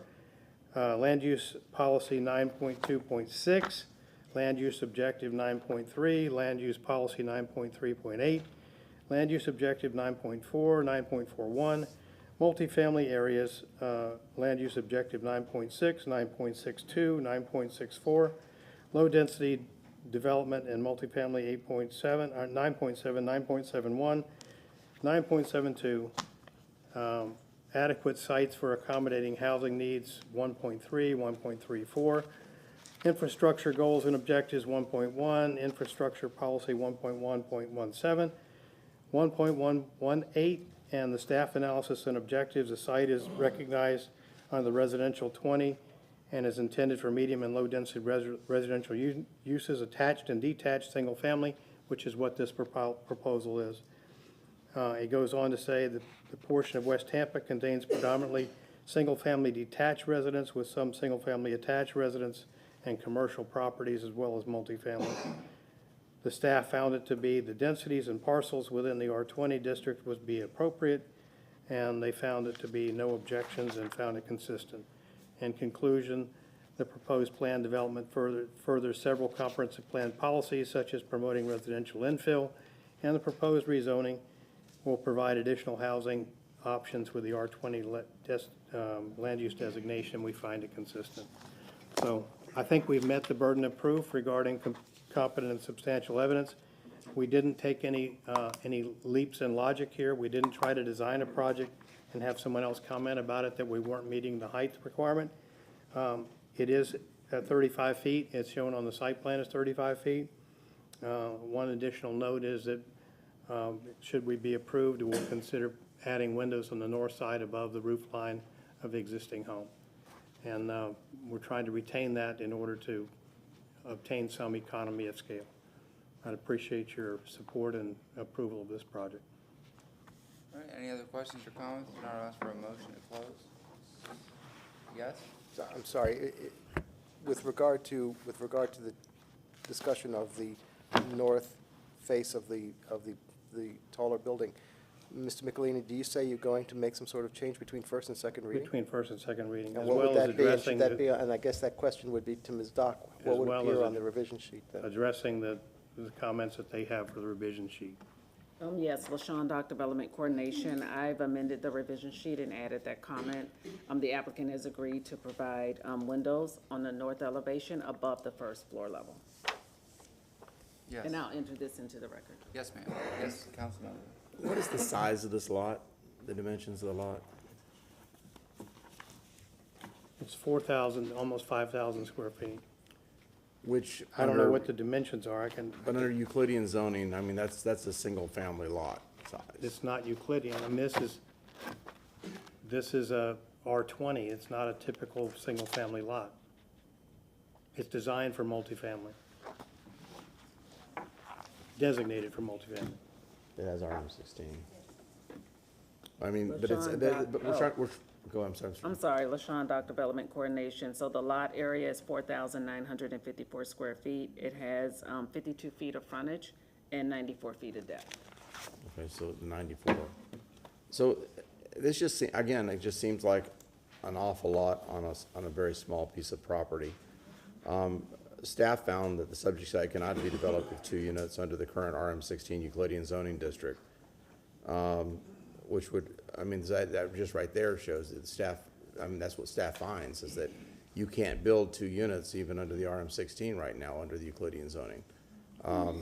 That's because the density is But there's still, under R20, and, I mean, the land use designation of R20, you can build at 18 units. I understand, but okay, that aside, again, for under what it's currently zoned as RM16, you can only, that doesn't accommodate 2 units, it only accommodates 1 unit, and we're talking about an overlay district, we're talking about an important area of the city. I mean, if you had more, again, and I know I've said this before, if you had more property, if you controlled more property, I'd get it, but this is a really small piece of property to try to develop two units on, especially as not a master plan, not be, coming to this with, something that is developed from the dirt up, trying to squeeze too much into too little. I'm not going to support this. I'm sorry. Anybody else? Can I get a motion to close? Motion to close. We have a motion to close from Councilman Clendenis and from Councilman Vieira. All in favor? Aye. Aye. Going down the line, is there anything else? Councilmember Hurtak, would you like to read it? No, she read the last one. No. Councilmember Carlson. Councilmember Miranda. Councilmember Vieira. Ma'am? Would you like to read item number 6?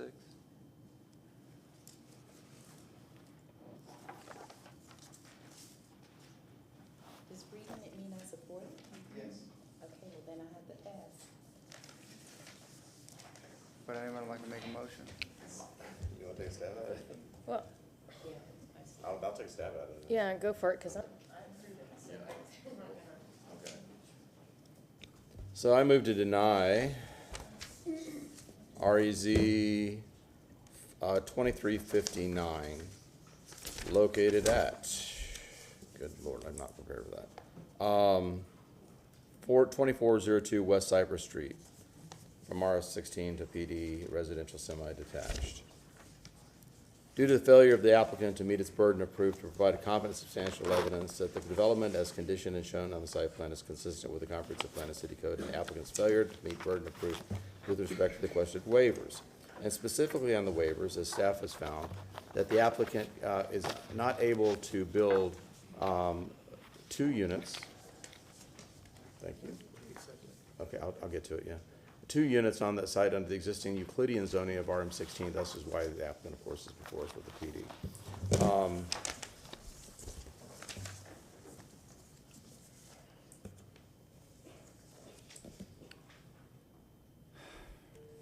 The design of the proposed development is not unique, and therefore would be in need of a waiver.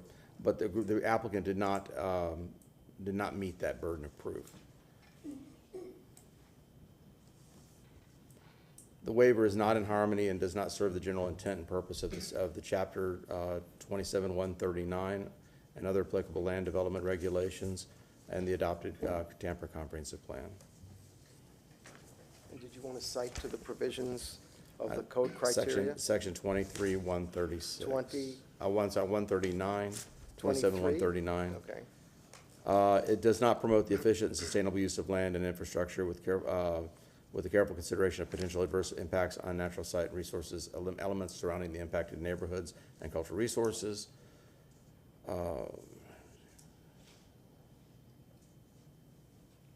It does not provide a procedure which can relate to the type and design and layout of residential and non-residential development along this particular site.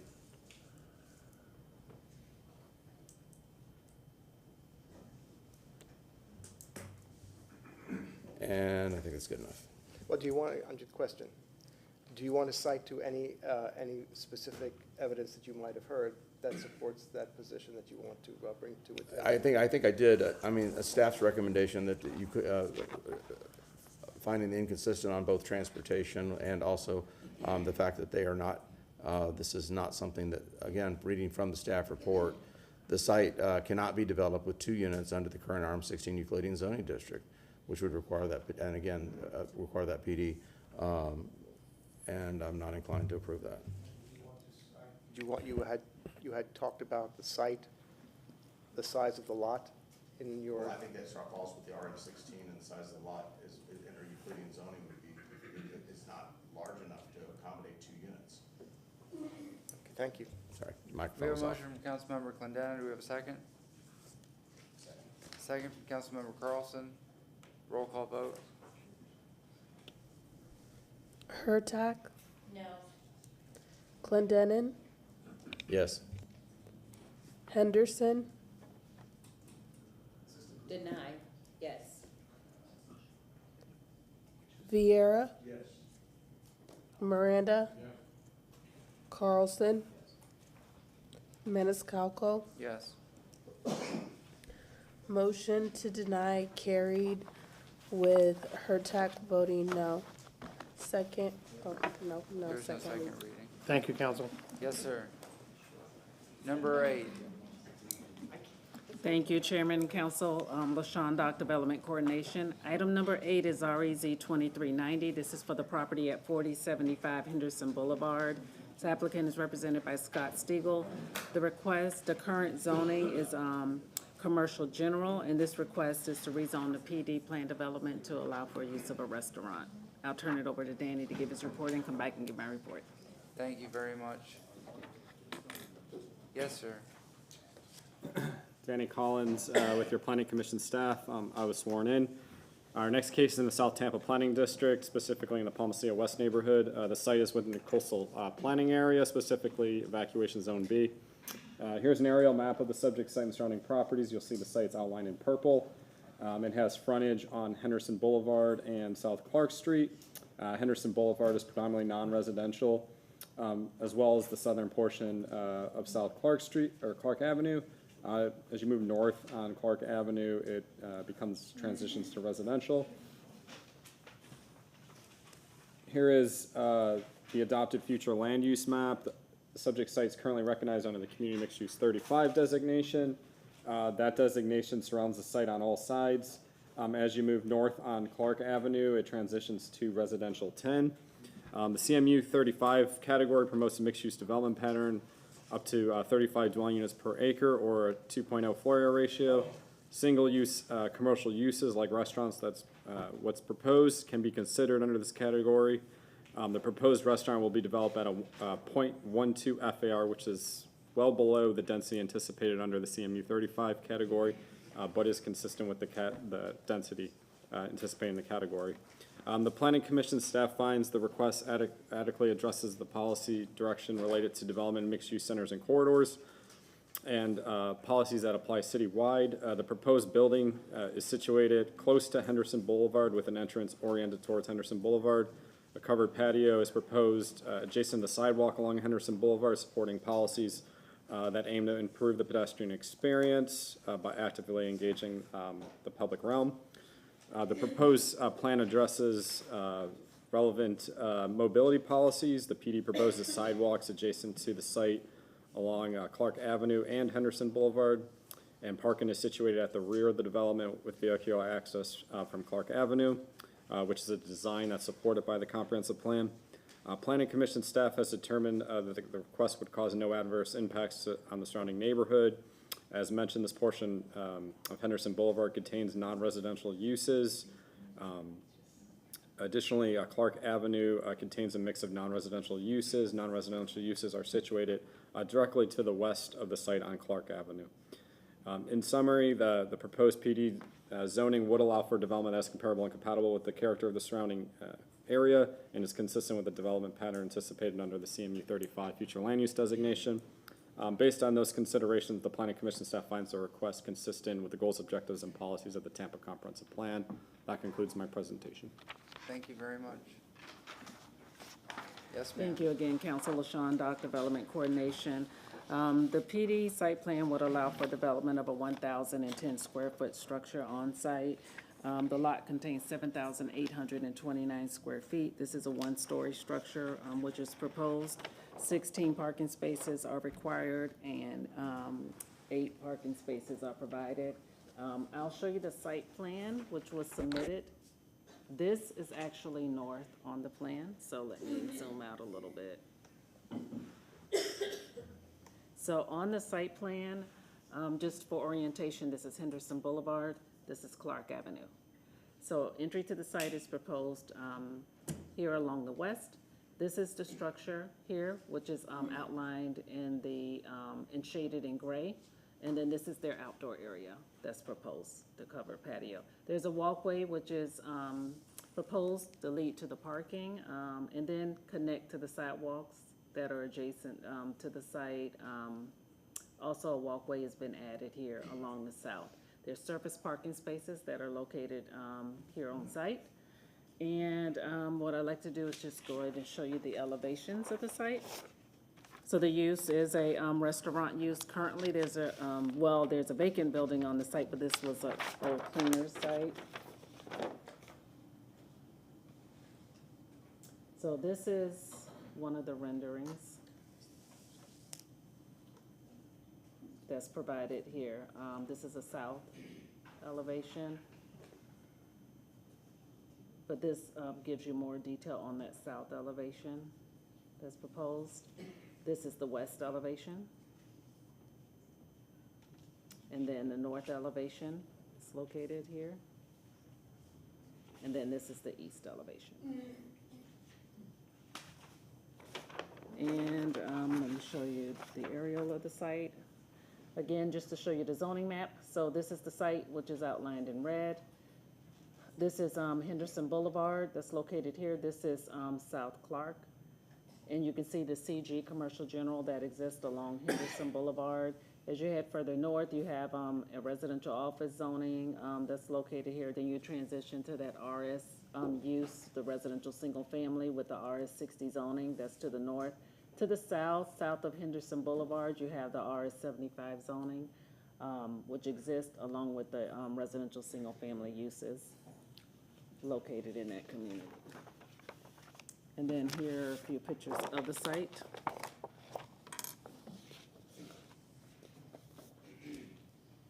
So this is what's currently on the site now. This is the northeast corner of the site.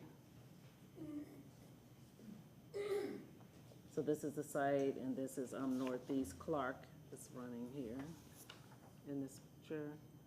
That's just another view to show you that's the north end of the site. That's if you're looking towards Henderson. Here's another view of the site that's looking northeast.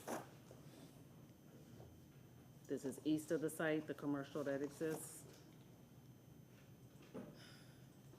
This is on Clark, that's looking north on Clark. The site is to the right of the picture. And this is west of the site, the daycare. And then this is a view that's on Henderson, that's southwest of the site. So the DRC staff has reviewed the request, finds the request consistent. There are no site plan modifications to be made. Any questions? Thank you very much. Okay, thank you, council. Yes, ma'am. Applicant? Good evening, esteemed members of City Council. My name is Scott Stigl, 601 Bayshore Boulevard, Suite 700, and I'm here on behalf of the applicant, Slapshot Management Group LLC. We're here for the rezoning of this property from a CG to a PD at 4075 Henderson Boulevard in Clark, as you've been told. The reason why it's a PD, the site use of a restaurant that we're converting it to is completely consistent with CG under the code as it sits. However, because of the irregular size of the lot, we are required to come for the PD because we're going to need some waivers to deal with it, mainly having to do with parking. We have worked diligently with development review staff and the planning staff to create a site that's both consistent with surrounding neighborhoods, that's consistent with the code and the comp plan, and that is also consistent with multiple land use policies and objectives. As noted, I'm not sure it was made clear before, that zoning on all 4 sides to the north, east, west, and south of the site is commercial general also. So we are looking again to get 5 waivers, given the irregular size of the lot. I keep calling it irregular, it's an unusual triangle that you see there. But the 5 waivers, I'm going to take them a little bit out of order because, again, they mainly deal with the parking access issues. So the first one I'm taking is the 5th requested waiver, that we are requesting a waiver to reduce the parking from 8 spaces, from 16 spaces to 8 spaces. We'll have 12 spaces. There will be 4 spaces along Clark Avenue that are on-street parking, which are not technically allowed to be included as part of the parking, but they will facilitate the parking for the facility or the business. And the restaurant will be mainly positioned as a takeout on-site restaurant, and it will have a slightly less use than a normal restaurant in terms of on-site use, because we're focusing on more of a pedestrian type of restaurant use.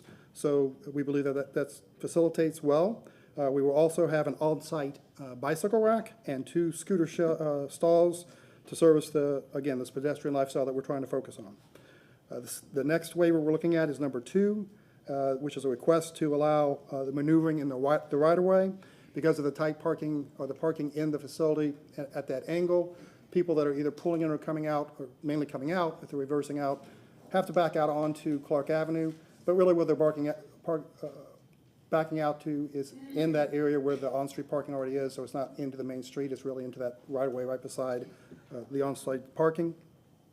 The third waiver that we will be seeking is number 3. To accommodate the on-street parking and a 5-foot sidewalk, we're requesting to reduce the 8-foot vehicular use area, the VUA, to 0 along the Clark Avenue, as again, we're dealing with this unique site shape that we're working on.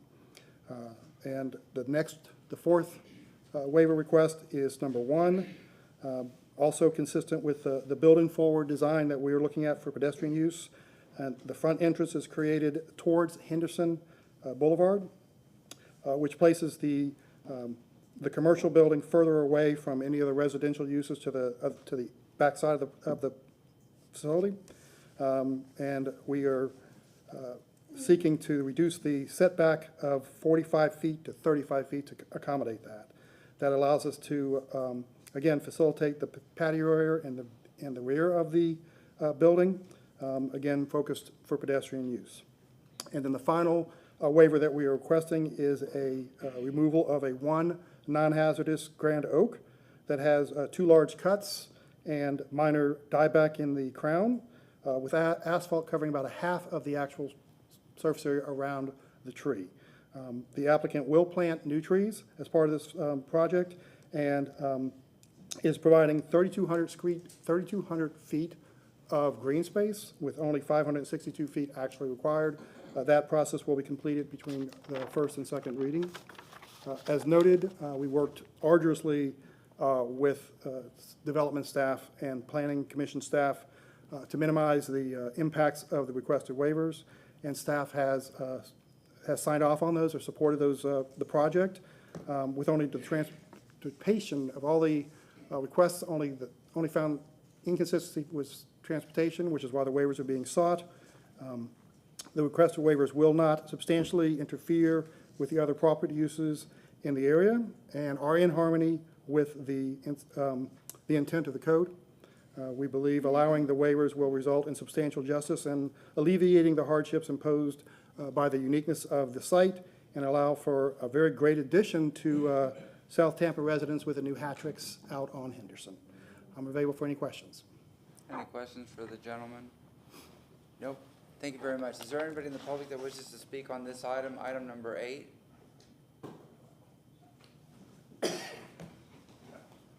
Yes, ma'am. Please state your name.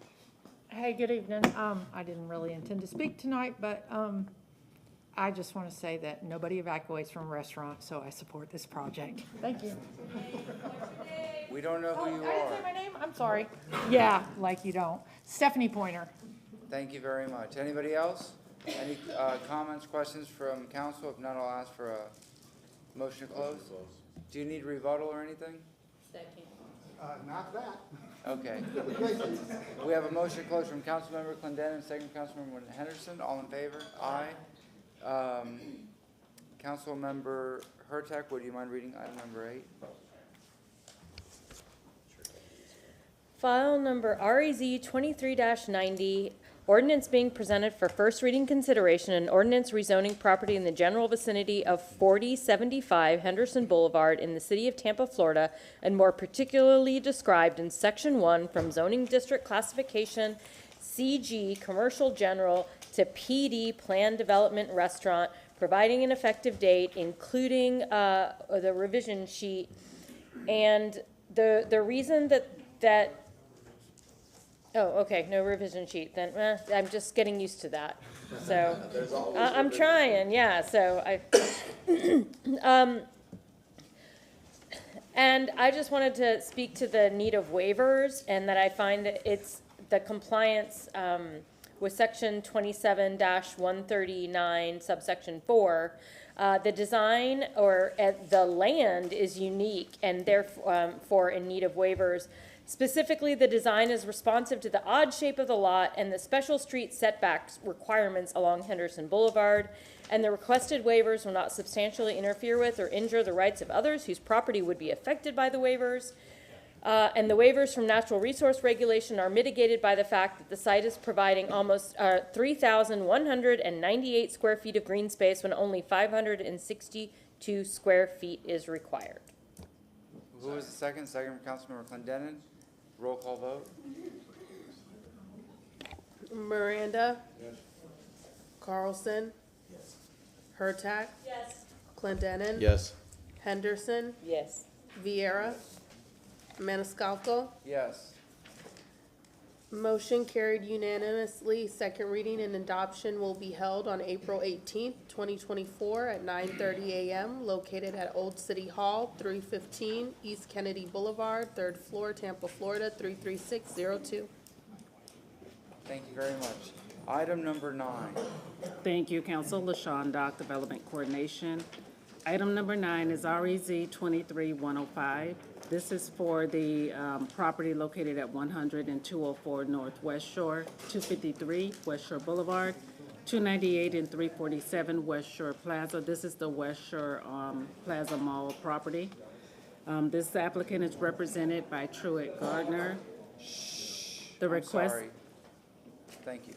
The request is to rezone the property from PD Planned Development, which currently allows for a mixture of residential and commercial uses. The request is for a PD, and that would allow for retail sales, all commercial general uses, in addition to residential, multifamily, hotel and motel uses on site. The current PD encompasses just the eastern half of the property, which I will show you shortly. I'll let Danny show you the property. This PD encompasses the entire parcel, and changes to be made to the entire parcel, with the exception of Macy's in the parking garage. Thank you very much. Yes, sir.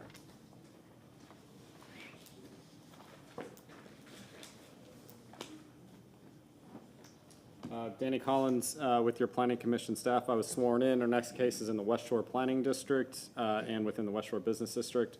The site is within the coastal planning area. It's within evacuation zone A and the coastal high hazard area. Here is an aerial map of the subject site. This is the Westshore Plaza, just south of Interstate 275. It is along Kennedy Boulevard and South Westshore Boulevard. The surrounding area is predominantly non-residential in character. Here is the adopted future land use map. The subject site's recognized under the Regional Mixed Use 100 designation. That designation's one of the more intensive, or the most intensive mixed use category in the city. It surrounds the subject site on all sides. As you transition off Kennedy, you get into a residential 6 neighborhood. And then off of Westshore Boulevard, it transitions to residential 35 and then 20. Planning Commission staff reviewed the request and finds the proposed uses and intensity consistent with the urban development pattern anticipated in this area of the city. The RMU 100 designation supports high intensity and density high-rise residential, major office, and regional serving commercial development. and is generally found in areas supported by major transportation facilities. Transportation investment has occurred within proximity of the subject site. The site is situated just east of an on-ramp to Interstate 275. Additionally, the subject site is adjacent to South Dale Mabry Highway, a transit emphasis corridor suitable for redevelopment and intensification. Actually, that is Westshore Boulevard, I apologize. The subject site should address the mixed-use centers and corridor policies provided in the plan. While many of the streets are labeled as internal private streets on the site plan, it was confirmed through an email with the applicant on March 1st that additional criteria will be provided through notes added to the site plan between first and second readings. These criteria will specifically address setbacks and the inclusion of street trees along the internal private streets. These criteria will meet the intent of the policies promoting development in mixed-use centers and corridors and within the city's employment centers. I do want to emphasize that I do want to make sure that those are provided between first and second reading. The proposed rezoning supports many of the policies in the comp plan as it relates to housing the city's population. Comprehensive plan encourages new housing on vacant and underutilized land to ensure there's an adequate supply of housing to meet population demands. The request will add additional housing within the Westshore Planning District and the Westshore Business District, which is consistent with the plan. Based on the above considerations, the Planning Commission staff finds the request consistent with the goals, objectives, and policies of the Tampa Comprehensive Plan. That concludes my presentation. Thank you very much. Any questions? No? Ms. Dock, yes? Thank you again, Council. LaShawn Dock, Development Coordination. And I like to put up an aerial of the site to show you the zoning map. So this is the site which is located here in red. This is 275, that's to the north. This is Westshore Boulevard, that's located here, and this is Kennedy. So this is the Westshore Plaza property. So the site is currently zone PD. The planned development does allow for a mixture of uses as mentioned earlier. The development would have encompassed the eastern portion of the site. If you remember, the old Sears was located on the east, and then it would have proposed, it allows for development on this surface parking that exists in the out parcels that are on the east along Westshore Boulevard. What's currently before you will allow redevelopment of the site for the entire site, with the exception of the parking garage that exists here and the Macy's store, which is located northwest over the site. So the residential units that are proposed are a total of 1,765 units. The maximum building height proposed is 190 feet. Danny has already proposed to you and presented that this has a future land use designation of an RMU 100. The actual parking that's going to be required for the use is 6,431 spaces, and 9,184 spaces will be provided on site. So this site allows on page 3 of the staff report, and I can just put it here on the overhead to see. I don't want to read every use, just given the time, unless council wants me to. But these are the. Please read them all slowly. Yes, and the numbers and the square feet. This is the commercial development square footage. This is the breakout, and these are the maximum entitlements. And these entitlements could be traded off through an equivalency matrix, which is provided within the site plan itself. What I like to do also is just show you the site plan, just to show you the orientation of the buildings on site. So this, of course, is located within the Westshore overlay, and compliance with the overlay district standards are required. One thing to mention and note is that there is a finding from urban design of inconsistent. It is relating to the open space and the open space requirement in the code to be placed on the corner, which is on this location of the site.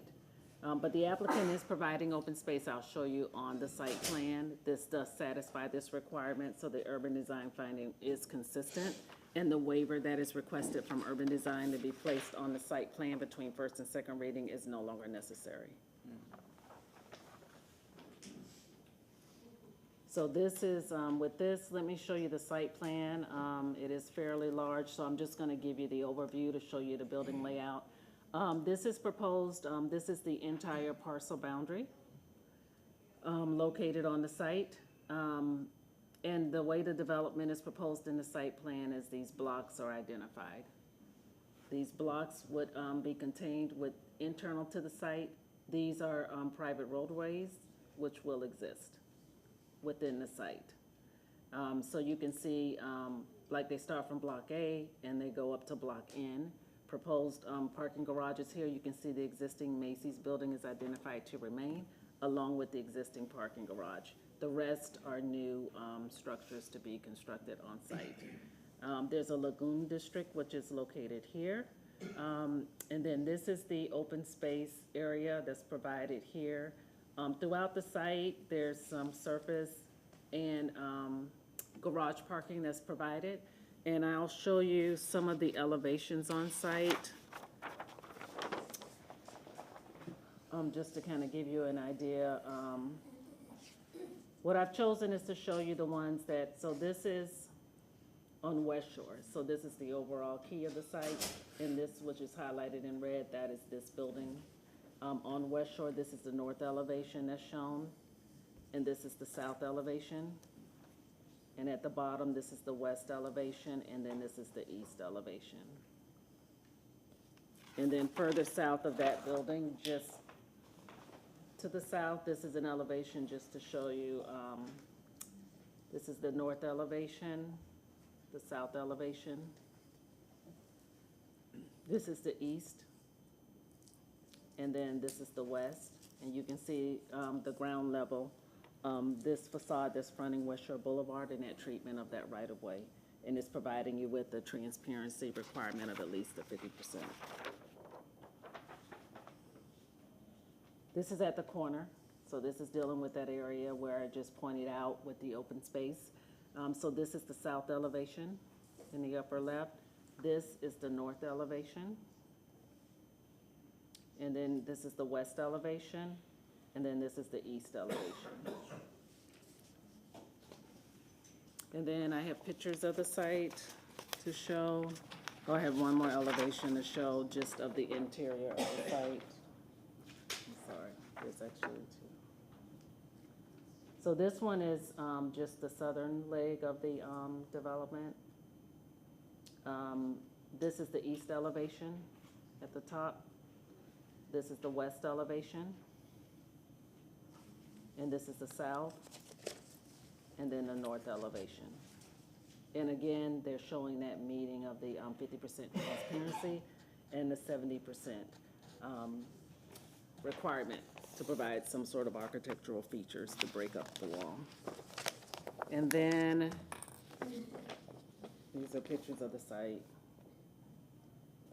So that's the current site that exists, of course, to the southwest. This is kind of central on the site. I don't want to go through all because I think we're familiar with the site. This is south of the site, the retail sales, the Publix.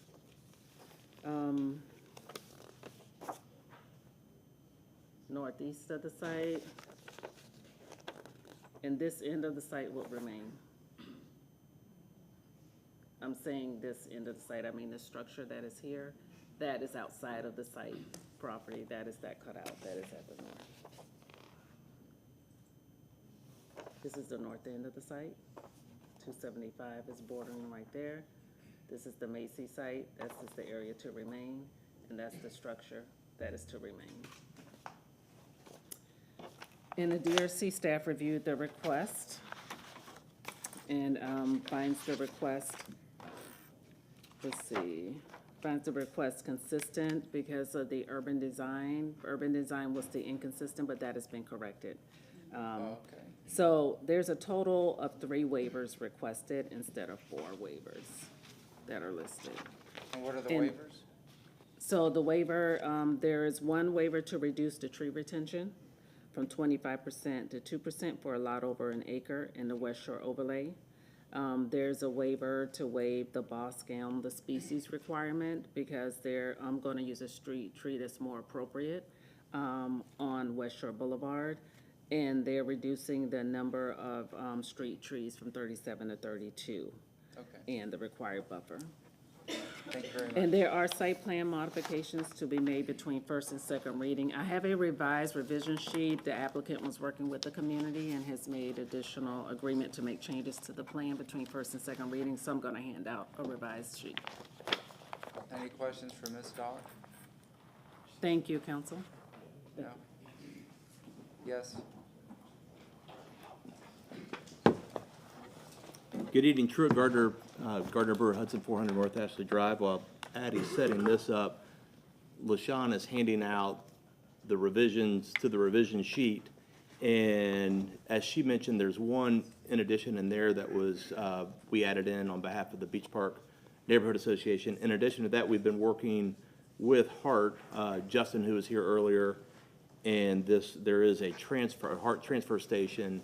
Wanted to make sure it was incorporated in the new plan. Thank you. And so, Marty, if you will, I'll hand you this note, which is in addition to the revision sheet on the Hart note alone. I'll give her one, but she's aware of it.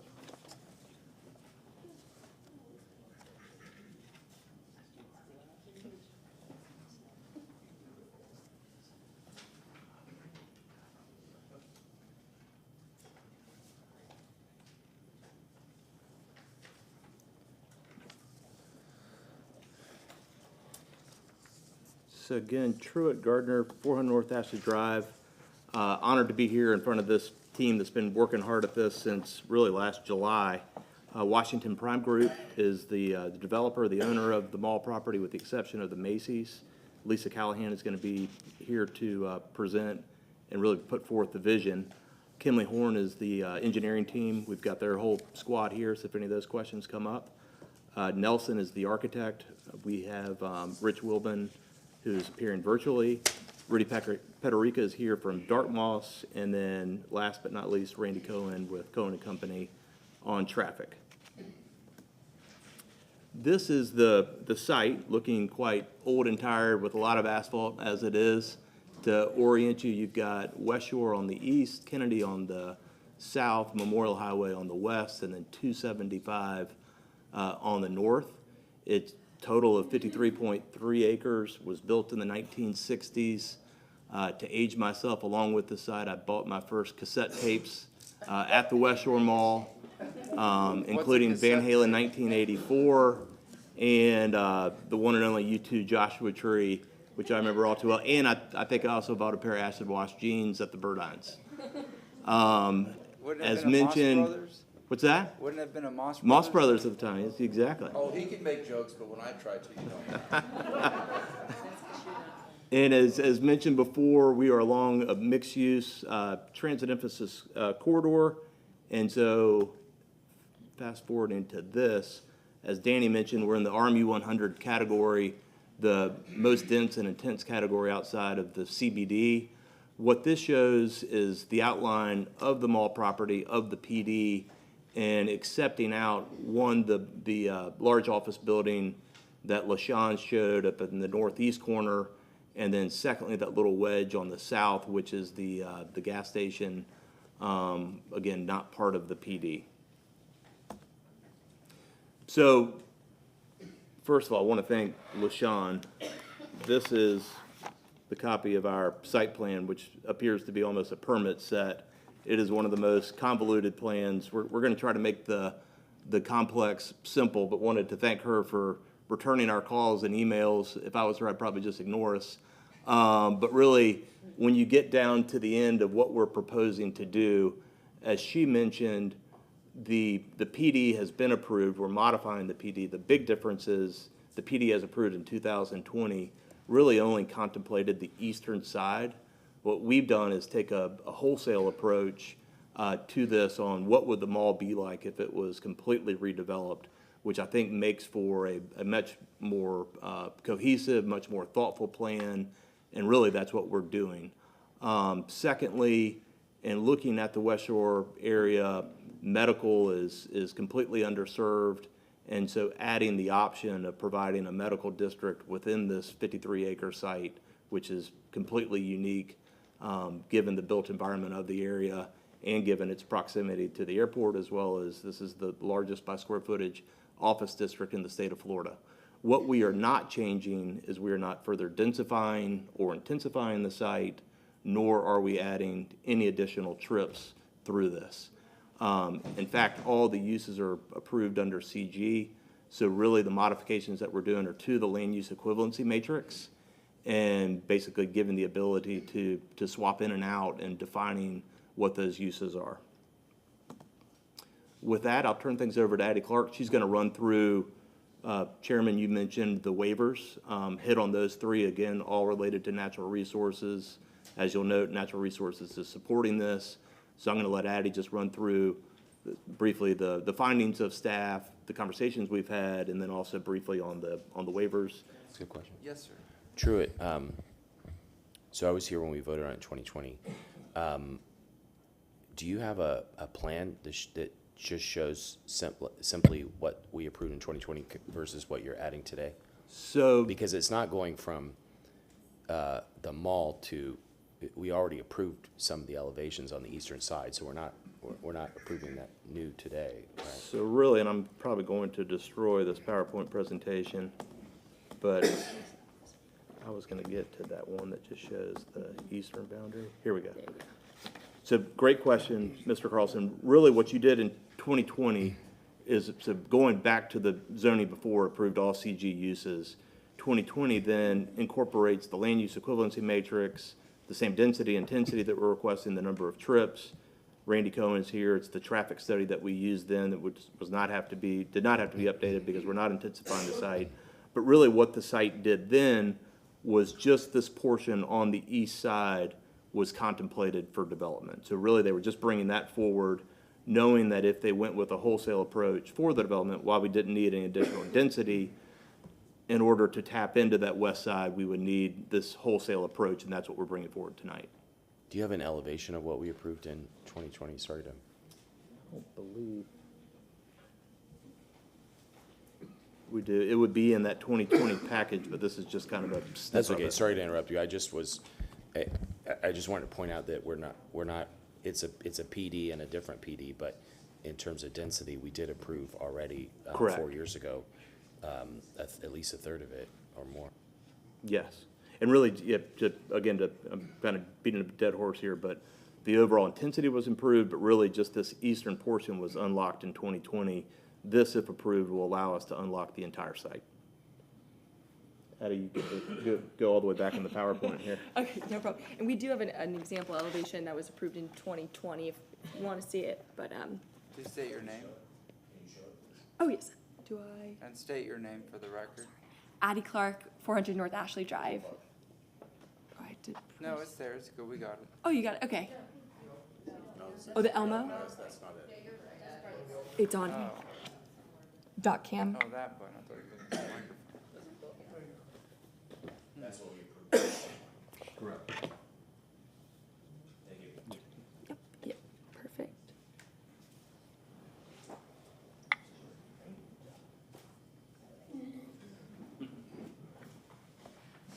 Sorry again for the record, Addie Clark, 400 North Ashley Drive. Just getting my PowerPoint back really quickly. Okay, thank you so much. As Truett mentioned, we did, and as LaShawn mentioned as well, we do now have a full finding of consistency from staff. And again, going into those three waivers, they are natural resources based. So that first one here is for tree retention. And really that is solely based on the fact that because of FEMA regulations, we do have to raise the site and fill it with about 4 to 5 feet of fill. Again, all for FEMA-based flood elevation. So unfortunately, a lot of the existing trees on site are within that area. However, we are proposing to plant over 900 new type 1 trees, which is more than what's required.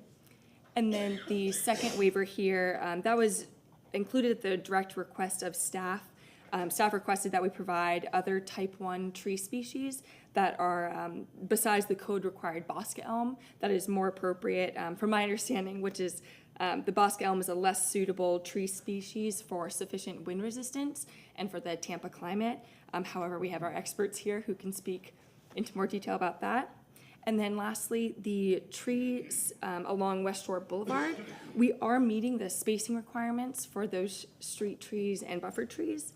However, we are just 5 street trees shy and 3 buffer trees shy of the required number along that frontage of Westshore, and that's solely to provide the proper intersection sight triangles for drivers approaching or departing an intersection. And again, Ricky Pederica and David Flanagan are here to speak into more detail if there are any questions. And again, the intent of this project is to really reactivate this area as a well-designed urban environment between 2 mixed-use and transit emphasis corridors. This is a prime candidate for enhancing place with pedestrian-friendly streets, mixed-use buildings, and attractive streetscapes to really create that live, work, play environment. And the project recognizes, as Stuart mentioned, the importance of connectivity, so we have been in coordination with HART and will continue that coordination throughout the project. And now with that, I will introduce Lisa Callahan, VP of Development for Washington Prime Group. Thank you.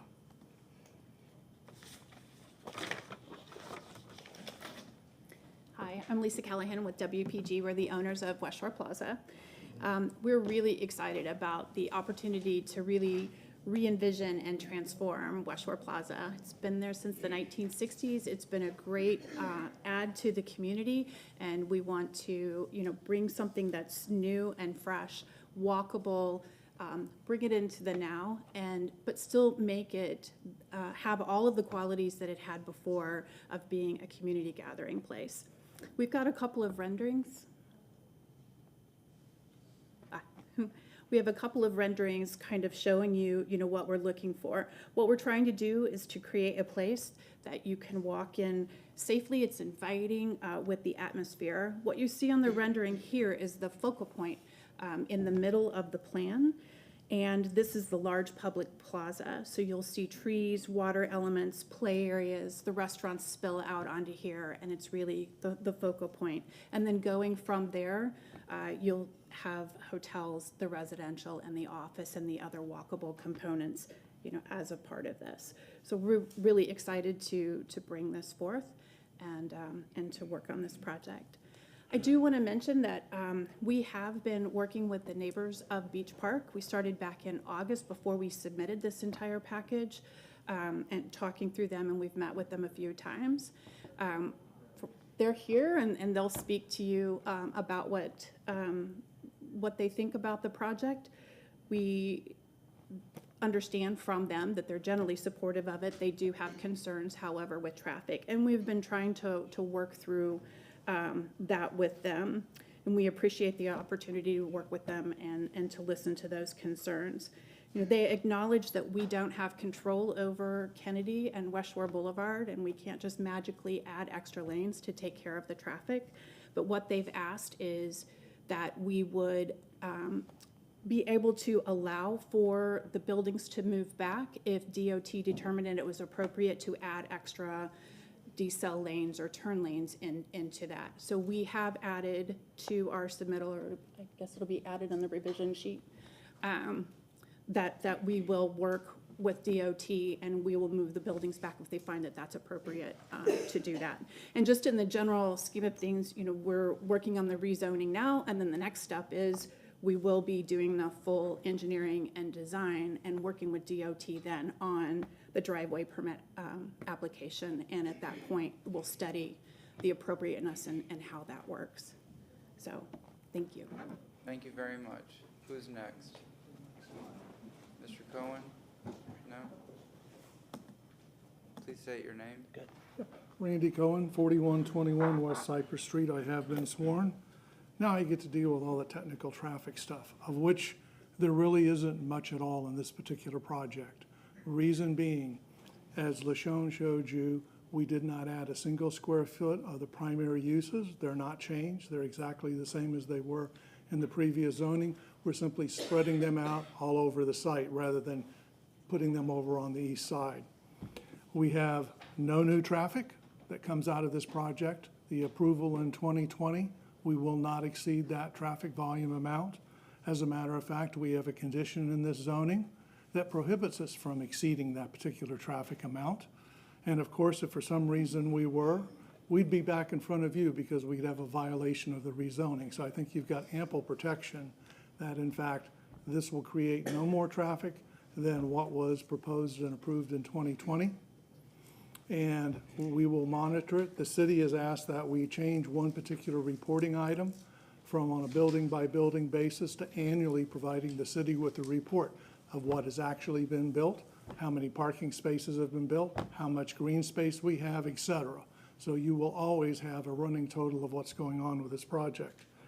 As importantly, this project, unlike most in the area because of its size and nature, we will end up providing a total of $6,933,000 in various types of transportation fees to the city of Tampa and the Westshore Alliance, according to their area-wide development or area-wide DRI, which we were a part of. So as a result, substantial amount of money is coming on. Those improvements to be cited by the city of Tampa, the neighborhood association within the greater Westshore area, and Westshore Alliance itself to some extent. As Lisa said, we are doing permitting with the DOT. Of course, that comes after we have an approved project. The DOT typically will not permit your improvements that they require until they know the city or the local government has approved the project from a conceptual standpoint. That's what we're here looking for tonight.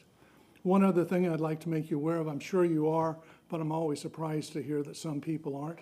In Westshore, if you drive around, you'll see along the interstate, there have been buildings that have been taken down. There's some preliminary traffic work that's been done, like the corner of Memorial Highway and Kennedy Boulevard, adjacent to the mall. That's the beginning of the DOT's Westshore interchange improvement, which is about $1.2 billion in cost. Not only does that address the interstate, it provides a new interchange at Rio to the west of Westshore Plaza, right at the foot of the Howard Franklin Bridge. It connects Occident Street, which is a parallel street to Westshore Boulevard, to the west of Westshore Boulevard, and Trask Street, both under the interstate. It also provides new access to the very northern end of the Westshore Business District as well. With those, we will see substantial changes that will go along with this project, many of which are beneficial to reducing traffic along Kennedy Boulevard and along Westshore Boulevard. I'm happy at any time if you'd like me to go over them. I've got some schematic plans of what those improvements are, et cetera, and I can show you exactly what's going on, but I'll leave that at your discretion.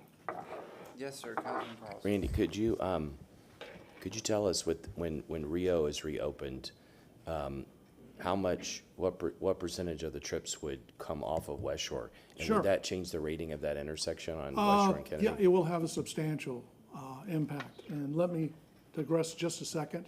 The city of Tampa, a few years ago, did a complete street study for Westshore Boulevard.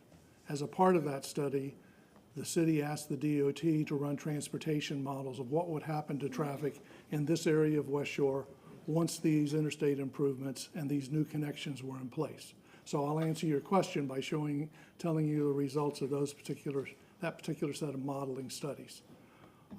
Kennedy Boulevard from Howard Franklin, or the foot of Howard Franklin, over to Memorial Highway, traffic will reduce by perhaps as much to 20 to 30%.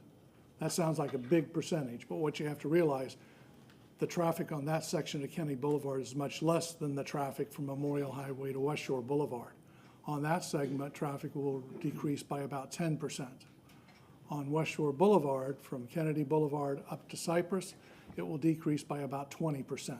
And that's because of the Rio interchange and some other things that are going on up near the airport that provide additional access to Spruce for Westshore, being all that Westshore property and development west of Westshore Boulevard itself. So there will be some substantial changes. They will not be as dramatic, but they will be akin to what happened on Gandy Boulevard when they opened the elevated lanes, and all of a sudden we saw 30% of the traffic on Gandy Boulevard evaporate because in fact it was on the lanes that are now elevated. So we will see some significant changes on Kennedy Boulevard and Westshore Boulevard. The other part of that is they are rebuilding Memorial Highway basically from Westshore Plaza all the way up to and beyond Courtney Campbell Causeway, providing a much greater number of lanes to allow traffic to no longer back up there, but in fact to split, to go to the Veterans Expressway, to go to Eisenhower Boulevard, to go to Courtney Campbell Causeway in a much more efficient way than it does today. Therefore, it's like a hose with a bigger nozzle on it. More water will come out of it. Does DOT have an estimate once I-4 that there's a big mess there when everybody converges? If that is fixed, do they have a percentage reduction in traffic that will come straight down to Kennedy to bypass I-4? 275? 275, what will happen is it will actually reduce, the reason being with Rio in place as an interchange. If you're going to or from Pinellas County, you will no longer have to depart the interstate to get on Kennedy Boulevard. You'll be able to literally get directly on Rio, proceed north into the Westshore district proper. Is the applicant out of time? Did they hit the 15-minute mark? Looks like we've got 28 seconds, and I'll just say that completes our case in chief. Happy to answer any questions. Appreciate the line of questioning already, and realize this is a big project, and want to assure you we've taken this seriously, and the design has been thoughtful. I think it's a much better approach to look at the site as a whole than just a section on the eastern side. And so we hope we've brought forth a quality project and look forward to seeing it come to fruition as the years progress. Councilmember Hurtak. Thank you. I appreciate the presentation. My first question then kind of has to do with that. Why did you choose not to do a PDA here? Really, to be completely honest, we would have had a lot more flexibility with a PDA. Yeah. The issue we had is we've got a PD that dates back once and then modified in 2020, so it was much easier to keep what we have than to just throw it all out and start again. But what we did try to do is kind of with the admission that this will be built in phases. When you look at the code, even PDs are contemplated to be built in phases. I think the best thing that we've got going forward is the note that we worked on with LaShawn on this annual reporting. And so really it's going to function in a very kind of linear way of drawing down, making sure we're complying with parking, but really it's a PD that we inherited that we're trying to do the best we can with. Okay. But if we were starting fresh, I assure you we'd be requesting a PDA. And you made a big point to talk about the fact that you're not increasing density and intensity. And I would say that in the change from 2020 to 2024, density and intensity is absolutely what we need. More. I'm actually shocked that this project isn't higher, because you're right on the interstate, you're right on Westshore. So I'll be honest, I'm disappointed in that respect. I would have liked to have seen more residential units because it's something we really need. And did I hear you right when you said that you, or maybe Ms. Dock said, but you can clarify, that you have 6,000 required parking spaces and you're providing 9,000? So on that, actually the 2020 site plan, there's a waiver reducing the number of parking spaces. Since that time, the Westshore overlay parking standards have changed. And so we're actually providing, we got a waiver then, which is going to remain, but we're actually in excess slightly of the parking. Again, not that it'll all be built, but it will have the opportunity to be built depending on the mix of uses that end up occurring on site. Okay, so what are the spaces that you are providing and are required? Like in a ballpark figure? Randy can answer that question much more intelligently than me. Yeah, we have it on a slide for rebuttal, but for right now, the project was originally approved in 2020 for 7,288 parking spaces. Parking being provided was 9,184. Under the new code that's required in Westshore, because we updated the overlay, the parking spaces required would be 7,288 without any waivers. What we have going, though, is we have some uses that will require more parking than what code requires. We have to be very diligent about that because, in fact, we can't lease buildings if we don't have adequate parking for them, and some uses will require more than what's actually permitted in code, or, if you will, suggested in code. Okay. While you're here, maybe this is a question for you as well. I'm just going to start asking this about all plans. What are your plans for e-bikes and e-bike parking specifically covered with possible, like, charging stations, things like that? Your code now requires charging stations. We, in the last rezoning, provided substantial bicycle racks. We'll continue to do that, et cetera. This is really meant to be a town center type affair. And yes, we had already looked at and provided for various sorts of transit companies, which are Uber, et cetera. So there will be charging stations, there will be locations for them, so that in fact you can call an Uber instead of figuring out where the heck am I going to get it at. There will be stations there and labeled and identified. Okay, thank you. And one last question is about trees. Mr. Pederica. Actually, maybe while Ricky's coming up, just to get back to your density question, which is a great one. A couple of things that one to our advantage is it's not often you get to multiply over 53 acres. And so we're at 1.53 FAR, where 3.5 is allowed, but 1.53 times 53 results in a really big number. And then secondly, the other thing that we're restricted by, not just the exterior dimensions of the site, but the height of the site, given our proximity to the airport. Okay. And in fact, in just one clarification from what LaShawn said, we had 190 feet mentioned on the site plan. Through talking to HEAA, they said, we want no mention of height. Everything is going to come through us. And so you can see from what Lisa showed you, kind of the context of those heights, that's factoring in those FAA kind of coordinates. But that's kind of our biggest restriction, is given the proximity to the airport. Okay, thank you. That Sure. makes sense. Mr. Pederica, the tree waivers, it just sounds like there's going to be fewer trees, even though there's more green space. I'm a little confused. There's 575 on site. We're removing 287. We're proposing 900. Oh, okay. So then I guess the waiver thing threw me. then. There is a retention waiver because there are so many tired parking lot live oaks that aren't that bad to not count. But that's what's triggering the waiver mostly. But Okay, thank you. That's all I needed to know. And then, I have one more question because I just have to ask. How many palm trees?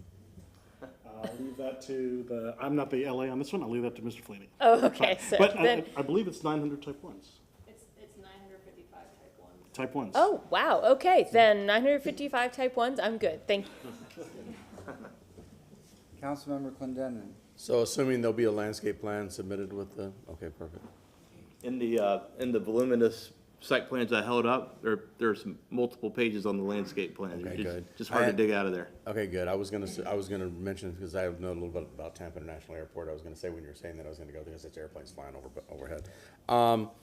Last thing is, in the long-term vision of city and mobility, Gray Street is gonna be a kind of a mixed modal kind of street with bike lanes, and that's the longer range plan. I know that Gray Street kind of dead ends into that area that you're not including the PD, that big bronze building. But I don't know if you've got any plans to accommodate, because the Gray Street's going to dump right there on Westshore into this development. So behind the building that you're referring to, and actually it's funny, I remember driving by it, never utilized it, but that's where this Hart transfer right. station is. And we were taking a close look at it today. It currently has, we'll call it 4 bays and 2 shelters. And what that note provides is that will be modernized. There'll be 4 shelters. And then in addition, there's some pretty sad looking bus stops around the perimeter of the site. We'll also be working with Hart on improving those too. Okay, very good, thank you. Yes? On the Hart transfer station, why can't it move to the multimodal facility where Charlie's is? So very well could. We did not restrict ourselves to that area.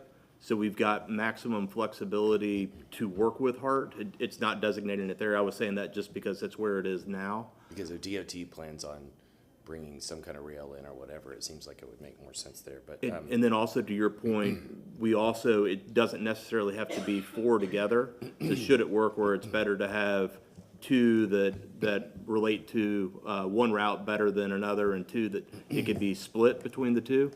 So what that note provides is our work with Justin at Hart to maintain maximum flexibility, but to ensure that this transfer station will remain.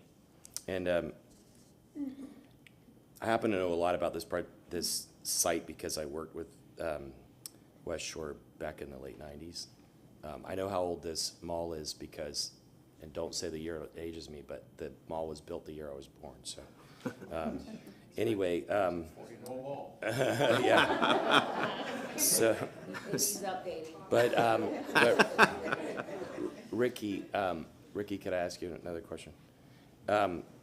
Without providing I won't provide testimony, but I'll ask you a question. The majority of the trees, when were they planted? Ooh,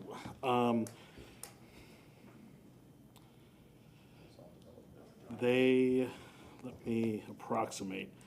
I want to tie it to the development. It's clearly tied to the development of the mall itself, which I don't know that date, but I'm trying to see by the sizes. The majority of the oaks are 11 to 20 inches. And in conversations with staff, they've been growing less than half an inch a year. That puts them 20, 30 years old. Yeah, so late 90s, right? Yeah, okay. And then, Randy, Mr. Cohen, as I recall, the issue on this about density is related to the interchange or the intersection. Yes. Do you guys still do ratings like A through F or whatever? Oh, most definitely. And what kind of, I know you probably don't want to say it, but somebody else probably will. Well, So what is the rating Kennedy of and this? Westshore is a failure. Yeah. It is an F. The issue with it is to make it operate better than it does today. So if it wasn't an F, could you guys put more density on this and add more people? or- Well, under city code and the way it operates, we could put more density on the property today and pay more of a mitigation share. But in fact, when you look at the property, you look at the uses, you look at the ceiling we have from the Aviation Authority, and this is under runway 36 left. So in fact, we have runway operations over top of it. So we have a number of restrictions. So we could get probably another 500,000 square feet on the property if we jammed it all in there. If there was the ability to get people in and out? Yeah. Okay, thank you. Anybody else? The mall opened September 1967. That is the answer. That is the answer. All right, at this time, we'll take public comment. Is there anybody in the public that wishes to speak on this item number 9? Yes, sir. Please state your name. Mr. Chairman, Council members, Todd Pressman, 200 2nd Avenue South, number 451 in St. Petersburg. I am here this evening representing the Beach Park Homeowners Association. I do have a resolution to give to you, also with Mr. Miller, who's another representative, who have concerns and have met with and worked with the mall representatives. Primarily, a couple of months ago, they attended a public meeting with the group, and also just a couple weeks ago. But the resolution refers to that they're generally in favor of the redevelopment, but have concerns about traffic and have concerns about impacts of traffic, and primarily received from the representatives of the mall a plan that was, evidently was put in the record just this evening. The main concern of that is that there's no contingencies that that's going to happen or occur. So these are a direction towards solution of concerns of the homeowners group, but doesn't completely answer them. So we would like you to consider that, again, that plan that was submitted is without contingency. If it had contingency, that would be much more favorable and much more supportive. There were other concerns of the group, but this was something that was brought forward by the mall representatives that does address those concerns. So with that, I'll submit this resolution to you and indicate again that the Beach Park homeowners does want to work forward and work with the mall to make it the best that it can be. They've obviously put a great team together, but this is a paradigm huge project for Westshore and want to be sure that it's going to be 100% done great in top fashion as their team would like to see it. If I may submit this to you. Thank you very much, sir.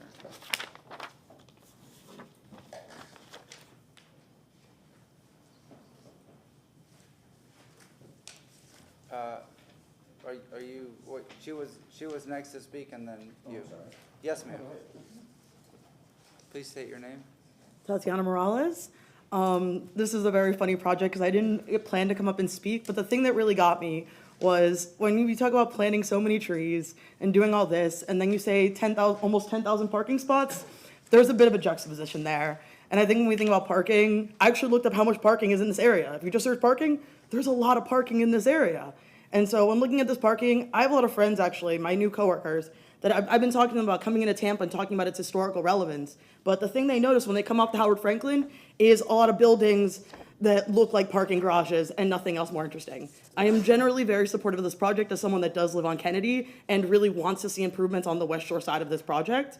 But I do think, on the other hand, 10,000 spots will be a massive influx of telling people, hey, bring your car here, instead of, hey, why don't we work with HART to improve services? We're already doing these multimodal services. Howard Franklin's gonna have bike, ped, rail. People are gonna be coming off Howard Franklin in ways that aren't just cars. And when we talk about a new center for West Shore and the new vision for West Shore, we have to think a little bit more like Midtown, a little less like University Mall sprawling parking lot. So I just want to give that as a suggestion for the future of how this looks like. But yeah. Thank you very much. Yes, sir. Please state your name. Good evening. My name is Mark Miller. I live at 5218 West Neptune Way. I'm a resident of Beach Park, as well as speaking on behalf of Beach Park HOA this evening. As you heard from Todd Pressman, the resolutions adopted by the Beach Park Board are in spirit of cooperation with the applicant, and we are supportive of the redevelopment. However, with already failing roads adjoining the current less than successful mall, there is no doubt that a successful redevelopment of the 60-plus acre site will generate more traffic than the mall currently contributes to West Shore and Kennedy Boulevards. The mere fact that the proposed development will double the number of parking spaces that exist today should tell us something about the added traffic. Yet, the site plan submitted to the council for rezoning before the modification that they submitted to you tonight, which was only submitted to us 3 days ago, in cooperation with us, we acknowledge, does not propose even the most basic of improvements for public safety, nor improvements that would help to ameliorate some of the extra burden on already failing roads. Again, the applicant just 3 short days ago gave to us this proposal for some decel lanes and XL lanes. That's wonderful, but they've also told us, I don't know if they've told you, that they're making it contingent upon compensation from DOT. But the site plan before you, the site plan that they've proposed for you to approve tonight, takes into account no such decel lanes and XL lanes. And if it's contingent upon them coming to terms with DOT, then what you approve tonight will in fact go out the window if without those improvements. If they remove the contingency, then we are in better spirit with them. And in fact, that their property needs to contemplate that these roads are failing today, that there will in fact be more traffic generated by this. I don't care what the studies say, use common sense, okay? We need relief in that West Shore and Kennedy area. I think everyone understands that. I don't have to pound the table on that. My question is, if they have not really met with DOT and gone through all of these to make it such that they feel comfortable removing these contingencies for improvements to the West Shore and Kennedy parcels within the confines of their property with decel lanes and XL lanes, then we have a problem with your approving tonight the plan absent those improvements. That is where we are.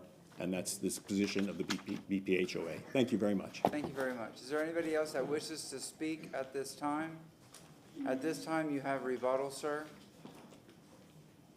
So, Mr. Gardner, the gentleman that just spoke discussed the contingency in regards to DOT. How do you respond to that? I'm going to let Randy talk about that in greater detail, but I will say what we submitted tonight, and in fairness to Lisa and the WPG team, they've been meeting with Beach Park since August. It was only last week that this transportation issue came up. She directed us to jump on this issue. we started working with staff, worked closely with LaShawn to formulate a note. What the note says, and it does not say anything about compensation from DOT, is that we will set aside 12 feet of land, both along portions of Westshore and along portions of Kennedy, for a decel lane, should it be warranted. I think what they don't understand and appreciate that Randy can address is actually how this process works with DOT. I think also what's being overlooked here is what Randy addressed before, and what Mr. Carlson was doing a good job of asking questions of the relief that's going to be provided from over $1 billion in improvements to this area. So I think those are important things to keep into context. The other thing is, it was mentioned, and everybody seems to be harping on this 10,000 parking spaces. That is not the case. The only way that would be the case is if this mall, 53 acres, was developed solely as your big traffic generators, medical office.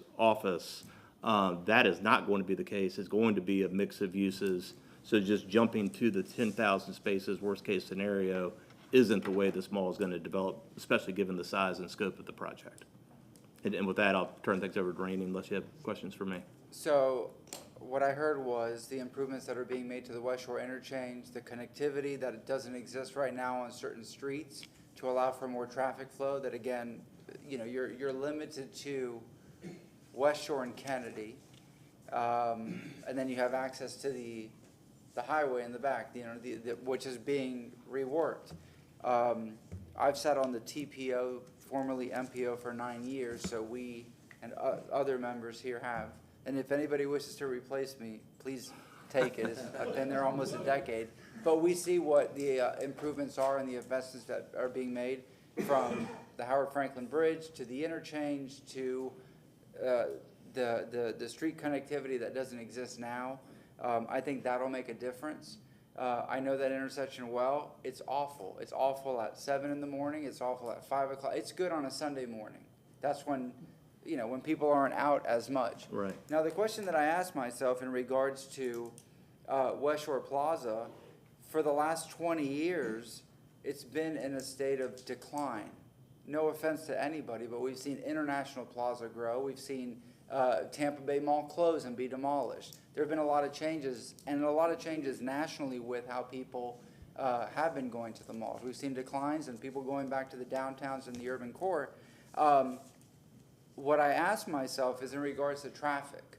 And on the document that was brought here, the current mall is suffering from diminished traffic associated nationally with B and lower graded shopping malls. At one time, that mall was very busy, and the mall was packed. But again, things have changed, and the mall is I don't want to say it's empty, but it's not like it was before. Mm. What if that mall was as successful today as it was 25 years ago at its peak? What about the traffic then? You know, we would have that increase in people coming in and out from Westshore, from Kennedy. So should this project move forward and that new development goes in there, it basically would, if it's successful, it would go back to possibly, you know, numbers closer to when that mall was at its peak with the amount of people coming in. So, you know, those are my questions and concerns. Now, regarding the 12-foot that you're considering, why not just put that in the plan and take into consideration Tampa's going to continue to grow? I believe one of the speakers in the audience said we have, I forgot the number, let's say 150 people moving to Tampa every day. That's thousands of people moving here in a month. Why don't we plan ahead? Mm-hmm. So if you look at the interstate, and I'll stop with this, and I talk a lot, but not really, but if you look at how the interstate was originally, Councilman Miranda made this comment years ago. He says when the interstate was built in Tampa, there wasn't a lot of traffic on it. You know, then it was, if you're not on the highway, you're in the Stone Age, because everybody was take the freeway, take the freeway. We didn't take into account back in the 60s that Tampa was going to continue growing. So you've seen the interstate being widened, the interstate being demolished and rebuilt in certain spans. Why don't you as or representing the developer think ahead and say, let's plan for more congestion so we can put to rest the concerns of the neighborhood nearby. I know it's a dense commercial area, mm-hmm. but the neighborhood right there, I mean, Westshore goes into 2 lanes just south of Kennedy. I mean, it's something that should be considered. I think it would save money in the long run and just plan it correctly now, and go from there. Thank you very much. Councilmember Miranda, then Carl. I can only say this, even the weatherman has made mistakes in the weather. I mean, they always say, I got this, and it happens half the time, and they get paid very well. So what I'm saying is this, and I have nothing against weather people, but I'm just, as far as I'm concerned, I haven't gotten maybe one person to call me on Midtown. And I thought that was gonna be backed up fairly large. And I haven't seen that. The traffic pattern flows real wide, and they have a restaurant outside that is very successful. It doesn't belong to them, but that restaurant is always packed with people. And they have a lot of traffic in the corner, but that's not the traffic I thought it would really be backed up, and it hasn't happened. I haven't seen it. And I travel that area daily, and I haven't seen that, and I've got, I think, one phone call on Midtown. So I'm just using that as an example. I can also say that I understand the neighborhood's plight, because just south of Kennedy, about 150, 200 feet away behind Publix, there's 2 roads there that the city should address, and I've talked to the administration not once but twice on it, about making one way out, one way in to help the people relieve the traffic, because it's backed up immensely where the traffic signal is at, and if you go straight down where they live, you're never going to get out on Westshore, never, without a traffic signal.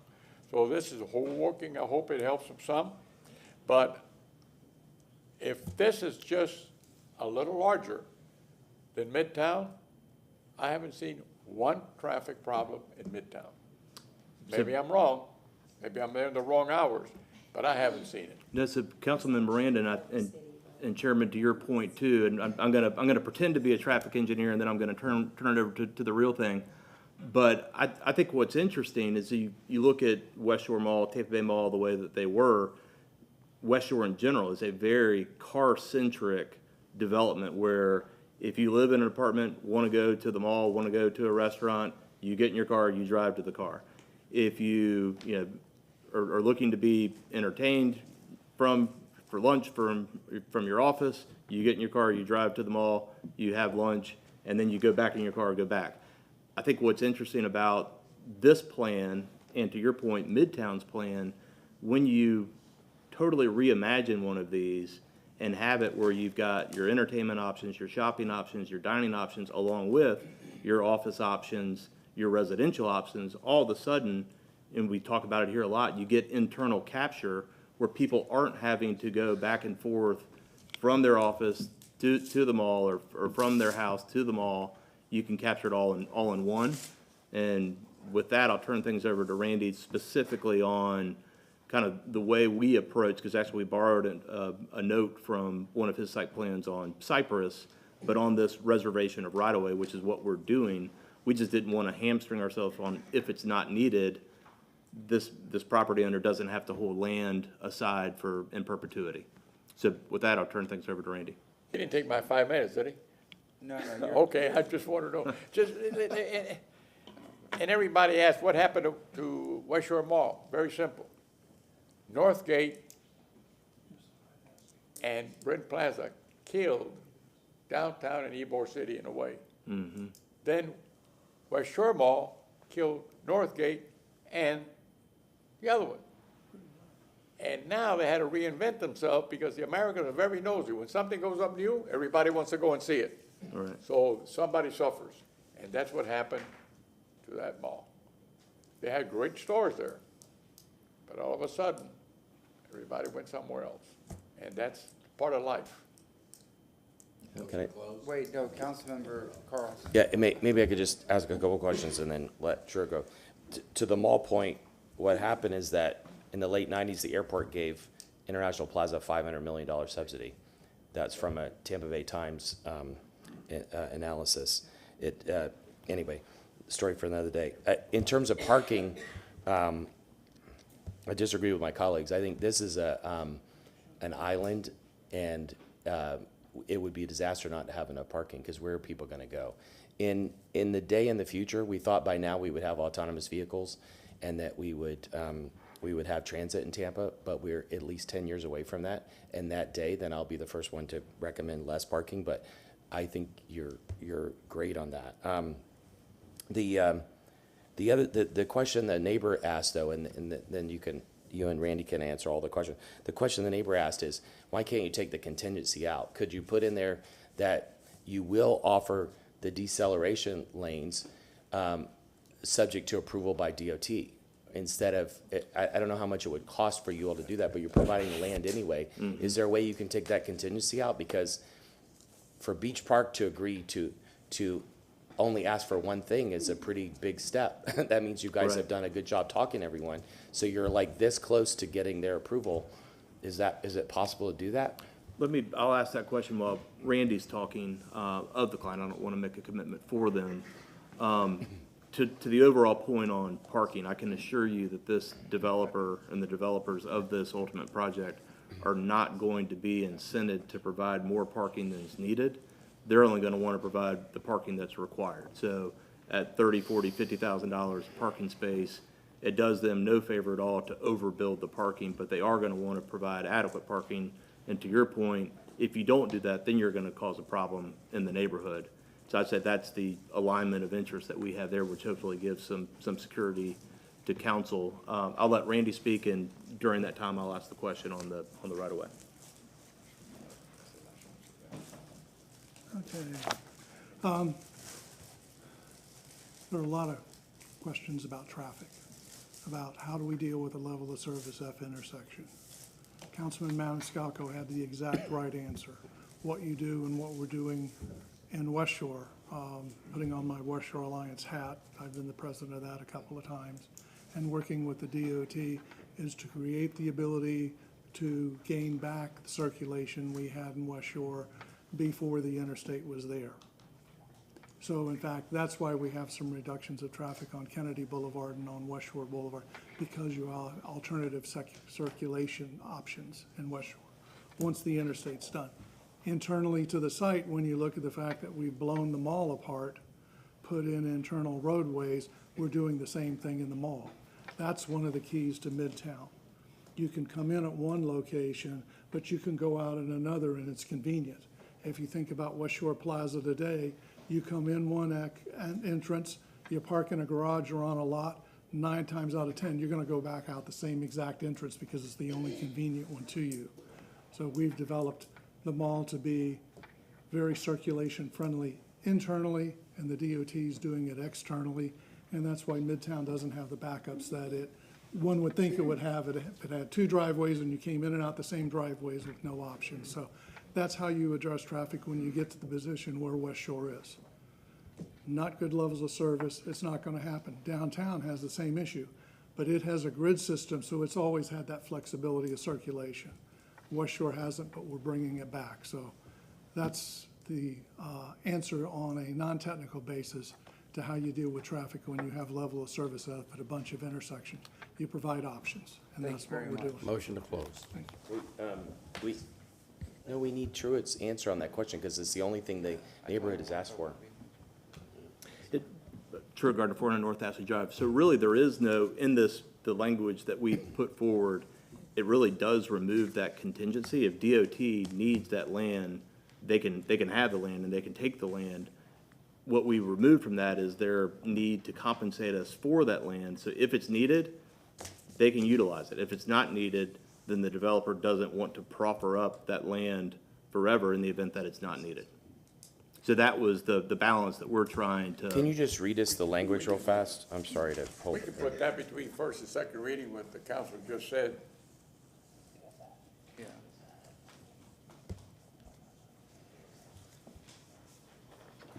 So this is the note that I turned into Marty, and Mr. Miranda, to your point, would be incorporated between first and second reading.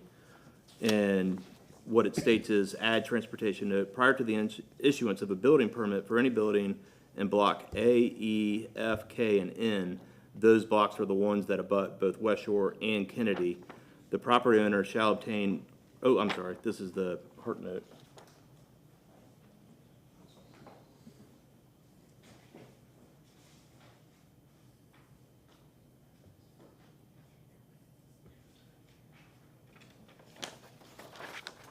Take that back. It is note 13, new zoning note and reference in site data table under proposed setbacks. Setbacks along block B and along blocks J and G, again, those are the portions along Kennedy and Westshore, to be reduced by the same amount as any property acquired by government entity in this setback area. Government entity must request reserved property in written form within 3 years of REZ 23-105 approval.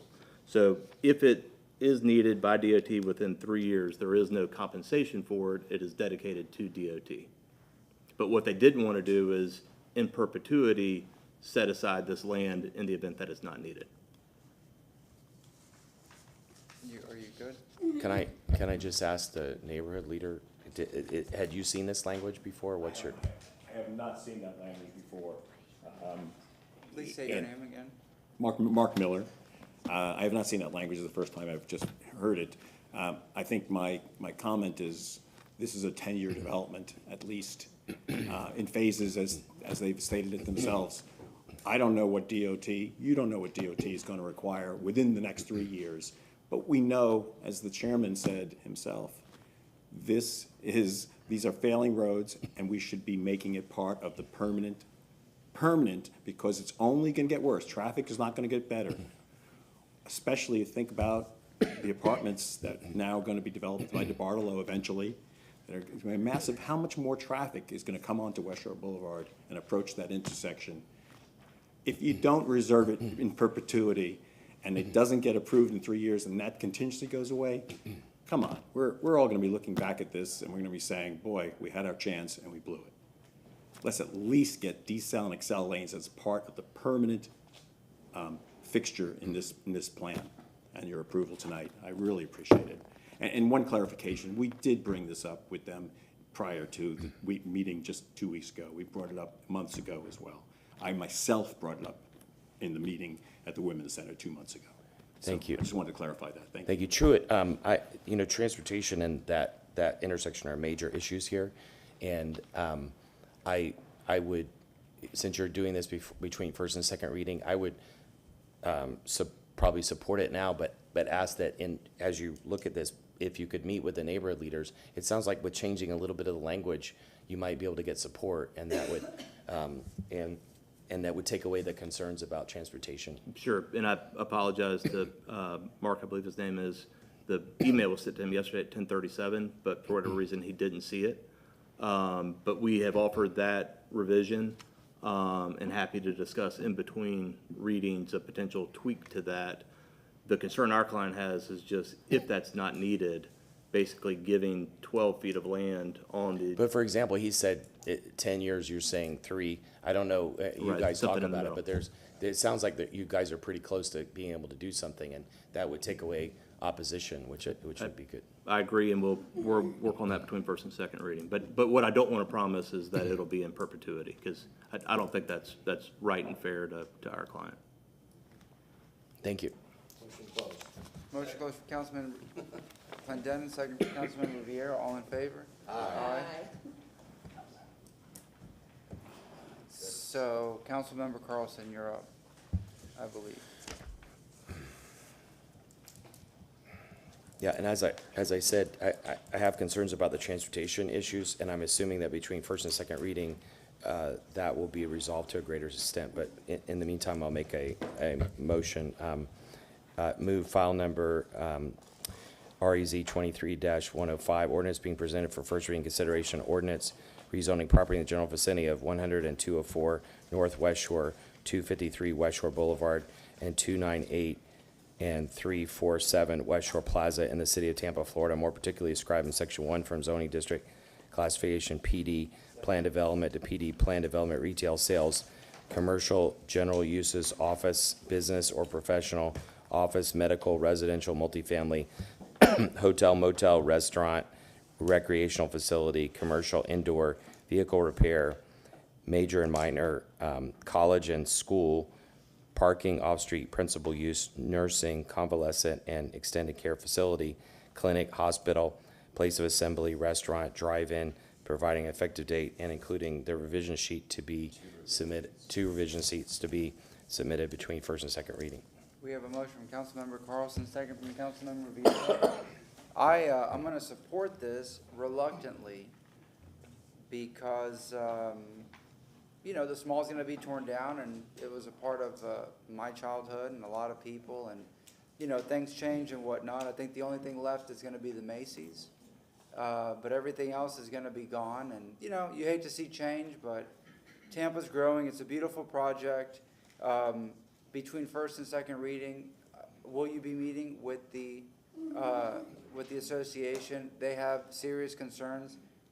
You know, many times I take Westshore after I leave my stepdaughter at school. I try not to. I take Henderson, just as bad, but Westshore South, coming off Manhattan, when I cut through, it's 2 lanes, and there's no easy way out. But that's just in the morning. The intersection of Westshore and Kennedy. People coming off the interstate, people coming off the Howard Franklin Bridge, on and on and on. You know, with the amount of people moving here, it's just not going to get better. So we have to think about the future. I'm going to support it. I've said what I needed to say. So if we could have roll call. Go ahead, sir. And go ahead. Yeah, I'm going to support this as well, and not reluctantly, actually, because, you know, we're redeveloping something that's at the intersection of 2 major transportation roads. This is, I mean, it's well placed to redevelop and deference to the neighborhood's concerns. I don't see, I mean, I see a lot of north. I used to live off Westshore before I moved onto the other side of the peninsula. For many years, I lived off of South Westshore, and Westshore's atrocious. It's horrible. But I mean, I see some of the development on South Westshore really hurting, you know, the traffic going north-south.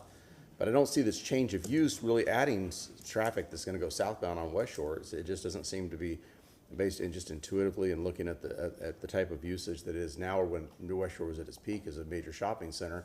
I mean, I used to go up from travel north on Westshore to go to Westshore Mall or Westshore Plaza and go back south, so I did that all the time.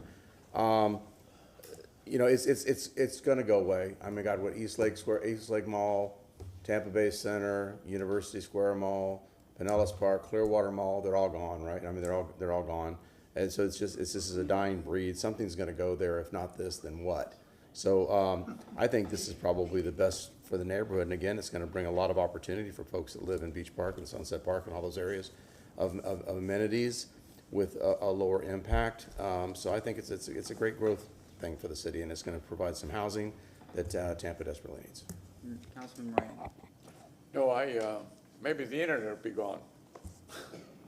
But anyway, it's not to joke around, it's a prime area in the city of Tampa, but the neighborhoods have to be protected between first and second reading. And it's got to come to something because it's getting, people get frustrated just to wake up in the morning because they got to go drive somewhere and they can't get there. And that's how the city is because of the growth. And that's part of the price you pay when you have prosperity. So it's a difficult thing, a difficult decision, but people chose to come to Tampa. We didn't advertise, come here and stay here forever, but they did. And they went to many other places. They didn't like it, and they met Mark, and they said, we're coming back, and that's why they're living here now. But that's how it is. So thank God that the sun still shines in Tampa, and God has been kind to us because we have a great city to live in, one of the best cities in the world. And even the traffic, the streetcar was named the best streetcar in the country. I didn't realize it was, but that's what the TV said, so I have to believe it. Yeah. So, but thank God that we live here, and that's it. All right, Councilmember Henderson and Councilmember Vieira. Yes, thank you, Chair. I am very disappointed that I didn't hear that you engaged the Carver City Civic Association, which is a quarter of a mile from Westshore. I did mention that to you before you filed when you presented it to me many, many months ago. So maybe you'll do that between first and second reading. Councilman Vieira. Thank you very much. Yeah, I mean, when you look at this, a couple of thoughts come to mind. Number one, this is obviously outstanding use for this piece of property. It's a shame that it's undermined because of the failure of local government to invest in growing communities. And that, to me, is the real challenge that we have here. I'll be supporting this. I think this is the best use for it. I know that you know, they're going to be meeting with the neighborhood between first and second reading to make the needed changes to the extent that can be done to move this thing forward. I know that's an opportunity that for which you might as well jump. Roll call vote. Clendenin. Yes. Henderson, Yes. Vieira, Yes. Miranda. Yes. Carlson, Yes. Hurtak, Yes. Maniscalco. Yes. Motion carried unanimously. Second reading and adoption will be held on April 18th, 2024 at 9:30 a.m. located at Old City Hall, 315 East Kennedy Boulevard, 3rd floor, Tampa, Florida, 33602. Yes, ma'am. We're moving on. Yes. 3:45, here we come. Let's hope not. Okay, thank you, Council. LaShawn Wait, Doc. wait a second.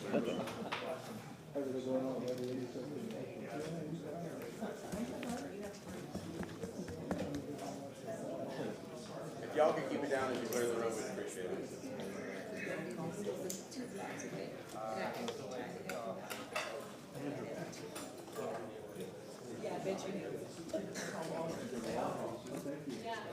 Okay, if y'all could exit the room so we can continue, we got more cases to hear.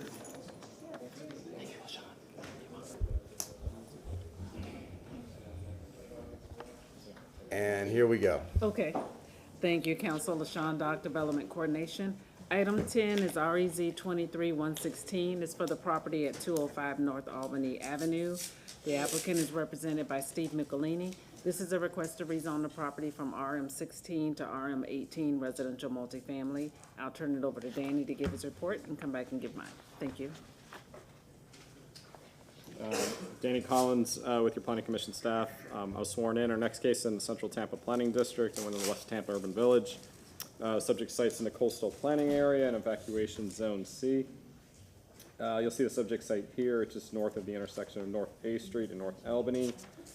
It is just about a block north of West Kennedy Boulevard, which has contains non-residential uses and then transitions to residential uses to the north.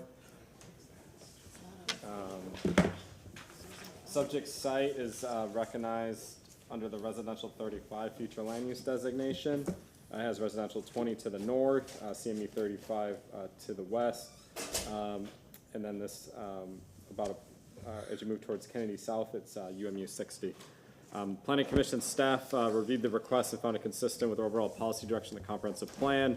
The proposed residential multifamily 18 zoning district can be considered in the underlying future land use designation per the consistency matrix in the land development code. The request would allow for compatible infill development in an area planned for 35 dwelling units per acre. It supports policies, or it supports the plan's housing policies with regard to housing the city's population. It would allow additional housing in the West Tampa Urban Village. Additionally, the comp plan directs the greatest share of growth to the city's urban villages. Due to this request being a Euclidean rezoning, the applicant should ensure all applicable comprehensive plan policies are addressed during the development review process. Based on the above considerations, the Planning Commission staff finds the proposed request consistent with the provisions of the Tampa Comprehensive Plan. That concludes my presentation. Any questions? Yes, ma'am. Thank you again, Council. LaShawn Doc, Development Coordination. The property that is under this request contains 5,200 square feet. The lot width on this site is 50 feet, so there's 50 feet of frontage on North Albany Avenue, and then the depth of the site is 104 feet. And this is the zoning map of the property. So I'll zoom in just a little bit. So this is the site that's located here in the red outline. So this is Albany Avenue, this is North A Street, this is North B Street. So you can see the site is located here in the residential multifamily, the RM16 zoning, which surrounds the property. Out on site, you have a couple of multifamily zonings. You have the RM16, the pocket that's northwest to the north. See the single-family attached uses or multifamily uses that exist, and this is what I've included within the report. There are a couple of PDs that exist to the south. So you can see the development pattern as you head to the south. South of North A, you have a couple of PD developments that are located here. As you get further south towards Kennedy, you get to the more commercial uses, and along Howard to the west. And I pictures of the site, just to show. So this is the site here, it is vacant. And that is north of the site.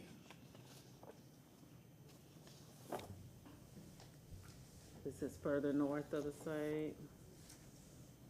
And this is the view, this is if you're on Albany looking north, the site is off to the right in this picture.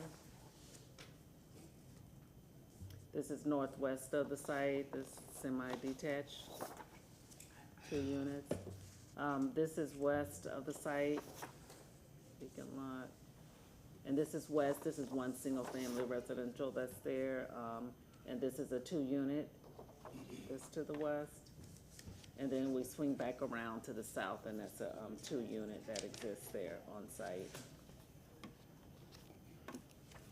So the site is in the West Tampa overlay, and it must comply with those standards at the time of permitting.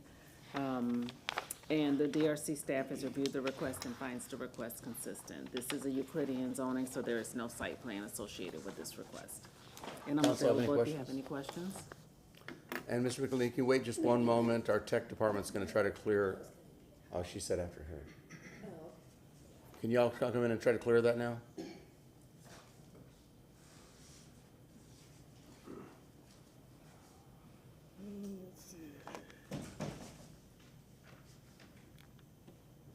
I didn't even know we had that capability. Very cool. Thank you so much. Mr. McElhaney. Good evening, council. I want to see you do the YMCA song, you know. I was game. It was Charlie that wouldn't do it. He's no fun. This is a finding of consistency from city staff and from the planning commission. I'm not sure whose pictures are better, mine or LaShawn's, but there's the site. It's surrounded by duplexes, multifamily projects, and a couple of really smaller single-family that really are going to become they're non-compatible anymore. But this is the site, the aerial you can see, the duplexes and the multifamily in the area. This is a view looking south, which shows you the apartment complex. Just one, this is the very next block south. And this is the same block as the request is on with the townhouses over here, and then there's some more over there. I know you've had a long night. I certainly don't want to belabor this. If there's any questions, I'll be happy to answer them. We've been found consistent. It's a Euclidean zoning. The land use is R35, so the density allows for the consideration of a RM18 rezoning classification. Does council have any questions? Is there anybody in the public to speak to this issue? Motion to close, second. We have a motion to close from Councilwoman Hurtak, a second from Councilman Miranda. Councilman Miranda, please.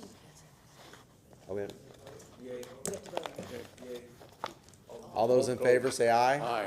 Opposed? Ayes have it. Item Councilman number Miranda. 10, Mr. Chairman, item number 10, REZ 23-116. Move an ordinance presented for first reading consideration known to rezoning property in general vicinity of 205 North Albany Avenue in the city of Tampa, Florida, more particularly described in section 1 from zoning districts classification, RM16, residential multifamily, to RM18, residential multifamily, providing an effective date.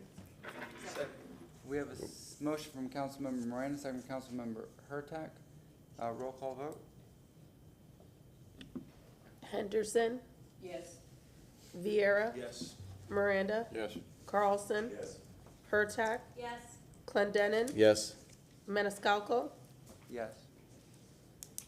Motion carried unanimously. Second reading and adoption will be held on April 18th, 2024 at 9:30 a.m. located at Old City Hall, 315 East Kennedy Boulevard, 3rd floor, Tampa, Florida, 33602. Thank you very much, council. Appreciate your consideration. It's been a long evening, so. You should have asked to have this one up first. What's that? Should have asked to have this one up first. Oh, well. You all didn't, you didn't want to move it. You didn't want to move this one I up. thought it was the other one. He did. Oops, never mind. Sorry, that's a little salt. Item number, I'm waiting for the YMCA song. Thank you very much.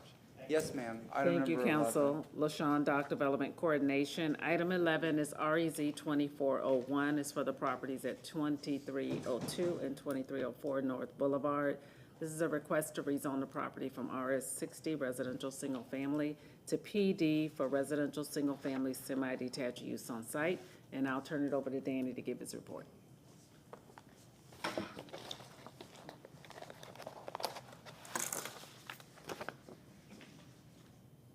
Danny Collins with your planning commission staff. I want to enter into the record revised zoning reports. So that report that I entered into the record is just correcting some errors that were in paragraph 3 of the report. Next case is in the Central Tampa Planning District. It's in the Ridgewood Park neighborhood. The site is within the coastal planning area. It's within evacuation zones B and C. It is shown here on our aerial map. It is at the corner of West Park Avenue and North Boulevard. It is just outside of the Tampa Heights Urban Village, which is on the east side of North Boulevard. It's predominantly single-family detached. West of Boulevard, there is some single-family attached to the east of the subject site along Boulevard. Here is the adopted future land use map. The subject site's recognized under the residential 20 future land use designation. Residential 10 is to the north, south, and west of the site. Directly to the east is residential 35 within the urban village. Planning Commission staff reviewed the request and found it comparable and compatible with the surrounding area. Subject site is situated along North Boulevard, an arterial roadway that borders the Tampa Heights Urban Village. This portion of North Boulevard between West Park Avenue and West Francis Avenue, excluding the subject site, has an existing density of 5.92 dwelling units per acre. These parcels are recognized under the residential 10 designation, which anticipate development up to 10 dwelling units per acre. The PD proposes a density of 11.76 dwelling units per acre, which is significantly lower than the density expected under the R20 designation and is comparable with the density anticipated under the surrounding R10 designated parcels. The proposed density is comparable, is also comparable with the existing density along the segment. Additionally, the comprehensive plan supports vehicular access from the alley. Proposed access to 3 of the units is from the adjacent alley, which is consistent with this policy direction.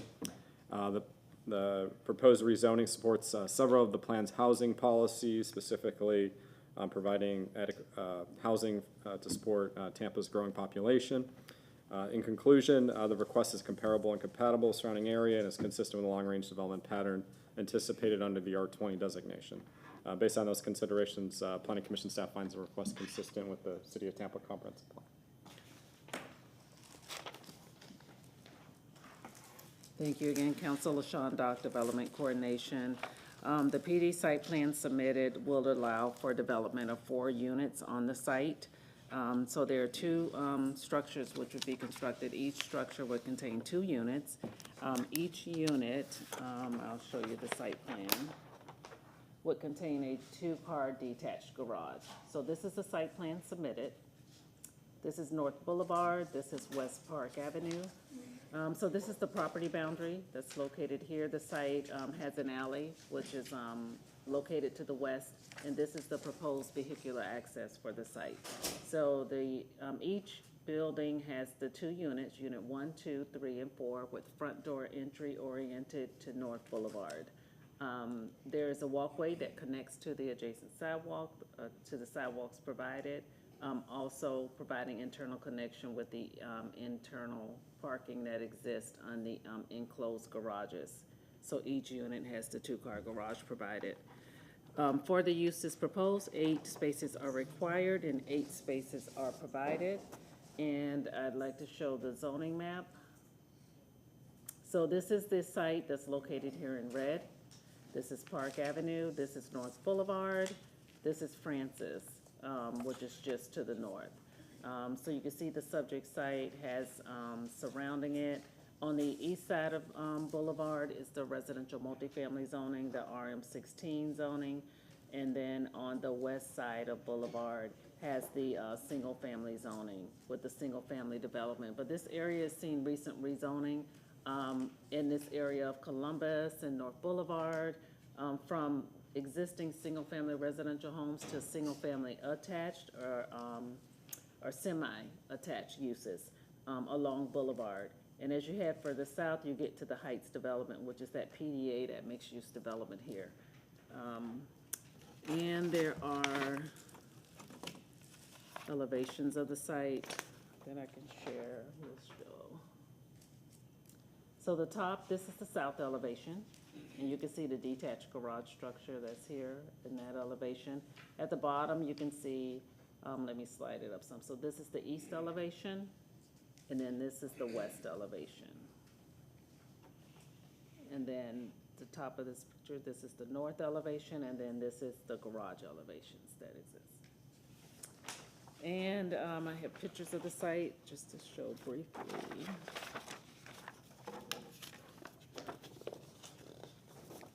So this is the site on Boulevard. This is looking, if you were on Boulevard facing the site. This is the south end of the site. That's on Park. This is the alley, which is the proposed access point. This is south of the site across Park. This is southeast of the site, so this is some of that semi-attached uses that have been developed along Boulevard. And this is just east of the site, gives you a view if you're looking north on Boulevard. And then that's north of the site. The DRC staff has reviewed the request and finds the request consistent. There are site plan modifications to be made between first and second reading. And with that, that concludes my report. I'm available if you have any questions. No, thank you very much. Thank you. Applicant, yes, ma'am. Please state your name. My name is Angela Halber. I'm with Hillward Henderson, 101 East Kennedy Boulevard. As you heard, I think the most important key is that Planning Commission and staff found this consistent. There are 2 waivers that I don't think were mentioned that are required. I want to focus in on why those are required, because we have a good reason for those. There are 2 grand trees that are within the vicinity of the site, and we had to shift the buildings in order to protect the protective radiuses. So there are no waivers to any grand tree that are requested as part of this. The requested waivers are for the entrance, which if you look on this, there is an entrance from Park to one of the garages. That garage had to be, originally the access was intended to go down the alley, but we had to protect that tree radius, and so we shifted that so that that single garage unit will be accessed from Park. The others will be accessed from the rear, and then there was another shift that had to occur which reduced the separation between the 2 buildings. So that's the other requested waiver. Again, I don't want to belabor anything, but I am available for any questions that you may have. Any questions for the applicant? No? All right. Is there anybody in the public that wishes to speak on this item? This is item number 11. No? There's nobody registered.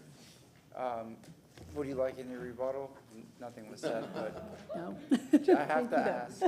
You may I have a motion to close? We have a motion to close from Councilmember Clendenin, second from Councilman Vieira. All in favor? Aye.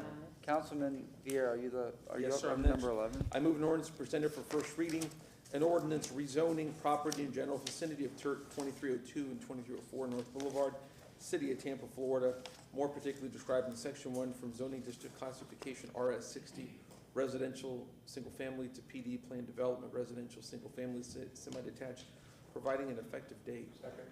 We have a motion from Councilmember Vieira, second from Councilman Miranda. All in favor? Roll call vote. Vieira. Yes. Miranda. Yes. Carlson. Yes. Hurtak. Yes. Clendenin. Yes. Henderson. Yes. Maniscalco. Yes. Motion carried unanimously. Second reading and adoption will be held on April 18th, 2024 at 9:30 a.m. located at Old City Hall, 315 East Kennedy Boulevard, 3rd floor, Tampa, Florida, 33602. Thank you very much. Yes, ma'am. The last item of the night. Yes, yes, we made it. did. Thank you, We Council LaShawn, Dock Development Coordination. Item 12 is REZ 2407. This is for the property at 1101 West Sligh Avenue. The applicant is represented by Andrew Pupke. This is a request to rezone the property from RS 50, residential single-family, to PD plan development for commercial off-street parking. This is the Zoo Tampa property, so I'll turn it over to Danny to give his report.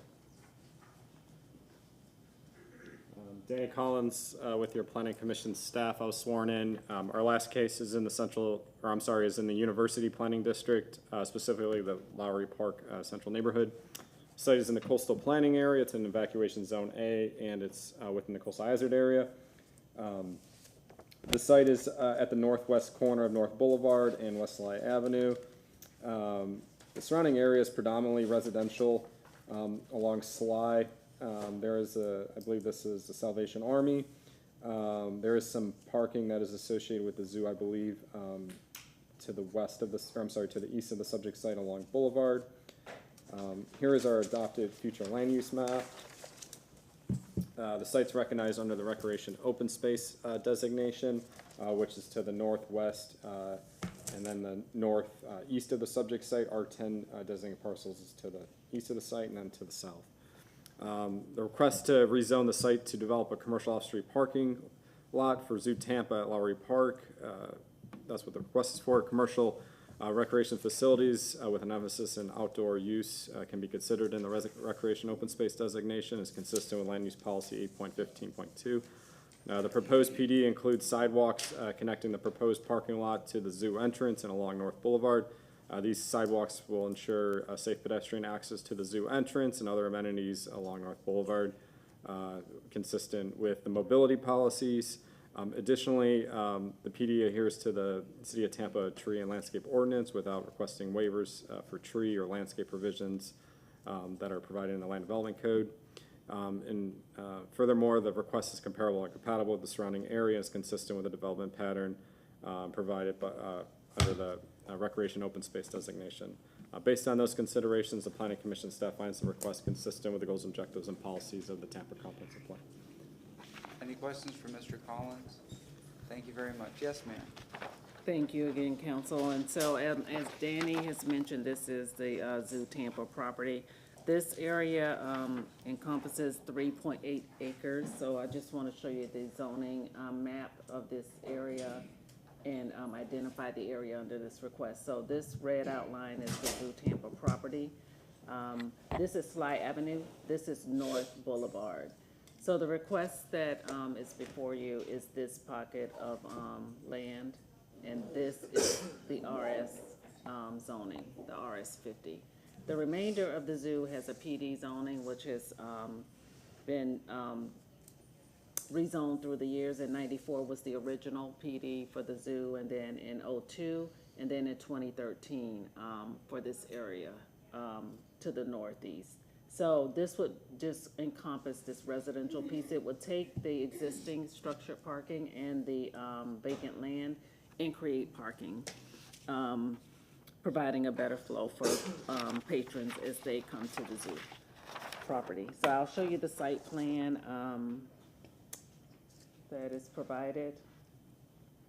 So this is the outline of the parcel, as mentioned, which is the southeast corner of the property. This is North Boulevard, this is Sligh. So you can see that there are grass parking spaces that are provided. This is just to minimize impacts to trees on the site. You can tell, of course, they're heavily wooded. There were a lot of trees on site, but you can see sidewalks have been provided. This creates this connection to the existing drive, so you enter the site here along the west. And you can also enter the site from Boulevard. There is ingress and egress located here.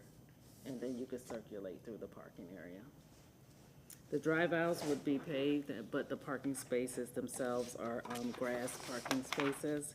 And that is the one waiver that you see on the actual staff report. So these are pictures, I can just go through quickly. I think we're kind of familiar with the Zoo Tampa property itself. This is just a view of the site, of this corner of the site that is under this request. This is the existing parking that exists. This is the actual area which is contained within that RS50 zoning. And that's looking to the center of the zoo site. It's another picture of the parking area, and this is at the northern end of that. This is adjacent use to the east. You can see some of the residential Danny spoke about, additional residential to the east, and this is to the south. And DRC staff reviewed the request, finds the request consistent. There are modifications to be made between first and second reading on the site plan. And I'm available if you have any questions. Any questions? Was this where Thank you. Safety Village was at one point, or not? It wasn't on this point. Oh, okay, okay. Thank you very much. Yes, sir, please state your name. Good evening, councilors. My name is Andrew Pupke with Envision Advisors, and I'm representing Zoo Tampa this evening. Ms. Dock did a wonderful job of identifying the reason we're here. Thank you for the opportunity to present the rezoning request.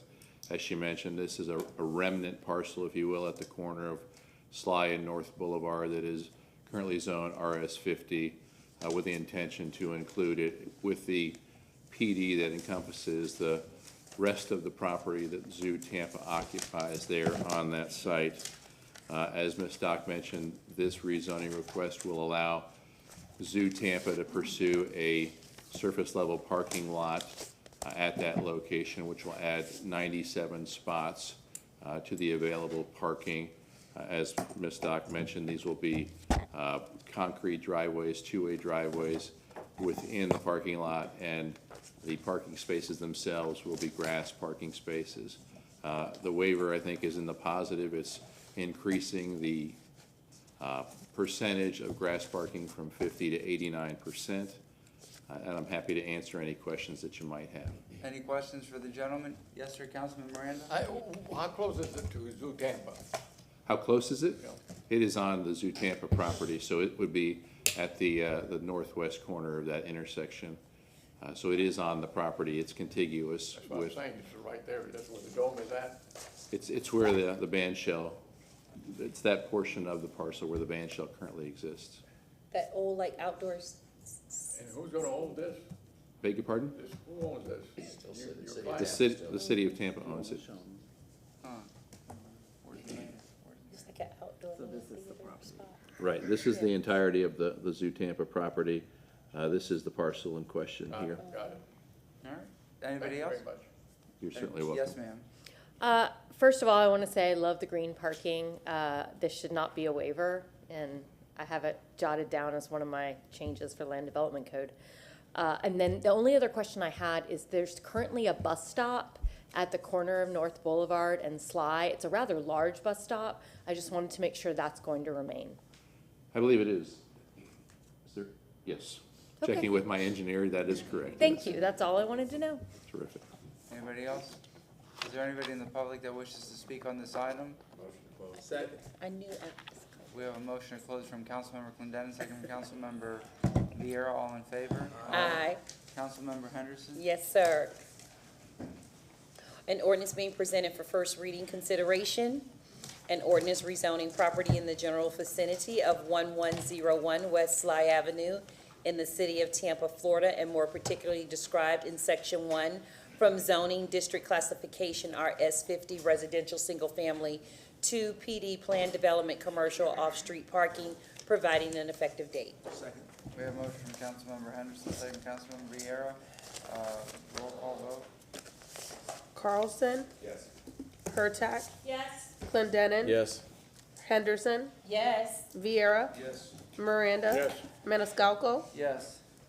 Motion carried unanimously. Second reading and adoption will be held on April 18th, 2024 at 9:30 a.m. located at Old City Hall, 315 East Kennedy Boulevard, 3rd floor, Tampa, Florida, 33602. Chair Pro Tem recognizes Chairman Maniscalco. Thank you very much. So we're at the new business portion of the agenda. Just have a couple of motions. My first motion is for Kasana Fink, who is Miss Tampa, to give a 5-minute presentation under ceremonial on May 16th to discuss the importance of organ and tissue donation, as well as ensuring as a community we are prioritizing the education and advocacy of this cause.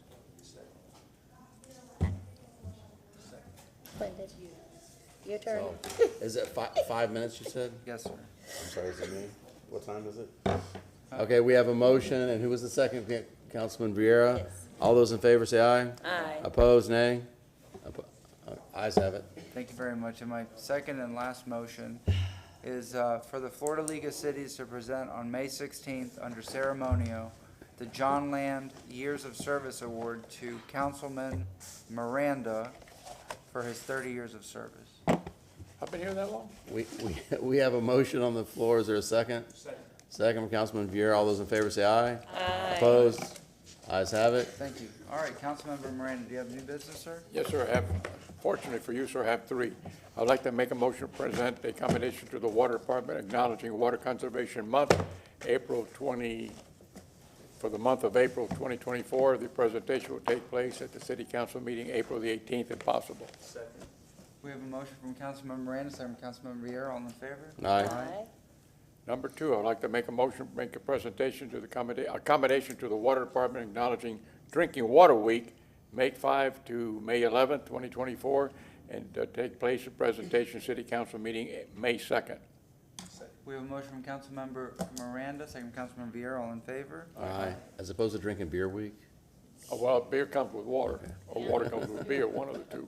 The third word, Mr. Chairman, I would like to make a motion, make a presentation accommodation to the Water Department acknowledging Florida Water Reuse Week, May 19th to May 25th, 2024. The presentation possibly take place in City Council meeting May 16th.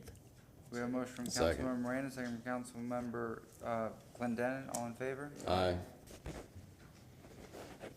Bada bing, bada boom. You got that? Councilmember Vieira? Yes, sir, really quick, a couple here if I may.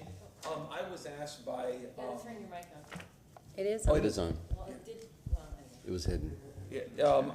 I was requested by American Legion Post 138 to do a Tampa City Council commendation for a ceremony that all y'all have received an invitation to in the memory of the late Private First Class Hugh Gilbert Buddy Strickland, who would have been his 100th birthday on that date. We have a motion from Councilmember Vieira, second from Councilmember Clendenin. All in favor? Aye. Any opposed? If you guys remember a week and maybe 2 weeks ago, I don't remember when it was, we had 2 individuals, 2 women, Colonel Denise Anderson and General Carrie Nero, very distinguished women who Yep. I think were led to believe that there was some ceremony for them during public comment.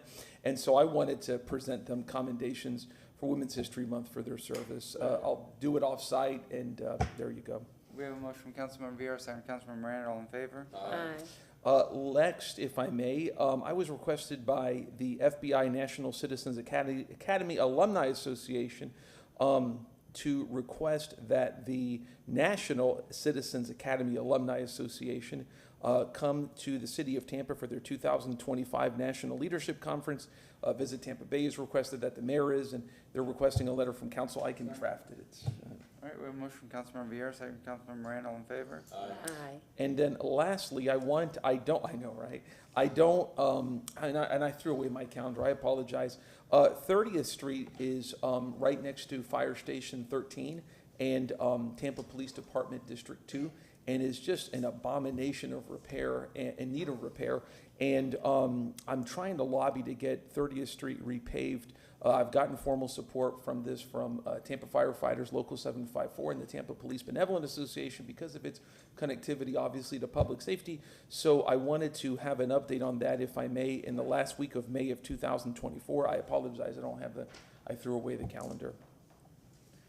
May of 2024, you said? And I can move it another week if need be. May 23rd under staff reports? That's Yeah, if I can do it in June if need be. You said the No, no, 23rd? June 6th is What- good. That's Excuse me, question. That's D-Day. Yes? I'm looking at the May 23rd. It's a We're doing June workshop. 6th. June 6th. No, we moved on, Marty. We have June 6th. Yeah, We have let's a go. motion from Councilmember Yeah. Vieira. We have a second from who? You was the are- second? That's a workshop. Second from Councilmember Miranda. This is for June 6th. All in favor? Aye. Any opposed? And that's Any it. Thank you, council. Yes, ma'am? Happy March Madness. Thank you so much. Councilmember Clendenin? Yeah, I mean, if anybody was paying attention to a lot of the cases we saw tonight, and every week, you see most of our roads are crumbling and in terrible shape, so anything we can do, exactly. I've got two motions, a request by the Planning Commission setting an adoption hearing for TACPA 2407 on March 23rd, 2024, May 23rd, 2024, at 5:01 PM, and direct the legal department to provide the city clerk with the form of notice for advertising the public hearing. We have a motion from Councilmember Clendenin, second from Councilmember Hurtak. All in favor? Aye. Any opposed? Yes, sir. A motion for the Planning Commission and the city planning staff to provide an update on the 2045 future land use update during the June 27th, 2024 City Council workshop. We have a motion from Councilmember Clendenin. Do we have a second? Second from Councilmember Vieira. All in favor? Aye. Anything else? That's it. Any opposed? No. Councilmember Hurtak. Councilmember Carlson. Motion to receive and file. We have motion receiving file from Councilmember Henderson, second from Councilmember Miranda. All in favor? Aye. Any opposed? Thank you. We are adjourned.